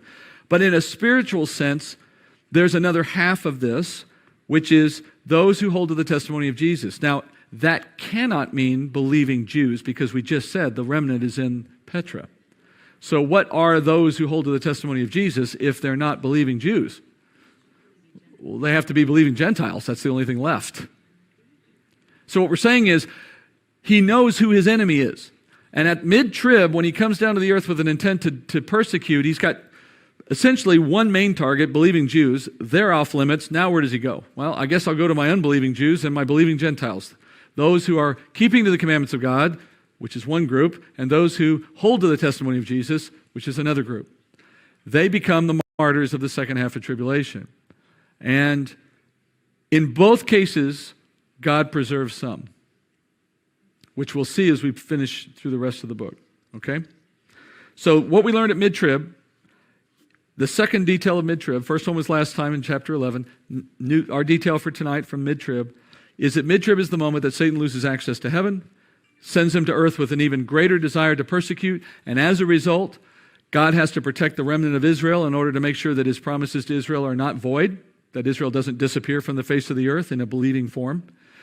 Meanwhile, that's what sets off the great tribulation on earth, Satan going after anyone else he can who is not his.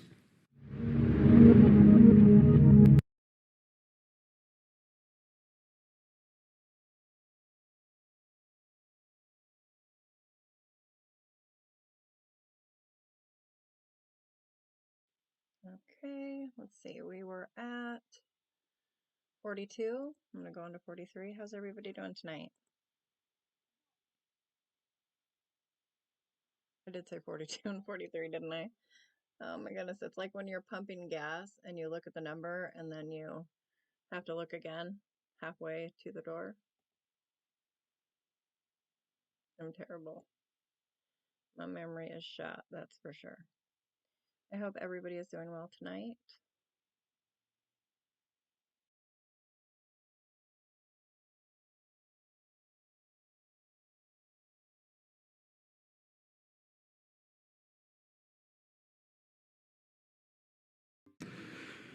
All right, we return tonight to where we left off, not just in the fact that we're moving to the next chapter, chapter 13, but actually even more specifically, we're going to pick up right at the very end of chapter 12, where we left off last week, to revisit something we left out on, or we moved out on, and that was related to the mid-trib moment that we've been studying now for a while. So let's go back first to, guys, you're going to have to restart that for me.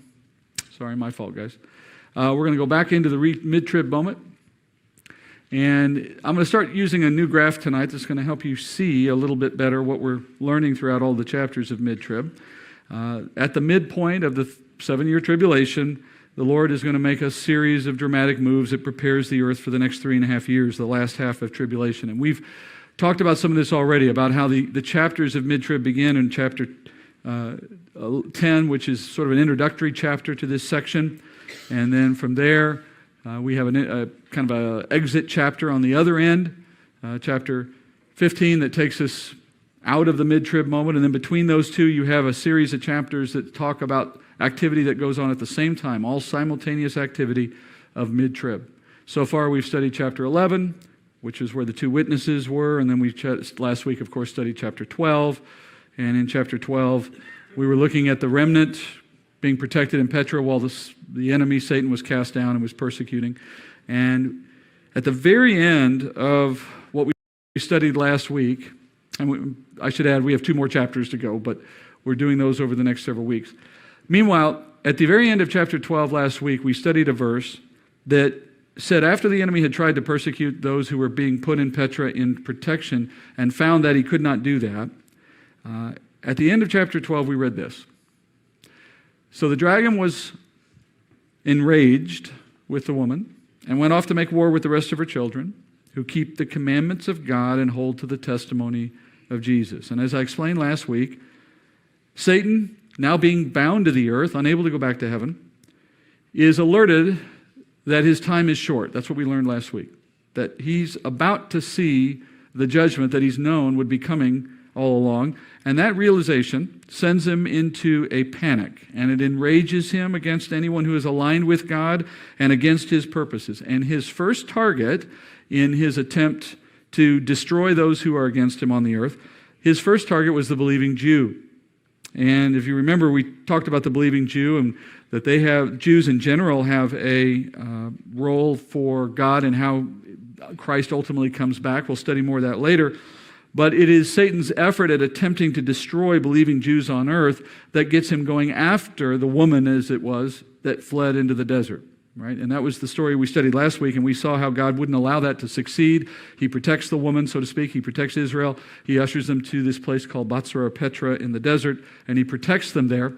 And as a result, it says he's enraged. He can't do anything about it. And so he goes off, meaning he leaves this place where the believing Jewish remnant now is being protected by God. He leaves them. There's no point in staying there. And he goes after 2 groups, I said. And I highlighted those 2 groups. First, those who keep the commandments of God, and those who hold to the testimony of Jesus.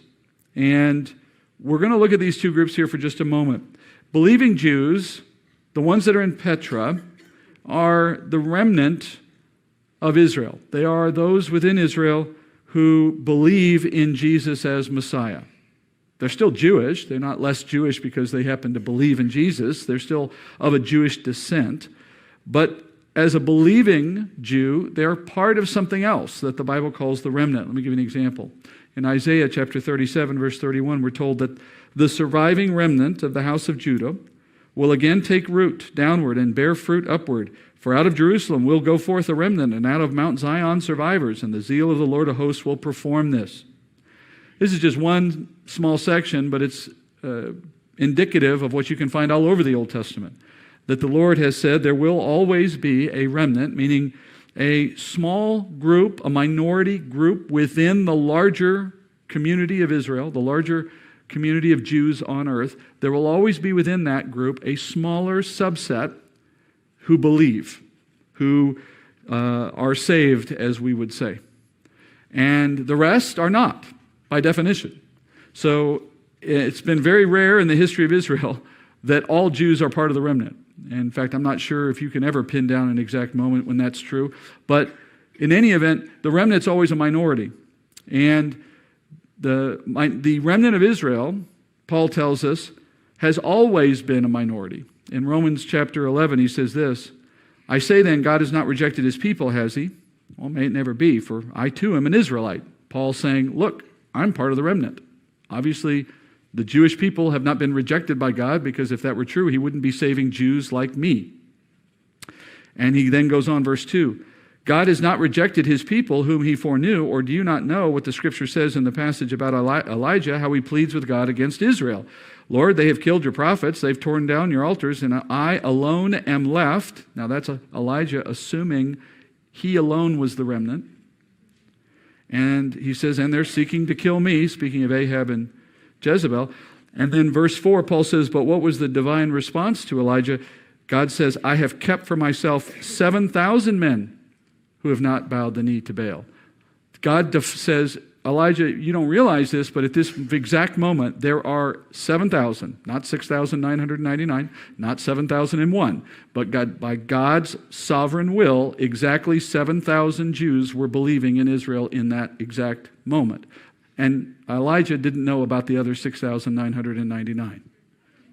And Romans 11:5, Paul says, in that same way then, meaning in the same way that it was true for Elijah, it's true in his day and always will be true, that there has come to be at the present time a remnant according to God's gracious choice. So God has always made sure by his will that there is always someone in Israel who believes in the gospel. And today we would call them part of the church, right? That in Elijah's day, believing Jews were present. In Paul's day, believing Jews, himself included, were present. And today the remnant exists again and will always exist. There is inside the body of Christ today believing Jews who come to faith.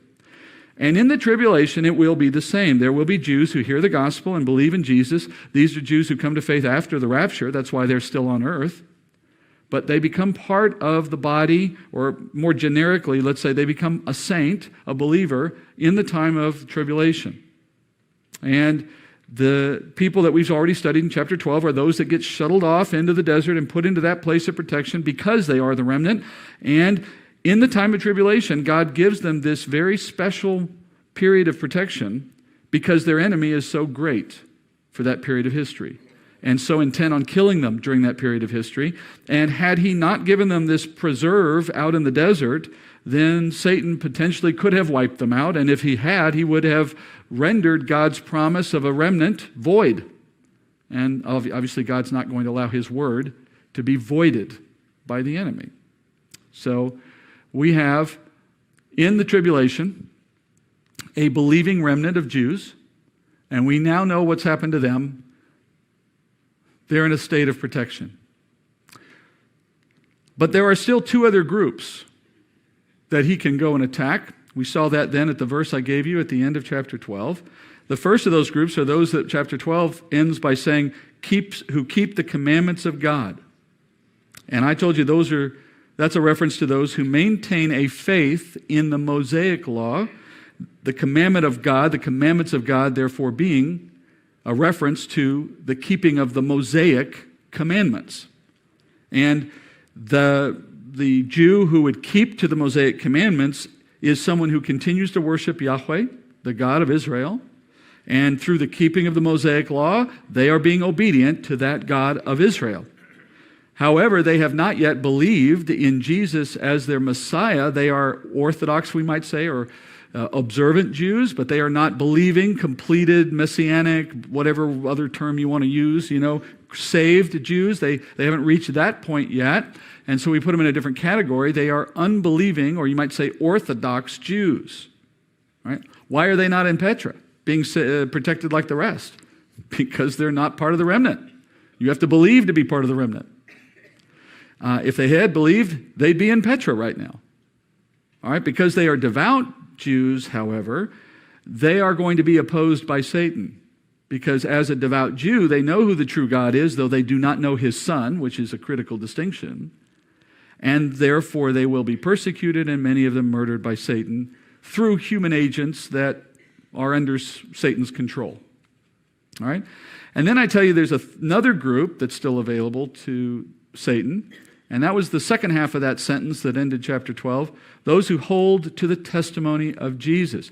I have had some that would suggest, well, aren't those one in the same group? Aren't we just talking about Christians, those who hold to the commandments of God and hold to the testimony of Jesus? Well, it's not typical, common or otherwise in the Bible for the Christian to be described as those who hold to the commandments of God, who keep the commandments of God. Yes, Jesus has commandments that we are to keep, but the Bible always speaks of those as keeping the commandments of our Lord, or keeping Jesus' commandments, not keeping the commandments of God. That may seem like a subtle distinction to you, but it is important because that is the distinction between keeping the Mosaic law and keeping the New Testament law that the believer is under.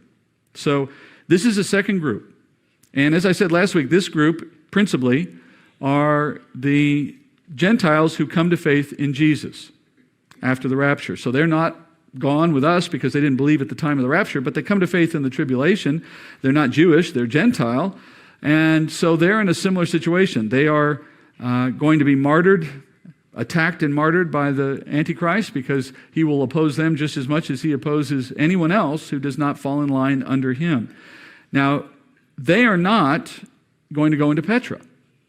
And you would think maybe, well, that seems a bit unfair. Why isn't he protecting those believers? Well, because, simply put, there's no promise from God to preserve a remnant of Gentile believers. Moreover, the plan of God for Christ's return and for the defeat of Satan does not depend on Gentile believers being on earth, like it does depend on Jewish continuation on earth.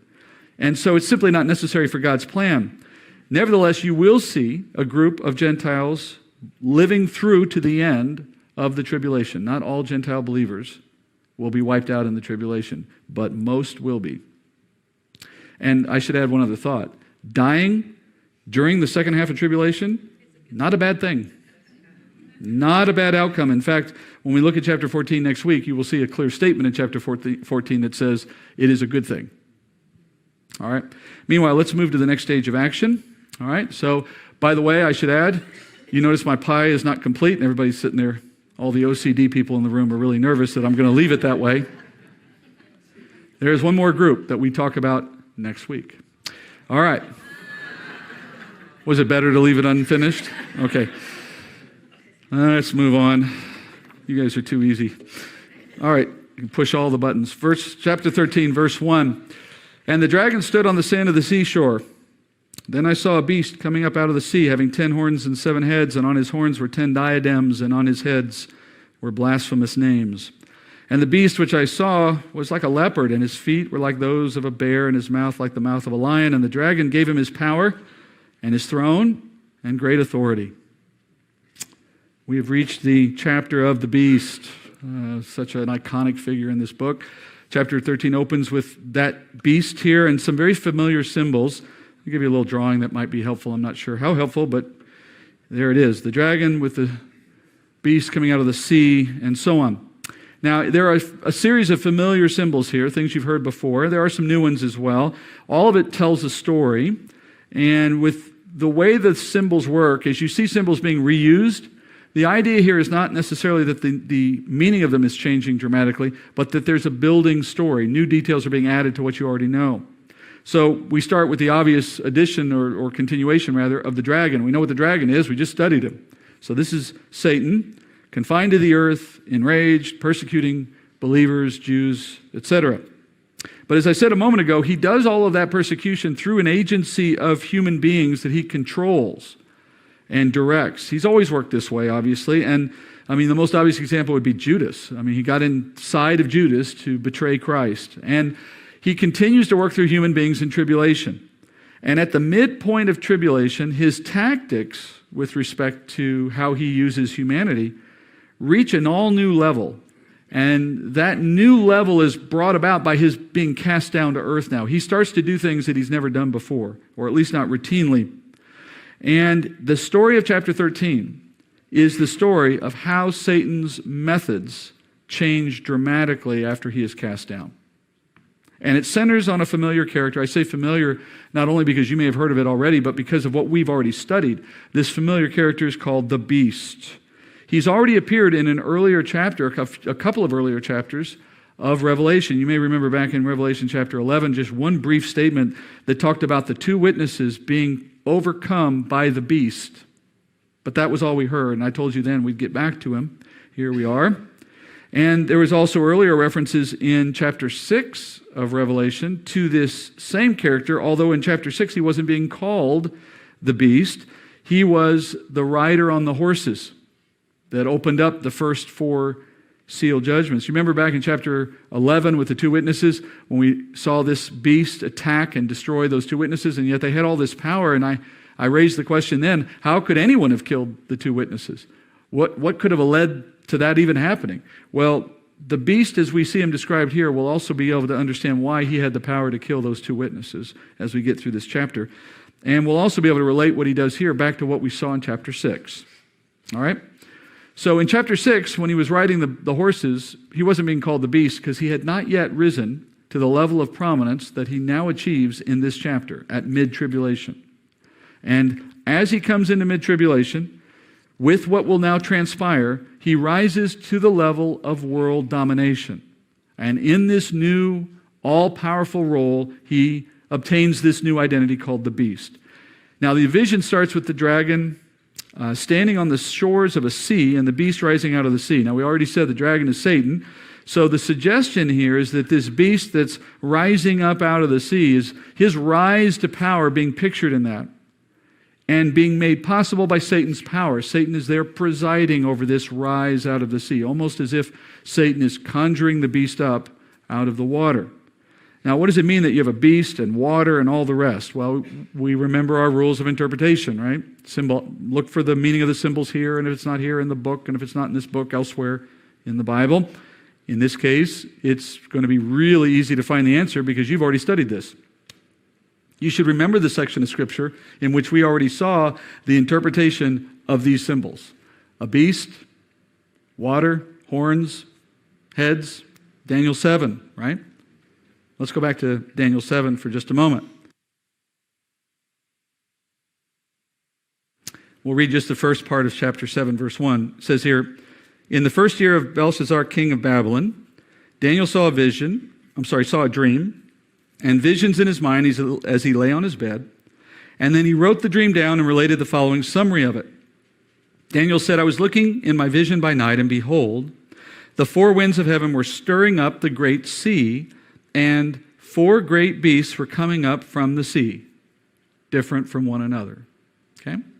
So a beast coming up out of the sea is clearly defined for us in chapter 7 of Daniel. What did it mean back in Daniel chapter 7? What were those beasts?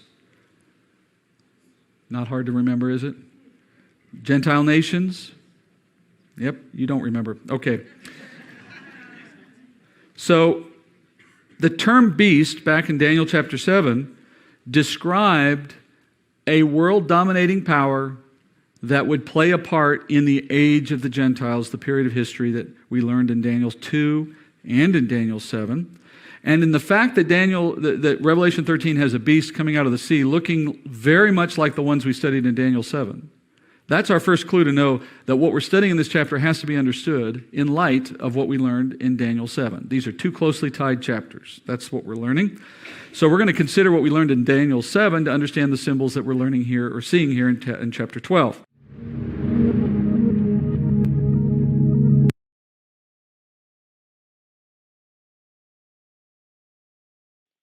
Hello, everybody. I hope you're doing well tonight. Let's see, we were on 43. I'm going to carry on to 44. If anybody needs prayer, please, I can't talk, let me know.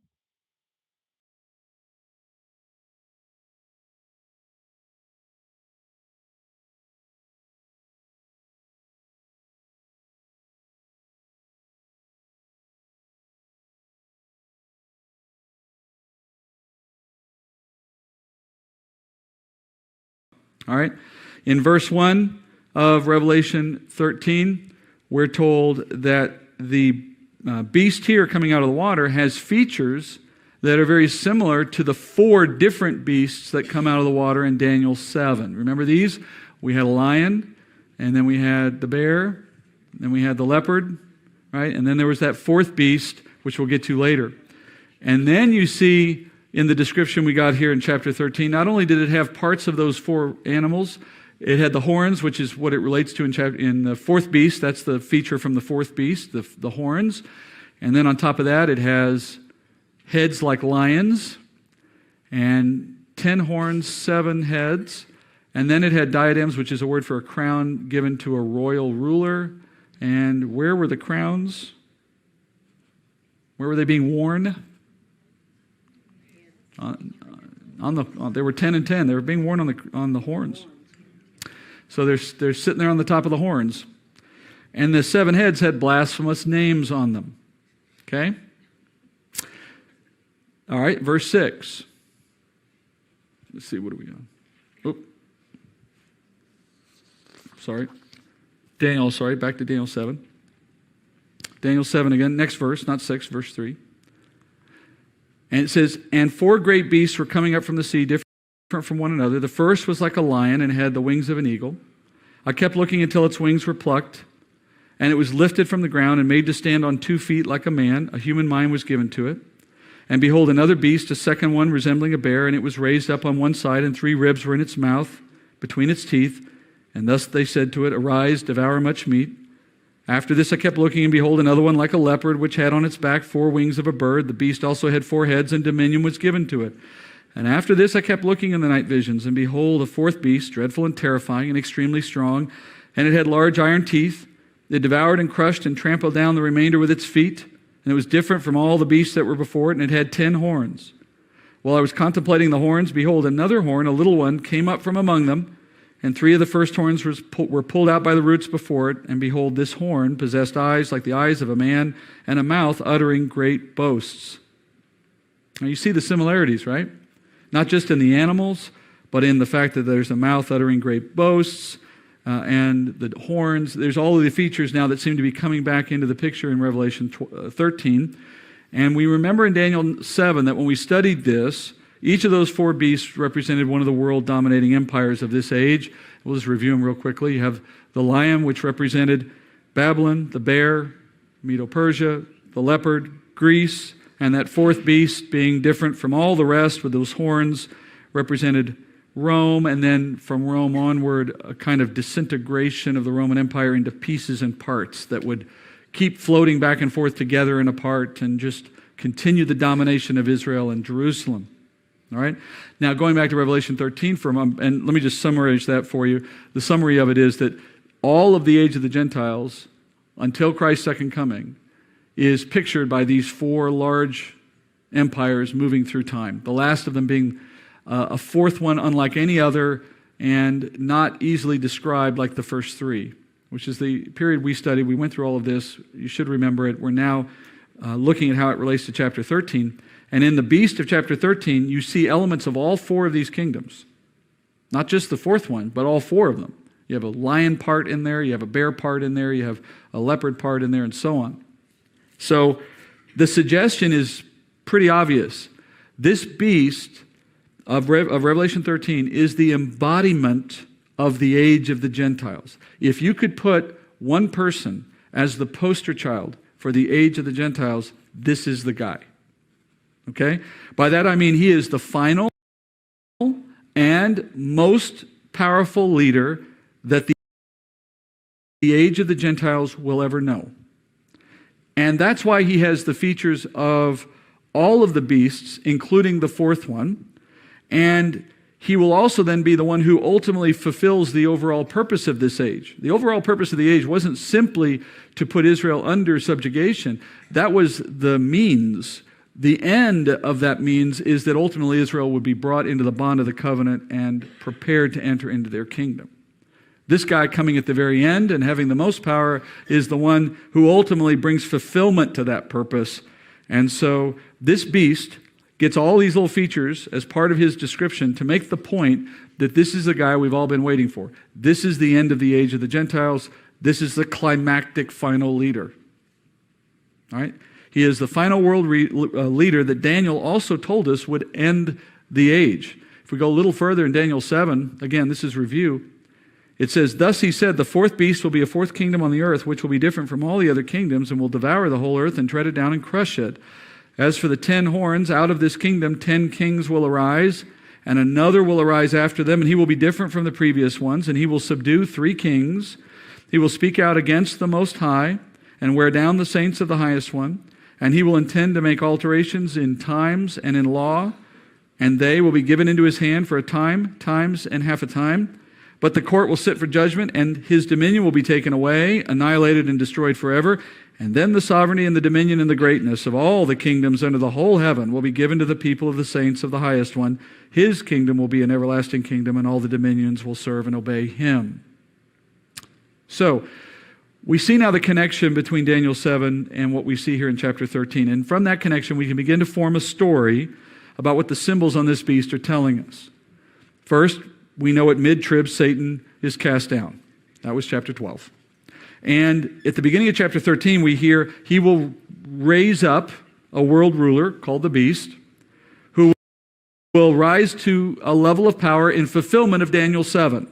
This one who will speak out against the Most High, that he will arise after the first 10, subdue 3 of the 10, and now become the chief ruler of the earth. That's what we learned back in Daniel. This is the guy. And in some sense, this brings Daniel's prophecy full circle, because if you remember back when we looked at Nebuchadnezzar, and we studied this in Daniel 2 and Daniel 7, I told you that Nebuchadnezzar had a very unique role among those early kingdoms. He was the one that had complete power over the whole earth. Remember we looked at that? Kind of odd that he had all that power, and yet he didn't go to the whole earth. And we thought that was an odd thing that God did, speaking to him in both Daniel and in Jeremiah, that he had all the power. Every animal, every bird of the sky was under his dominion. Every inch of the planet was under the power of Nebuchadnezzar, we are told. Even though he didn't go everywhere and conquer it all, if he had wanted to, he could have. That's what God gave him. Why? Especially since he didn't go do it. Well, it was to set him up as a figure or a picture of where the age was actually going to end. In a sense, Nebuchadnezzar becomes a prefiguring of the antichrist. Because when we come to the very end of this period of the age of the Gentiles, to this beast ruler, he will have full world power, and he does express it, and he does take control of it. So in effect, we come full circle, back to the beginning, in the sense that we have one ruler ruling the whole world.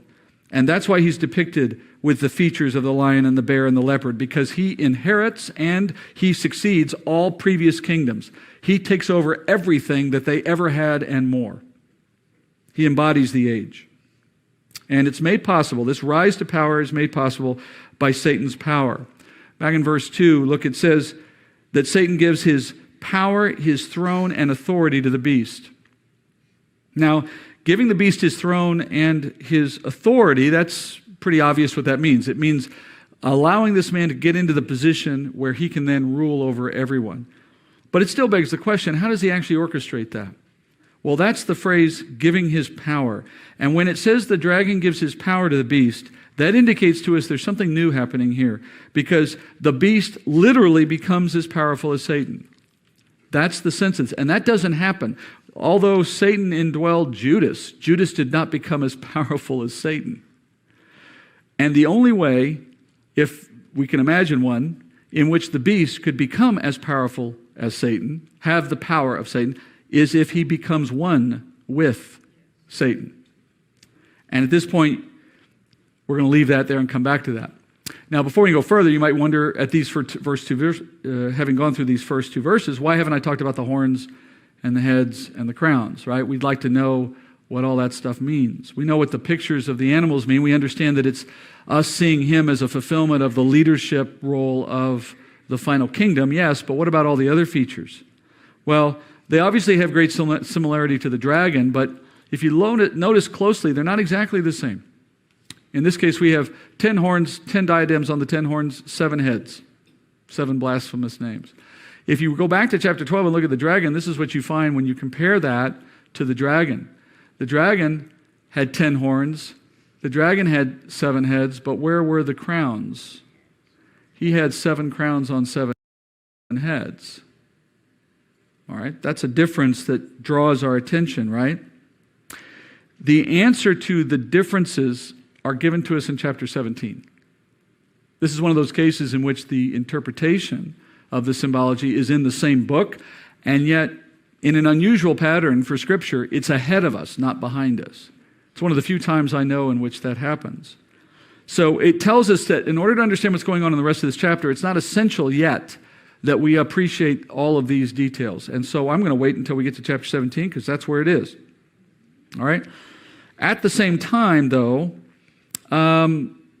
it's a little challenging to go forward to the next verse without at least explaining one thing about these, because the next verse depends a little on understanding one of these features.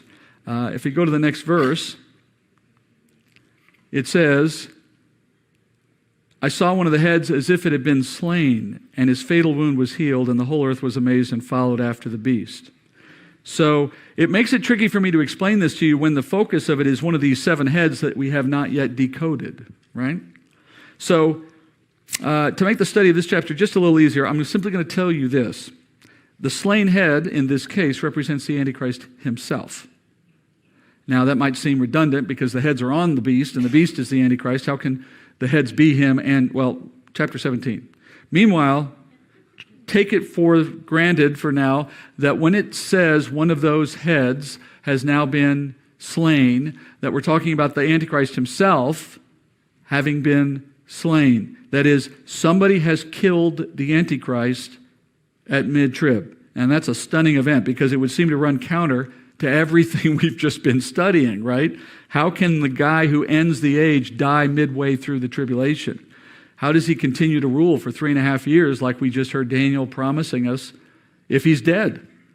Remember during the first half of tribulation, we heard that the Antichrist rises initially as a political leader.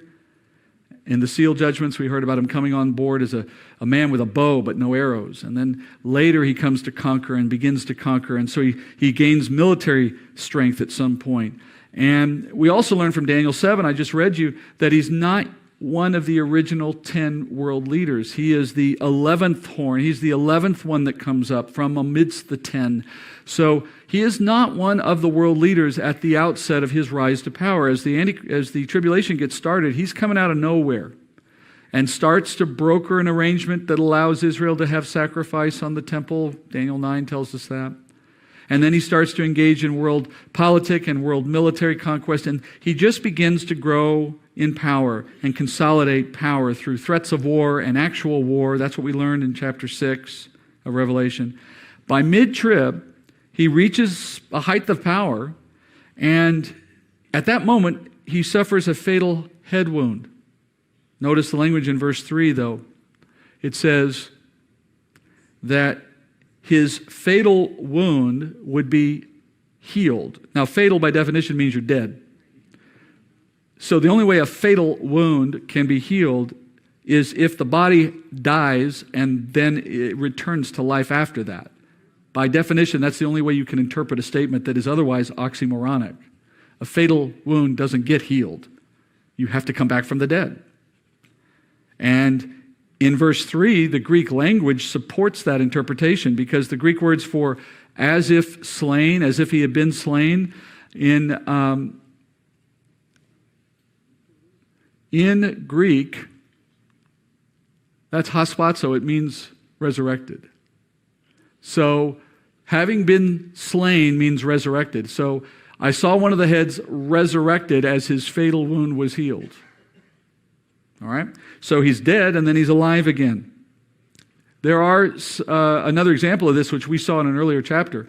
In chapter 5 of Revelation, when Jesus was described in the throne room as a lamb standing as if slain, hatspazo again. It's the same word in Greek, or words. It literally means resurrected, the resurrected lamb. All right? So here you find the same phrase meaning the same thing.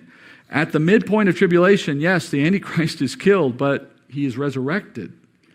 Now, we don't know exactly what kills the Antichrist, but I think we can make an educated guess based on Daniel. Daniel 7 told us that as the Antichrist rises to power at the mid-trib moment, he subdues 3 of the world leaders, and then he becomes king of the world, the other 7 falling in line underneath his power. There's a little intrigue in that, right? Why did he have to take 3 of them out? Why didn't he just say all 10 of them work for me? Well, the suggestion would be 3 of them didn't want to. And so perhaps the 3 of the 10 who see him rise to power get a little worried about where this is going and don't want to see him take charge. They conspire to kill him and they succeed. They think, okay, we've done that. And then next thing they know, he's alive again. And now he decides he's going to return the favor. And so then he removes 3 kings. And now the other 7, after seeing all of that, decide that they'll fall in line. It makes sense, right? Not proof of anything, but it seems to make sense. The biggest question, of course, in all of this is, how did the Antichrist get resurrected? Obviously, that's a supernatural power, and that's not something individuals do to themselves. God has the power to bring a dead body back to life, we know, but in this case, he's not the one doing that work based on what we're studying in this chapter. The Lord is allowing it, certainly, but it's not him doing it. Satan is the one doing it. God permits Satan to indwell the body of the Antichrist to bring that man back to life for the remainder of tribulation. And indwelling the Antichrist means he takes up residence in the man's body. And that's what verse 2 meant when it said he gives his power to the beast. That is, Satan literally puts himself and his power inside this man, bringing the man back to life through that, having been resurrected. Now that beast is even more powerful than he ever was before. He's still a man in the physical sense, but with Satan's power inside him, he's much more than a man. And through this union, Satan now makes this man the object of the world's attention and worship. Notice how the world reacts to this stunning development. They worship the dragon because he gave his authority to the beast, and they worship the beast, saying, "Who is like the beast, and who is able to wage war with him?" So the resurrection of the Antichrist at mid-trib, it leads the world to say, who could be like this beast? Who could even wage war? That is, who could oppose him? And as a result, the world begins to worship the beast, as you might expect. And notice also, and by the way, there's a little irony here. Jesus said that unless a man or woman should believe the word of God concerning him, they will not believe even if they should see a man rise from the dead, which is proven in the fact that after he did rise from the dead, it did not result in worldwide belief, right? Point being that true faith cannot come even by signs and wonders, but false faith comes by signs and wonders only. So the object of their faith being a false god, they can engender in their own heart false worship for a false god, and they will do so for false signs and wonders. But true faith is the product of God himself, and only God can produce it. And he, having the power to do that, only produces it, obviously, in those that he brings the Holy Spirit to, and the gospel then influences their heart to believe. So Jesus was saying, if you don't believe in the word of God, you will not receive the gospel no matter how many things happen in your vision. But the opposite is true for the world. They can't believe without the word of God, but they can believe anything based on what Satan does for the sake of their eyes. So the world begins to worship the beast, and as a result, they're also worshiping the dragon. Do you notice that? How do they see the dragon? How would they even know who the dragon is? I mean, Satan is not a visible player on earth. Well, because they're worshiping the God behind the actor. They see the man resurrected, and just as you and I would, if we were to see Jesus resurrected, we're worshiping the Father of the Son who is being resurrected. So Satan, now being confined to the earth, this earth is now his domain, and he has taken up residence in the body of the Antichrist. And in that sense, Satan has assumed a physical form on earth in the form of the Antichrist. And so the Antichrist and this so-called God that gives him his power have become the objects of the world's devotion and worship. Paul told us this would happen.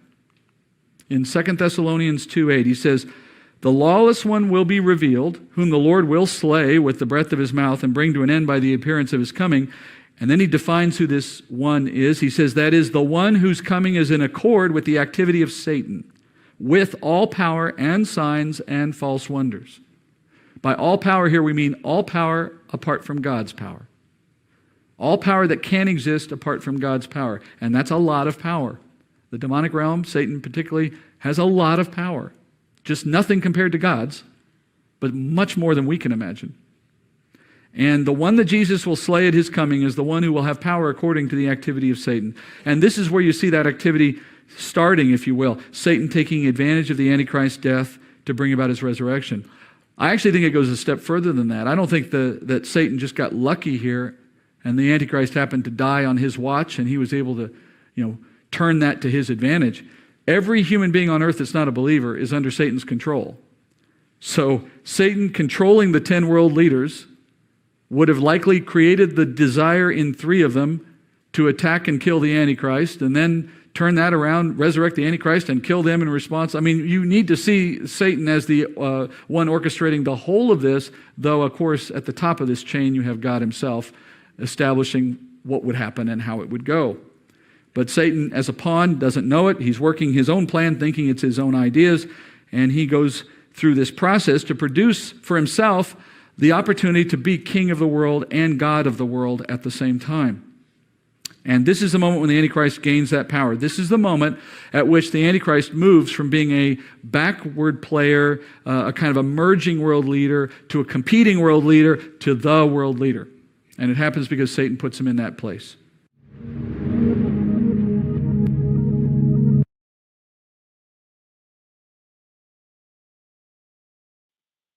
Seems like that one was shorter. Okay, so that was 44. I'm going to go on to 45.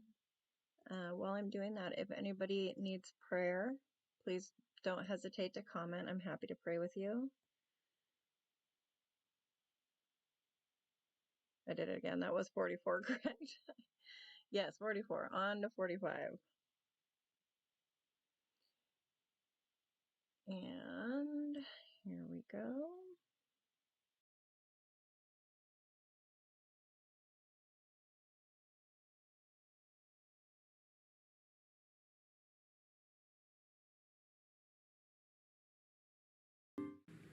Now you find the reason why this man is called the antichrist. He is not just the one who claims to be, he's not just an antichrist because he's against Christ. He's also the antichrist because now he has the spirit of the antichrist in him. Remember who the spirit of the antichrist is according to John? It's Satan. And anyone who denies Christ is doing so on the basis of the spirit of the antichrist. But even beyond that, he is also an antichrist because he is a counterfeit Christ at this point. That is also confirmed by Paul. Paul says in 2 Thessalonians again, chapter 2 again, verse 3, he says, "Let no one in any way deceive you, for it," meaning the tribulation, "will not come unless the apostasy comes first and the man of lawlessness is revealed, the son of destruction." And then he tells us more about this guy again. He says, "Who opposes and exalts himself above every so-called God or object of worship, so that he takes his seat in the temple of God, displaying himself as being God." So Paul says the Antichrist, part of what he does is he claims to be God. And he takes a seat in that newly built Jewish temple, claiming to be the Christ, the Messiah. That's the only reason you would sit there, by the way. He's not claiming to be Buddha. He's not claiming to be Muhammad. He doesn't sit in the seat of Jewish religious authority except to say, "I'm the Jewish God." So he's claiming a certain God. And it makes sense, of course, because there is only one true God, so Satan knows who he's counterfeiting. And he knows who the false ones are, not to bother counterfeiting. So he's counterfeiting the one that would otherwise be known as Messiah or Christ. And Daniel told us this would happen. Daniel 11:36. "Then the king," speaking of the Antichrist, "will do as he pleases, and will exalt and magnify himself above every god, and speak monstrous things against the God of gods, and he will prosper until the indignation is finished, for that which is decreed will be done. He will show no regard for the gods of his fathers or for the desire of women, nor will he show regard for any other god, for he will magnify himself above them all. But instead, he will honor a God of fortresses, a God whom his fathers did not know. He will honor him with gold, silver, costly stones, and treasures. He will take action against the strongest of fortresses with the help of a foreign god. He will give great honor to those who acknowledge him and will cause them to rule over the many and will parcel out land for a price." I'll give you one guess who that foreign God is that is giving him all that power. Right? We just learned who it is. So he will claim to be Messiah, not in the strict sense that he's trying to mimic the Messiah of the Bible, but so much as to simply replace any thought of any other Messiah with who he is. All right? In Daniel 9, we learned that his rise to power includes ending the sacrifice that's being done by the Jewish people in their temple. Remember? Daniel 9, when we hear about this man, it says that he will make a firm covenant with the many for 1 week. That's Revelation 6. That's the Antichrist coming onto the scene and establishing his base of power by brokering an agreement that no one to that point had been able to do, which was to allow Israel to gain access again to their Temple Mount and sacrifice again. What a miracle that will seem, that somebody had the power to make that happen. And it will launch him onto the world scene and start his rise to power. And then it says, but in the middle of the week, all right, 3.5 years, he will put a stop to sacrifice and grain offering. So he reneges on the deal. How does he put a stop to it? Well, we just found out. On the wing of abominations, one who will come one who makes desolate, even until a complete destruction, one that is decreed is poured out on the one who makes desolate. So in other words, he stops sacrifice and grain offering by putting his own rear end in the seat, the mercy seat, going into the Holy of Holies, declaring himself to be God, desecrating the temple, an abomination, it says, a wing of abomination. So once he steps in and does that, he's desecrated the temple. It stops being used by the Jews, and more than that, he starts persecuting the Jews and sends them away. So This is the mid-trib moment when he gains the power. And now we're learning that when that moment happens, it's not just a man doing it, it's Satan himself doing it. So he becomes God of the earth, taking his seat in the temple, as Paul said, displaying himself to be God, creating an abomination in the temple. This is also the same moment that Jesus was speaking about in Matthew 24 when he warned the Jews to flee to the mountains when they see this event happen. We studied this a couple weeks ago. Matthew 24:15, when you see the abomination of desolation, which was spoken of through Daniel the prophet, standing in the holy place, let the reader understand, then those who are in Judea must flee the mountains. Now, there's more to this verse we're going to come back to in a minute, but I just want to tie this together. We're seeing all of these things line up now. At mid-trib, the temple gets desecrated by a man who claims to be God because now he has Satan indwelling him, and Satan is determined to make earth his home because he has nowhere else to go. And in this power grab, he's going to start persecuting anyone who can try to stop his plan, knowing his time is short. And for those who are in Jerusalem at the time, get out of Dodge. Get out of town. He's after you. In Isaiah 28, the prophet tells Israel, you know, that agreement you walked into with the antichrist at the start of tribulation is going to turn around and bite you later. Isaiah 28:14, he says, therefore, hear the word of the Lord, O scoffers, who rule this people who are in Jerusalem, because you have said, we have made a covenant with death. Who's death? Satan, right? We've made a covenant with death, and with Sheol we have made a pact. The overwhelming scourge will not reach us when it passes by, for we have made falsehood our refuge. We have concealed ourselves with deception. Your covenant with death will be canceled, and your pact with Sheol will not stand. When the overwhelming scourge passes through, then you become its trampling place. All right? So he warns them, you can't make a deal with the devil and expect it to stand.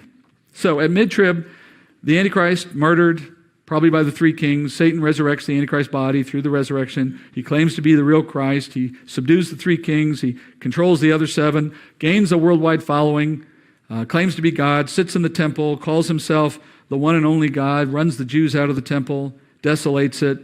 And now you see some of this fitting into what we studied in 11 and 12. He kills the two witnesses because now he has the power of Satan to do that. That's how he's able to conquer the two witnesses. God allows it, but the point is it's at that moment he finally has the power to do it. And then in chapter 12, we looked at his pursuit into the wilderness for the woman in the desert. We can imagine now that it was part of what he was doing in controlling the Antichrist, that he took an army or that he took some other kind of means of going after them and tried to attack them. And he couldn't no longer do it after they were in their fortress, and so he's turned away. Okay? So, all of those details are further confirmed in what we see next in chapter 13. It says, there was given to him, the beast, a mouth speaking arrogant words and blasphemies, and authority to act for 42 months was given to him. And he opened his mouth in blasphemies against God, to blaspheme his name and his tabernacle, that is, those who dwell in heaven. It was also given to him to make war with the saints and to overcome them, and authority over every tribe and people and tongue and nation was given to him. All who dwell on the earth will worship him. Everyone whose name has not been written from the foundation of the world in the book of life of the Lamb who has been slain. If anyone has an ear, let him hear. If anyone is destined for captivity, to captivity he goes. If anyone kills with the sword he must be killed. Here is the perseverance and the faith of the saints. So, in that opening section, verse 5, we get that telltale indication we're at the mid-trib moment again. You see that? And then, in this case, it's expressed as 42 months. I'll give you one guess how long that is. 3.5 years. And as Daniel has already told us in what we read, once the Antichrist rises to power, he starts to speak these arrogant, blasphemous things for the whole of the 42 months. Paul told us he would do the same thing. And the effect is to just wear down, in other words, to denigrate God and anything associated with God, and to put himself in its place. All right? And the effect of the resurrection of the Antichrist and his claims to be God are immediate and profound on the entire earth. The whole world now is set against anyone who would deny the truth of his claims. Remember at the end of chapter 12, we learned that Satan went off to make war with, I said, the unbelieving Jews and the Gentile Christians. Now you see how that war will be prosecuted. Satan will use the Antichrist as his agent to lead those attacks, but it doesn't require that the Antichrist do it all himself. He has the whole world on his side. Everyone thinks he's God. And as such, he directs them to hunt down and kill anyone who will not worship him as God. Now consider what the world thinks of him at this point. He's the guy that killed the two witnesses, and they likely associate all of the earlier judgments that have taken place with those guys for the reasons I gave you back in chapter 11. So there have been no new judgments on the earth during this time. God has sort of put a pause button on all of the destruction. So the world is calm, relatively speaking, for the first time in 3.5 years. You've got a guy who looks like the God and the Savior they've been waiting for. He's killed the two guys who seem to be causing all the trouble. And he's now declaring, Pax Romana in a new form. And he's saying, at this point, it's either worship me or you're against me. And the world is so thrilled with this guy and what he's achieved for them in a short period of time, they're ready to do his bidding. They're rabidly going out to kill anyone who would oppose him. And we're told in this section that the war that they wage against those who are against the Antichrist is successful, largely successful, because the Antichrist has been given authority over all the people of the earth. So what makes the second half of tribulation so terrible, apart from the very end, which we know will be the final judgments? But what about the rest of the 3.5 years? Why are the 3.5 years so bad if God himself is not pouring down hail and brimstone all the time, fire and brimstone? Well, because Satan himself is doing it for him. But it's against only those who oppose him. So in the first half of tribulation, God appears to be sending all the destruction against the unbeliever. He sealed those who are his. And as I told you earlier, I believe Israel is largely preserved from these judgments, according to what he mentioned with the wine and the oil being preserved, a reference to Israel. So in the first half of tribulation, bad guys getting judgment, good guys not. Second half of tribulation, bad guys not getting judgment, not yet. Good guys under persecution. So it's a flip. And those who come to know Jesus, the text says, will not accept the Antichrist as their God for obvious reasons, right? And therefore they will not worship him for obvious reasons. And not worshiping the Antichrist will be hard to hide. And as a result, he will overcome the saints. He will make martyrs of believers who refuse to obey. The rest of the world will fall in line and worship the beast as their God. And if you notice in verse 8, it says, everyone on the earth who was not recorded in the Lamb's book of life from the foundations of the earth will worship the beast. That is, those who are recorded in the Lamb's book, those the elect of God, those who are saved by grace, they will refuse to worship because they believe in Jesus and they know the difference. But consider what that verse is indicating. If someone begins to worship the beast at this point, they will never be saved. Look at the wording again. If they worship the beast, they cannot be saved because it says that all who dwell on the earth will worship him if they're not in the book of the Lamb. And so those in the book of the Lamb are the saved. So by definition, at this point, at mid-trib, we stop evangelism. There's no new faith, no new believers as far as the world goes, with one exception which we cover later. But for the most part, that's the rule. At this point, the whole world will worship him, unless they're already in the Lamb's book of life, in which case that means they're going to believe, they're believing. So it's suddenly now at mid-trib, this defining moment, a division of all humanity. It's not just the division of the 7 years, it's the division of all humanity into two groups. And there's always only been two groups. It just becomes really clear now that there are only two groups. Because there's only one religion on the earth that you can choose, and if you don't choose it, you're killed.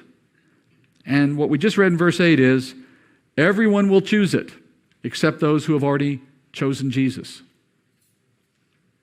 So, from this point onward, everyone who worships the beast is unsavable, and those who refuse to worship the beast are largely martyred. There is no third option, because there's no hiding, there's no avoiding the fate. It's worship the beast and live, but be condemned in the end, or worship Jesus and die, but have eternal life. John sums up this truth in verse 9. He says, if anyone has a ear to hear the truth, that is, let him hear, let him believe. I believe that's a call to those who live in that period of history. As they pick up this book in the middle of tribulation and they read these words and they see the pattern of what they're reading fitting the pattern of what they're watching in their world, it'll be the final call to those on earth to understand, believe now or else. And we'll study this issue next week because chapter 14 is all about this issue. And then in verse 10, It says in a sobering statement, if a saint is destined to be taken into captivity, that's where he or she will go. This is a strong statement of God's sovereignty. That is, if God has appointed you to go into captivity, you're going into captivity. It's not going to be any other way. There's no resisting the power of the Antichrist. I don't know if you read the books on the Left Behind series, but it's a fictionalized novel about these times, and I'm not saying it's altogether correct or not, but one of the things that it did not do a good job of portraying was the sovereignty of God, because it gave the impression that there's this armed rebellion or whatever out there that can kind of resist in the shadows. Chapter 13, verse 10 says that's not true. There's not going to be any rebel resistance. There's going to be submission at every level. And so there'll be no resisting. This ruler is one that God has permitted to have absolute control for 3.5 years, and nothing the saints will do will impede his rule. So John says, this then is the perseverance of the saints. And you can translate that, this is the patience, this is the endurance of the saints, which is to say, you need to read this and accept it. That's your perseverance. Your patience is to accept your lot, that you have found yourself in the great tribulation. Been nice if you had believed before a rapture, but here you are. You believed at least. That's the key. And now whatever comes next, comes next. And you notice it says, if anyone kills with the sword he will be killed. You're not going to go out fighting your way out of this. You're just going to hasten your own death. That's not the way a saint responds to the work of God. We don't fight back with sword. So not in the sense of when God's appointed an outcome, you can't change it through that kind of mechanism. That's the point. So you will be a martyr when God chooses for you to be a martyr. Later in Revelation, as I said, we'll hear that it's a good thing when God chooses you to be the martyr in this period of history. All right, we got a few more things and then we're done. Look at chapter 13. Let me just give you a quick recap then of what we just studied, and then we'll move into the last bit here. Chapter 13 says that we have the Antichrist resurrected, and then one more piece. We have one more character. Verse 11, then I saw another beast coming up out of the earth. He had 2 horns like a lamb, and he spoke as a dragon. He exercises all the authority of the first beast in his presence. And he makes the earth and those who dwell in it worship the first beast, whose fatal wound was healed. He performs great signs, so that he even makes fire come down out of heaven to the earth in the presence of men. And he deceives those who dwell on the earth because of the signs which it was given to him to perform in the presence of the beast, telling those who dwell on the earth to make an image to the beast who had the wound of the sword and had come to life. All right? This beast has, we're not going to put any pictures because it's very simple. He's pictured as a lamb and a dragon mixed together. Dragon, Satan. Not hard to picture. We understand that already.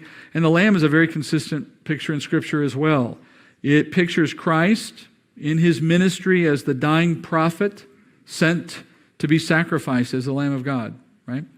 So we know this isn't Jesus. So how do we put these two together? Well, he has the mouth of a dragon, so that would suggest he speaks for Satan. He's the mouthpiece of Satan. And he is in the form of a lamb, which might suggest he is like a prophet. That is, he is a God. He is a prophet that the Antichrist God, Satan, has raised up to be his spokesman. And you might commonly hear people refer to this guy as the second beast. This second beast as the false prophet. Have you ever heard that term, the false prophet? It's not mentioned here yet, but it's the title given to the second beast. John says in verse 12, he will exercise or bear the authority of the Antichrist in the Antichrist's presence. That's a really interesting phrase. It means he can only do power, supernatural things, when he's in the presence of the Antichrist. What you're learning here is that Satan raises up a second man, someone you have not heard of before, not in Daniel, not elsewhere in this book even. First time we hear about him is here. And he works hand in hand with the Antichrist to further the deception and prompt the world's worship of Satan. And he calls upon the world to worship the beast, that is, to worship the Antichrist. And he has the power to reinforce that message by calling fire down from heaven, doing some very dramatic supernatural things. But he can only do those supernatural things when he's in the presence of the Antichrist. If the Antichrist goes off somewhere for a day, the false prophet has no power while he's gone. And that's such an interesting detail because it reminds you that Satan is not God. He's not omniscient nor omnipresent, which means he can only be in one place at one time. He's a created being. Satan is not everywhere at once. He can only be one place. And guess where that one place is for the remainder of tribulation? In the body of the Antichrist. So now he's bound to a physical object. That physical object leaves the room, Satan's left the room. And when Satan leaves the room, he doesn't know what's going on in the room. And when the false prophet back in the room is saying, I want to call fire down from heaven, his buddy Satan outside isn't paying attention and he isn't making the trick happen. So he can only do the magical wonders when he's in the presence of the Antichrist because he needs Satan to do it. It really shows you the boundary of what Satan has. A lot of power, but just not omniscient, not omnipresent. So it's limited by time and space. So verse 14, we hear this false prophet commands that an image of the resurrected Antichrist be constructed. And this is a classic counterfeiting maneuver of the enemy. Since the dawn of mankind, he has used icons and statues and relics and other physical forms of representing God as an attempt to trap mankind in idolatry. And many churches today, they display icons of a resurrected Christ or other false figurines of other depictions of icons or whomever. And they do all of this in contrast to God's forbidding of these things in the Ten Commandments, first of all. And it's an indication of Satan's work at lessening our appreciation for who God really is by focusing our worship on the physical, on the creation, rather than on the Creator. And he will do this again in the time of tribulation. The image he will cause everyone to worship will be an image of the Antichrist.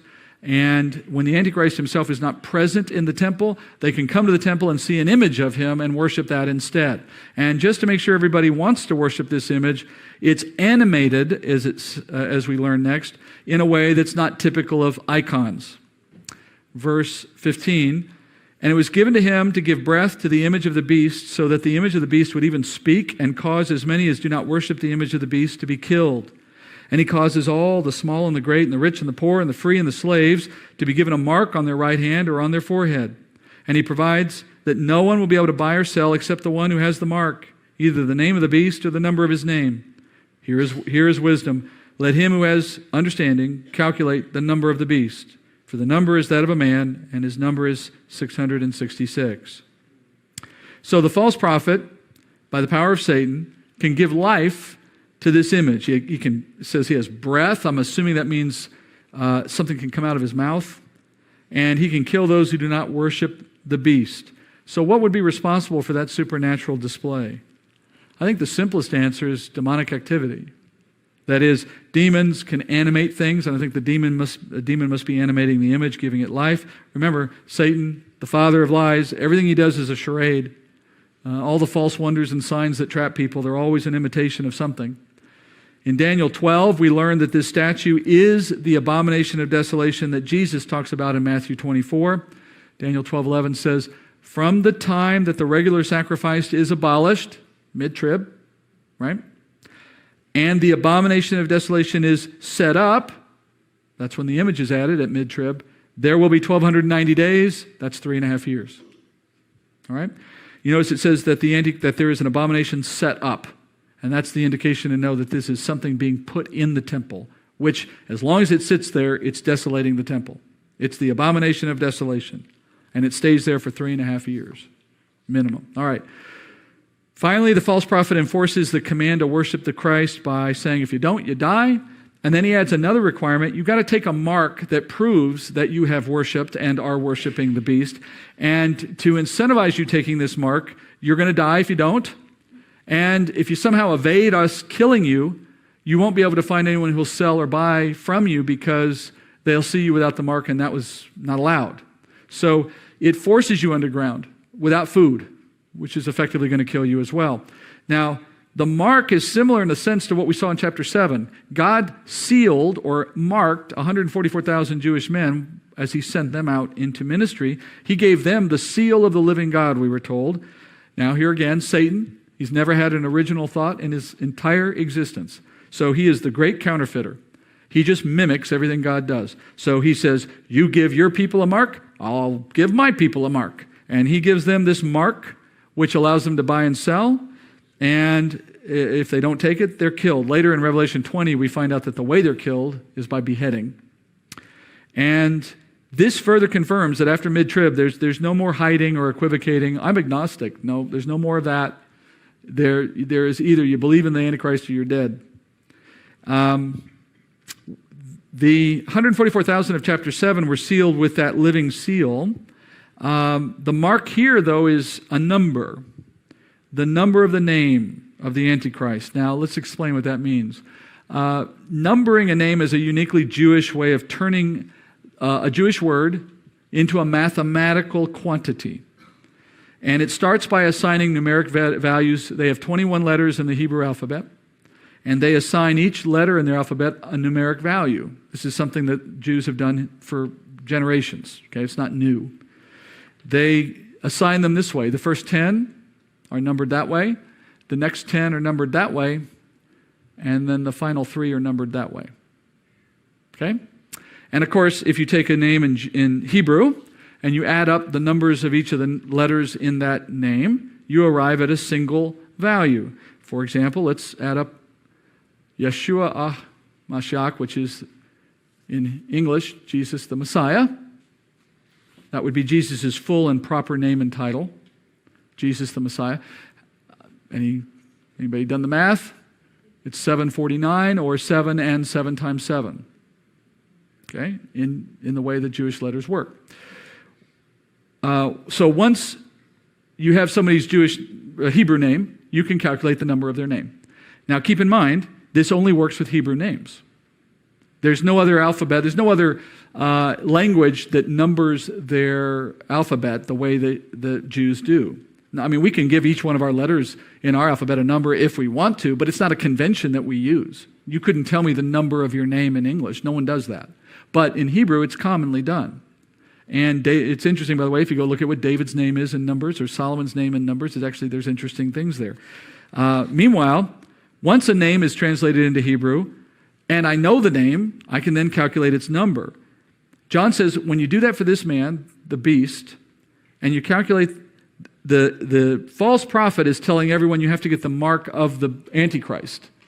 And when you look at the mark of the Antichrist, it's the number of his name, it says, which adds up to 666. Now, the number 6 in the Bible is, the beast's name will be 666. The number of the 6 in the Bible is the number of fallen or sinful man. And in Hebrew, if you want to make something more, you double it. And if you want to say that something is the most, you triple it. So 666 would be the most sin, or the most sinful man, which of course is exactly who this guy is, because he's indwelled by no less than Satan. He's the most sinful man who's ever lived, by that definition. So he is 666. Now, only the world that is alive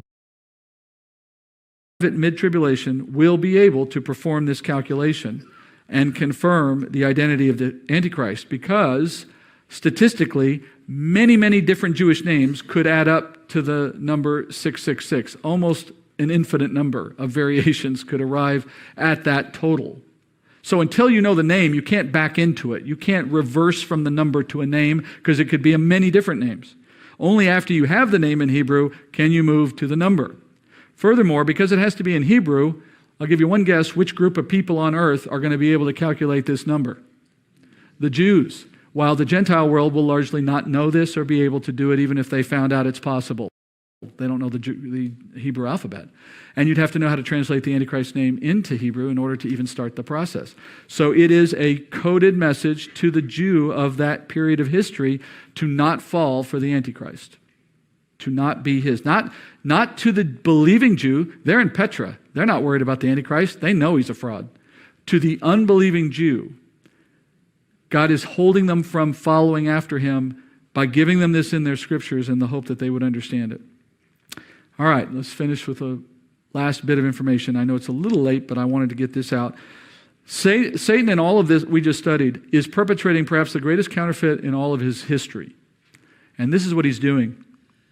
First, we have a dragon, Satan, acting as God of the world, the unseen power behind everything. He raises up a beast, the Antichrist, who then becomes the focus of the world's worship. He causes death of that man and a resurrection of that man, and in doing so, he convinces the world that he is the Messiah of the world. And then he raises up a second man to display supernatural wonders and create signs and otherwise, and leads the world in worship of the antichrist. Moreover, this false prophet also gives a mark to all those who worship that antichrist. Do you see a pattern there? Let me compare it to something else you know well, and you'll see it clearly if you don't already. You have the Father, who is the invisible God above all, and Christ, his Son, who he put to death and then raised up after the third day, and now all worship is to be directed to the Son. And then we have the Holy Spirit, whose role is to lead the world in worship of Jesus, and he marks believers by indwelling us. So Satan has created a false trinity with the express purpose of mirroring the real one, because he doesn't have an original thought in his head. Everything he does is an imitation. Everything he does is a lie. And by definition, a lie is not original. A lie is the truth changed. A lie is a distortion of something that exists. So the Holy Spirit is being imitated by the false prophet, Christ imitated by the Antichrist, and the invisible Father behind it all is who's orchestrating this is Satan himself. Satan has always wanted to be God, and he's constructing a little world for himself in which he has that for a time. So at mid-trib, back to this again, and we're done. The world now faces the prospect of choosing between the false trinity or the real one, and everyone has to make a choice one way or another. So we now have at chapter 13 the Antichrist resurrected and the false prophet and the image set up, and of course the persecution that follows. One more mid-trib chapter before we get to the one that takes us out, and that last one, chapter 14, deals with the consequence of all of this activity for the believers on earth. What is this going to start doing for those on earth? How does the world change in those last 3.5 years?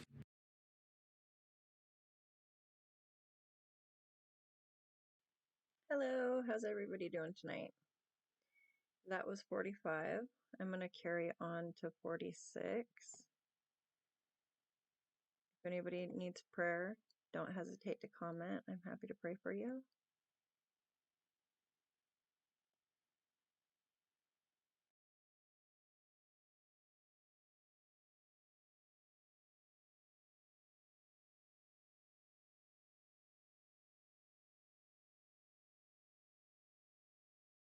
Amen. All right, friends, we are nearing the end of the mid-tribulation period. You may be thinking that's something you're thankful for. We've been in this for a while now. But as we do, I want to take a moment to stitch some things together. I think it's hard at some point when you've heard a lot of teaching to keep it all straight, right? Charts, slides, and the like, they help. So let's start with one we ended with last week, and this one we're going to work with here for just a moment. I use this chart simply to illustrate the major topics that we've been looking at in the mid-trib period and which chapters they come out of. And in the last couple of weeks, 3 weeks or so, we've been in 11 and 12 and 13, and in these chapters we've seen a variety of things. And we're about to see more tonight with the final chapter of mid-trib. But before we look at the final chapter and put it on top there, the capstone, let's go back into these first three, and I want to explore them with you in a little more detail. So the trigger for all of the mid-tribulation events that we've studied in these chapters, I would argue, has been Satan's casting down from heaven. That, in other words, what was the first thing that happened to move us from the first half of tribulation into the events of mid-trib? And I would argue it's when Satan was cast down.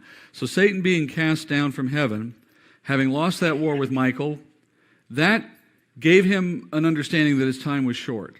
And from there, I think he was a catalyst for everything else that followed. So Satan loses the war with Michael. He's bound to the earth at that point. And so his first response is to start lashing out. So he attacks the saints. He attacks the Jewish people. And of course, that requires then that the Lord take the remnant of Israel and put them in Batra. And that causes Satan to redirect. And from there, he seeks a new strategy. And he begins to orchestrate the death and the resurrection of one man, the Antichrist. He has him killed by those three kings in Jerusalem, and then he just as quickly resurrects him so that he can now indwell him and put him to work in the plan that he has to rule the world. After the resurrection of the Antichrist, the world is stunned. They celebrate him as a savior.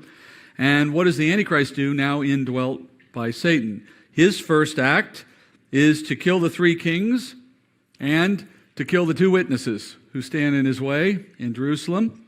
And then he walks into the temple and he declares himself to be God and that there is now no one else to be worshipped. Eventually he must leave the city. He completes his conquest of the world over a period of time, and begins to persecute the saints. Now, before he goes from the city of Jerusalem, Satan raises up a second man who will be a false prophet. And when he's in the presence of the antichrist, because he has to be in the presence of Satan to have his power, he possesses great power. And he tells the world to worship the antichrist. And he sets up an image of the antichrist in the temple so that when the antichrist eventually does leave Jerusalem, as he will here shortly, there's still something left behind for everyone to focus their worship on. And then he institutes a new religious order for the world that says you have to take a mark of the beast. If you don't, you can't buy and sell. And if you refuse the mark, then you're executed. All right, so that's what we just studied in a nutshell. And it all lays out, I think, in a bit of cause and effect when you put it in that sequence. And of course, I might be wrong on any one of those little details, but in terms of the order of things or the relative timing of things, but they all happen. We've studied that. And I think you can see the cause and effect in most cases. All of that happens in a relatively brief period of time. Whether it's a few days, a few weeks at most, it's not a very long time. It's centered on the midpoint of tribulation, as we've been watching. But obviously, in some cases, it takes more than a moment for these things to play out. Now, at this stage, we have one more chapter within the book of Revelation that is tied to the mid-trib. Now, I've been telling you all along that each of these chapters we know is part of mid-trib because they have that one marker somewhere in them that says it's either 3.5 years or it's in either time times half a time, 42 months, 1,260 days, etc. Well, chapter 14 breaks that pattern. I wish it hadn't because it would make my teaching sound so much smarter, but it's a mid-trib chapter. You understand that from what it says, but it doesn't have a time marker in it, except indirectly. It makes a comment or two that references Daniel, and Daniel makes the time marker. So I'm still putting it in mid-trib because I believe that's where it goes. And then 15, as we leave, will complete this segue out of the main events and put us back into the judgments. All right, so let's set the scene for chapter 14. I want to do that with a brief transition out of the events of 13 last week. Remember last week, you have the false prophet now requiring all humanity to worship the Antichrist, to take a mark on their bodies. If they do not worship the image or take the mark, then they're going to be killed, and they can't buy or sell in the meantime. So the false prophet's requirements put all of humanity between a rock and a hard place. That is, on the one hand, refuse the mark and die. And on the other hand, take the mark, but then you're forever excluded from the possibility of receiving salvation. So that's the dilemma now. That's the dichotomy. So back at the end of chapter 13, verse 8, we read that all who dwell on the earth will worship him, the Antichrist, everyone whose name has not been written from the foundation of the world in the book of life of the Lamb who has been slain. So everyone in the world, beginning at mid-trib, has to make a public declaration for or against the Antichrist. And to make a declaration for or against is simply to take the mark or not. There is no room for undecideds. There are no more agnostics. You pick one. The world is going to be polarized into just these camps.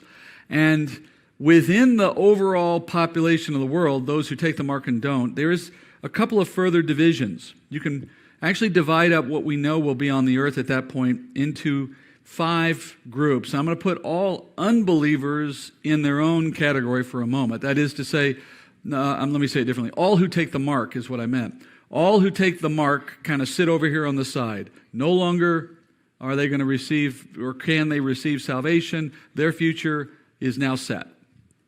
But of those who have not taken the mark, there are 4 groups. We looked at this a little bit last week.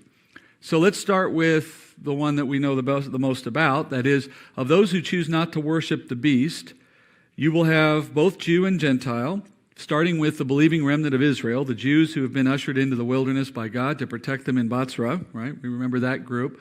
So they're under protection. And then you have, secondly, a believing remnant of Gentiles, not a believing remnant, but believing Gentiles. Believing Gentiles are not in Bozrah. They're not being protected. They're not the woman who flees in the desert. And so as a result, they're going to experience persecution. Most of them are going to be martyred. There will be some left at the very end of tribulation who survive. We'll see that later.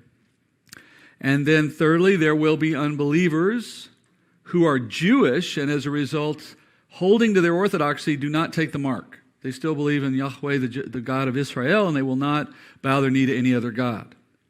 They too will be persecuted, and many of them will die, but as well, some of them will survive until the very end of tribulation. But there is one more distinct group. I mentioned this last week. And this fourth group never takes the mark of the beast, so they too will be persecuted. But unlike the earlier two groups I mentioned, believing Gentiles and actually all three groups, unlike all three of these, none of this fourth group will live to the end of tribulation. In fact, none of them live past mid-trib. And that fourth group are the 144,000 Jews of Revelation chapter 7. They all die by mid-trib. And we see that in our study tonight. Chapter 14, verse 1. Then I looked, and behold, the Lamb was standing on Mount Zion, and with him 144,000, having his name and the name of his Father written on their foreheads. All right, we're going to stop there. That's the opening scene, and that gets us started with a conversation about these 144,000. John's vision transitions out of what he had been seeing earlier in chapter 13 to that now of the Lamb standing on Mount Zion. Now, we know from earlier chapters in Revelation what the Lamb of God is, and even if you hadn't read the book of Revelation, you would know the answer to that question. We saw Jesus earlier described this way. So we know this is Jesus, and now we're told he's standing on Mount Zion. Now, today in Jerusalem, there is a mount called Mount Zion. It is directly south of Mount Moriah, which is the mount we commonly call the Temple Mount. So the Temple Mount and Mount Moriah, they're part of the same little rise or range of hills in Jerusalem, but they're different peaks. Mount Zion is just the southerly peak, slightly lower in altitude or in height than Mount Moriah, which is slightly higher and to the north. And Mount Moriah is where Herod built the temple. Mount Zion sits slightly south. Now, in Herod's day, Mount Zion was actually a part of the Temple Mount. After that was destroyed and then later was rebuilt by the Ottomans didn't extend the southern wall as far south as Herod had. So they actually made a smaller enclosure to the north. So today, when you're in Jerusalem, you see the southern end of the wall cut between Mount Moriah and Mount Zion, rather than encompassing both of them as it was originally the case with Herod. So today, as you stare over at the Mount Zion, you see there's a Catholic church on top and some other buildings, and it's just like that today. That's Mount Zion. So if you hear John saying that he sees Jesus on Mount Zion, well, at first you might wonder, does that mean he's now come back to earth and he's standing in Jerusalem? But there are problems with that view, beginning with what we see here in the rest of this chapter. Now think about this. The last time you saw the Lamb standing anywhere, it was in chapter 8 when he was still in the throne room of God breaking the seventh seal. Now at that time, we know he was in heaven. That was part of the same scene that began in chapter 4. And then if you fast forward from here, the next time you see Jesus being described as taking part in any action at all, he's in heaven, in the throne room still, preparing to return to the earth in chapter 19. So logically, if before this scene he's in heaven, and after this scene he's in heaven and hasn't returned for his second coming yet at that point, well, it makes no sense to assume that somewhere in the middle he just slips out the window and goes down to earth for a little while, on the side. No, this is not Jesus returning to earth. It would be an interruption of the scene, and it would actually be contradictory to what chapter 19 tells us about his second coming. So logically, we would expect the Lamb to have remained in heaven this whole time. So what is it that it means? What do we take from the text then when it says that he's standing on Mount Zion at mid-trib? Not at the end where we expect to see him, but still in the middle of the 7 years. Well, before we answer that question, just take another look at what the scene shows you. You have 144,000 there standing with Jesus, having the name of the Father written on their foreheads. Now, that group is also equally obvious. It's the ones that we saw mentioned back in chapter 7, where they were sealed on their forehead with this name and commissioned by God to be evangelists. They went out as a result of that, and they brought an uncountable multitude to faith back in chapter 7, which we now understand was the work of these men for the first 3.5 years of the time of tribulation. Now, since that chapter, we haven't heard anything about these guys. We know the effect of their work, but they haven't been mentioned. Now you get into the mid-trib chapters, chapter 14, and here you see them again. Now they're standing with Jesus on Mount Zion. Back to the question then, are we to say that Jesus and these 144,000 are standing on the literal Mount Zion that we're looking at on that photo? No, because if that were so, it would mean that they're on earth with Jesus standing on earth, and as such, it would defy the timeline of Daniel, which says that the rock doesn't come to destroy the statue and set up the kingdom until the end. And when he comes, he puts an end to all other kingdoms. Well, if he's standing on Mount Zion, then the Antichrist wouldn't be alive. But it's quite the contrary. The Antichrist is just getting going. So this cannot be a scene on earth. Where is it then? Well, if we just move a little further in the text, it becomes pretty clear. Verse 2. And I heard a voice from heaven like the sound of many waters and like the sound of loud thunder. And the voice which I heard was like the sound of harpists playing on their harps. And they sang a new song before the throne and before the four living creatures and the elders. And no one could learn the song except the 144,000 who had been purchased from the earth. These are the ones who had not been defiled with women, for they have kept themselves chaste. These are the ones who follow the Lamb wherever he goes. They have been purchased from among men as firstfruits to God and to the Lamb. And no lie was found in their mouth. They are blameless. All right, so as John sees Jesus and the 144,000, in that same scene, he hears a voice from the throne room, a voice that's not really a voice. It's like a loud thundering sound. In fact, he says it also sounds like a bunch of harpists playing. I think if a bunch of harpists playing sounds like thunder, they're not doing it right. But whatever. He comes from the throne, which would indicate this is the voice of God. So John says the 144,000 then begin singing before the throne of God in response to this voice of God coming from the center of the throne. And they are singing before the throne of God, before the creatures of the throne, before the elders. And they are the only ones singing because they're the only ones who know this song. It's something unique for them. So look, if you got 144,000 men singing a song, and they're the only ones singing, and it's before the throne room of God, it's not hard to understand where they are right now. They're in the throne room of God, which makes sense because that's where the Lamb has been this whole time as well. And they're with him. So then we just flip the question around. Well, we know they're in heaven, but why did he say Mount Zion then? Well, because Mount Zion is a common term in the Bible for the kingdom of Israel in glory. It's a general way. Zionism or Zionists are people who are trying to bring about a Jewish kingdom on earth, to bring to fruition or fulfillment the promises that say one day Israel will be the chief nation and rule above all other nations. Now, many Zionists are trying to do it in purely human terms, in a political sense. And as such, they're hated by those who oppose an ascendant Israel, like Arabs, for one thing. But in biblical terms, it's a reference to the kingdom, when Jesus sets up a kingdom. And that's not a political issue, that's a spiritual issue. It will come, and no one on earth will stop it when the day comes. But in the meantime, as we await Mount Zion's arrival on earth in that sense, then what does Mount Zion mean today? In other words, what is its current form? Well, the New Testament says there is a Mount Zion in heaven. And we see that in Hebrews 12:22, for example, and as well in Romans, let me back up, and again in Romans 11. The writer of Hebrews says, "But you have come to Mount Zion and to the city of the living God, the heavenly Jerusalem, and to myriads of angels." That is to say, you can imagine that what is in heaven now will eventually be revealed on earth. That is, the glory of God in the temple will be a glory of God in his temple in the kingdom. And Jesus standing by the throne will be Jesus on earth. And the glory of saints resurrected and living sinlessly forever, as it will be at first in heaven, will make its way to earth in the kingdom. And Paul says Jesus comes from that very place when he comes to return to earth. Romans 11:6. So all Israel will be saved, just as is written, the deliverer will come not to Zion, from Zion, and he will remove ungodliness from Jacob. So you need to put Zion, the word Zion, in a context, however you hear it. Today, if it's said in simple terms, I'm going to go meet you at Mount Zion, it's the hill, all right? If someone says, I am a Zionist, they're saying, I want to create a politically ascendant Israel that rules its neighbors.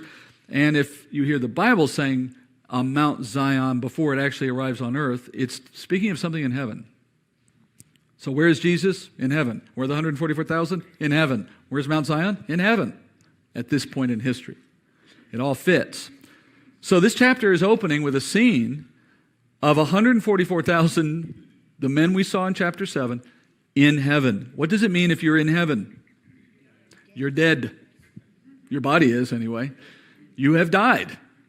And they are said to be dead because we saw in the text they have been purchased from the earth, and purchased in this context. That is, when you're speaking about someone having died and you call it being purchased from the earth, you're talking about someone who's been redeemed by the blood of Christ, purchased, redeemed, and in that sense they're in heaven because the redemption of Jesus put them in heaven, as in instead of hell.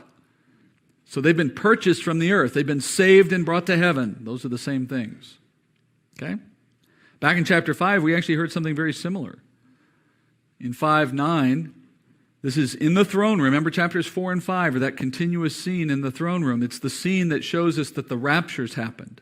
It lies between the times that are, the church, and the start of the judgments in chapter 6. In between those two, you see that two-chapter scene of Jesus and the Father and the Spirit in the heavenly throne room. And in that moment, there was a song sung before the throne by the elders, and verse 9 says, "And they sang a new song, saying, Worthy are you to take the book and to break its seals, for you were slain, and you purchased for God with your blood men from every tribe, tongue, nation, people and nation." Same idea, that Jesus has brought to himself in heaven these people.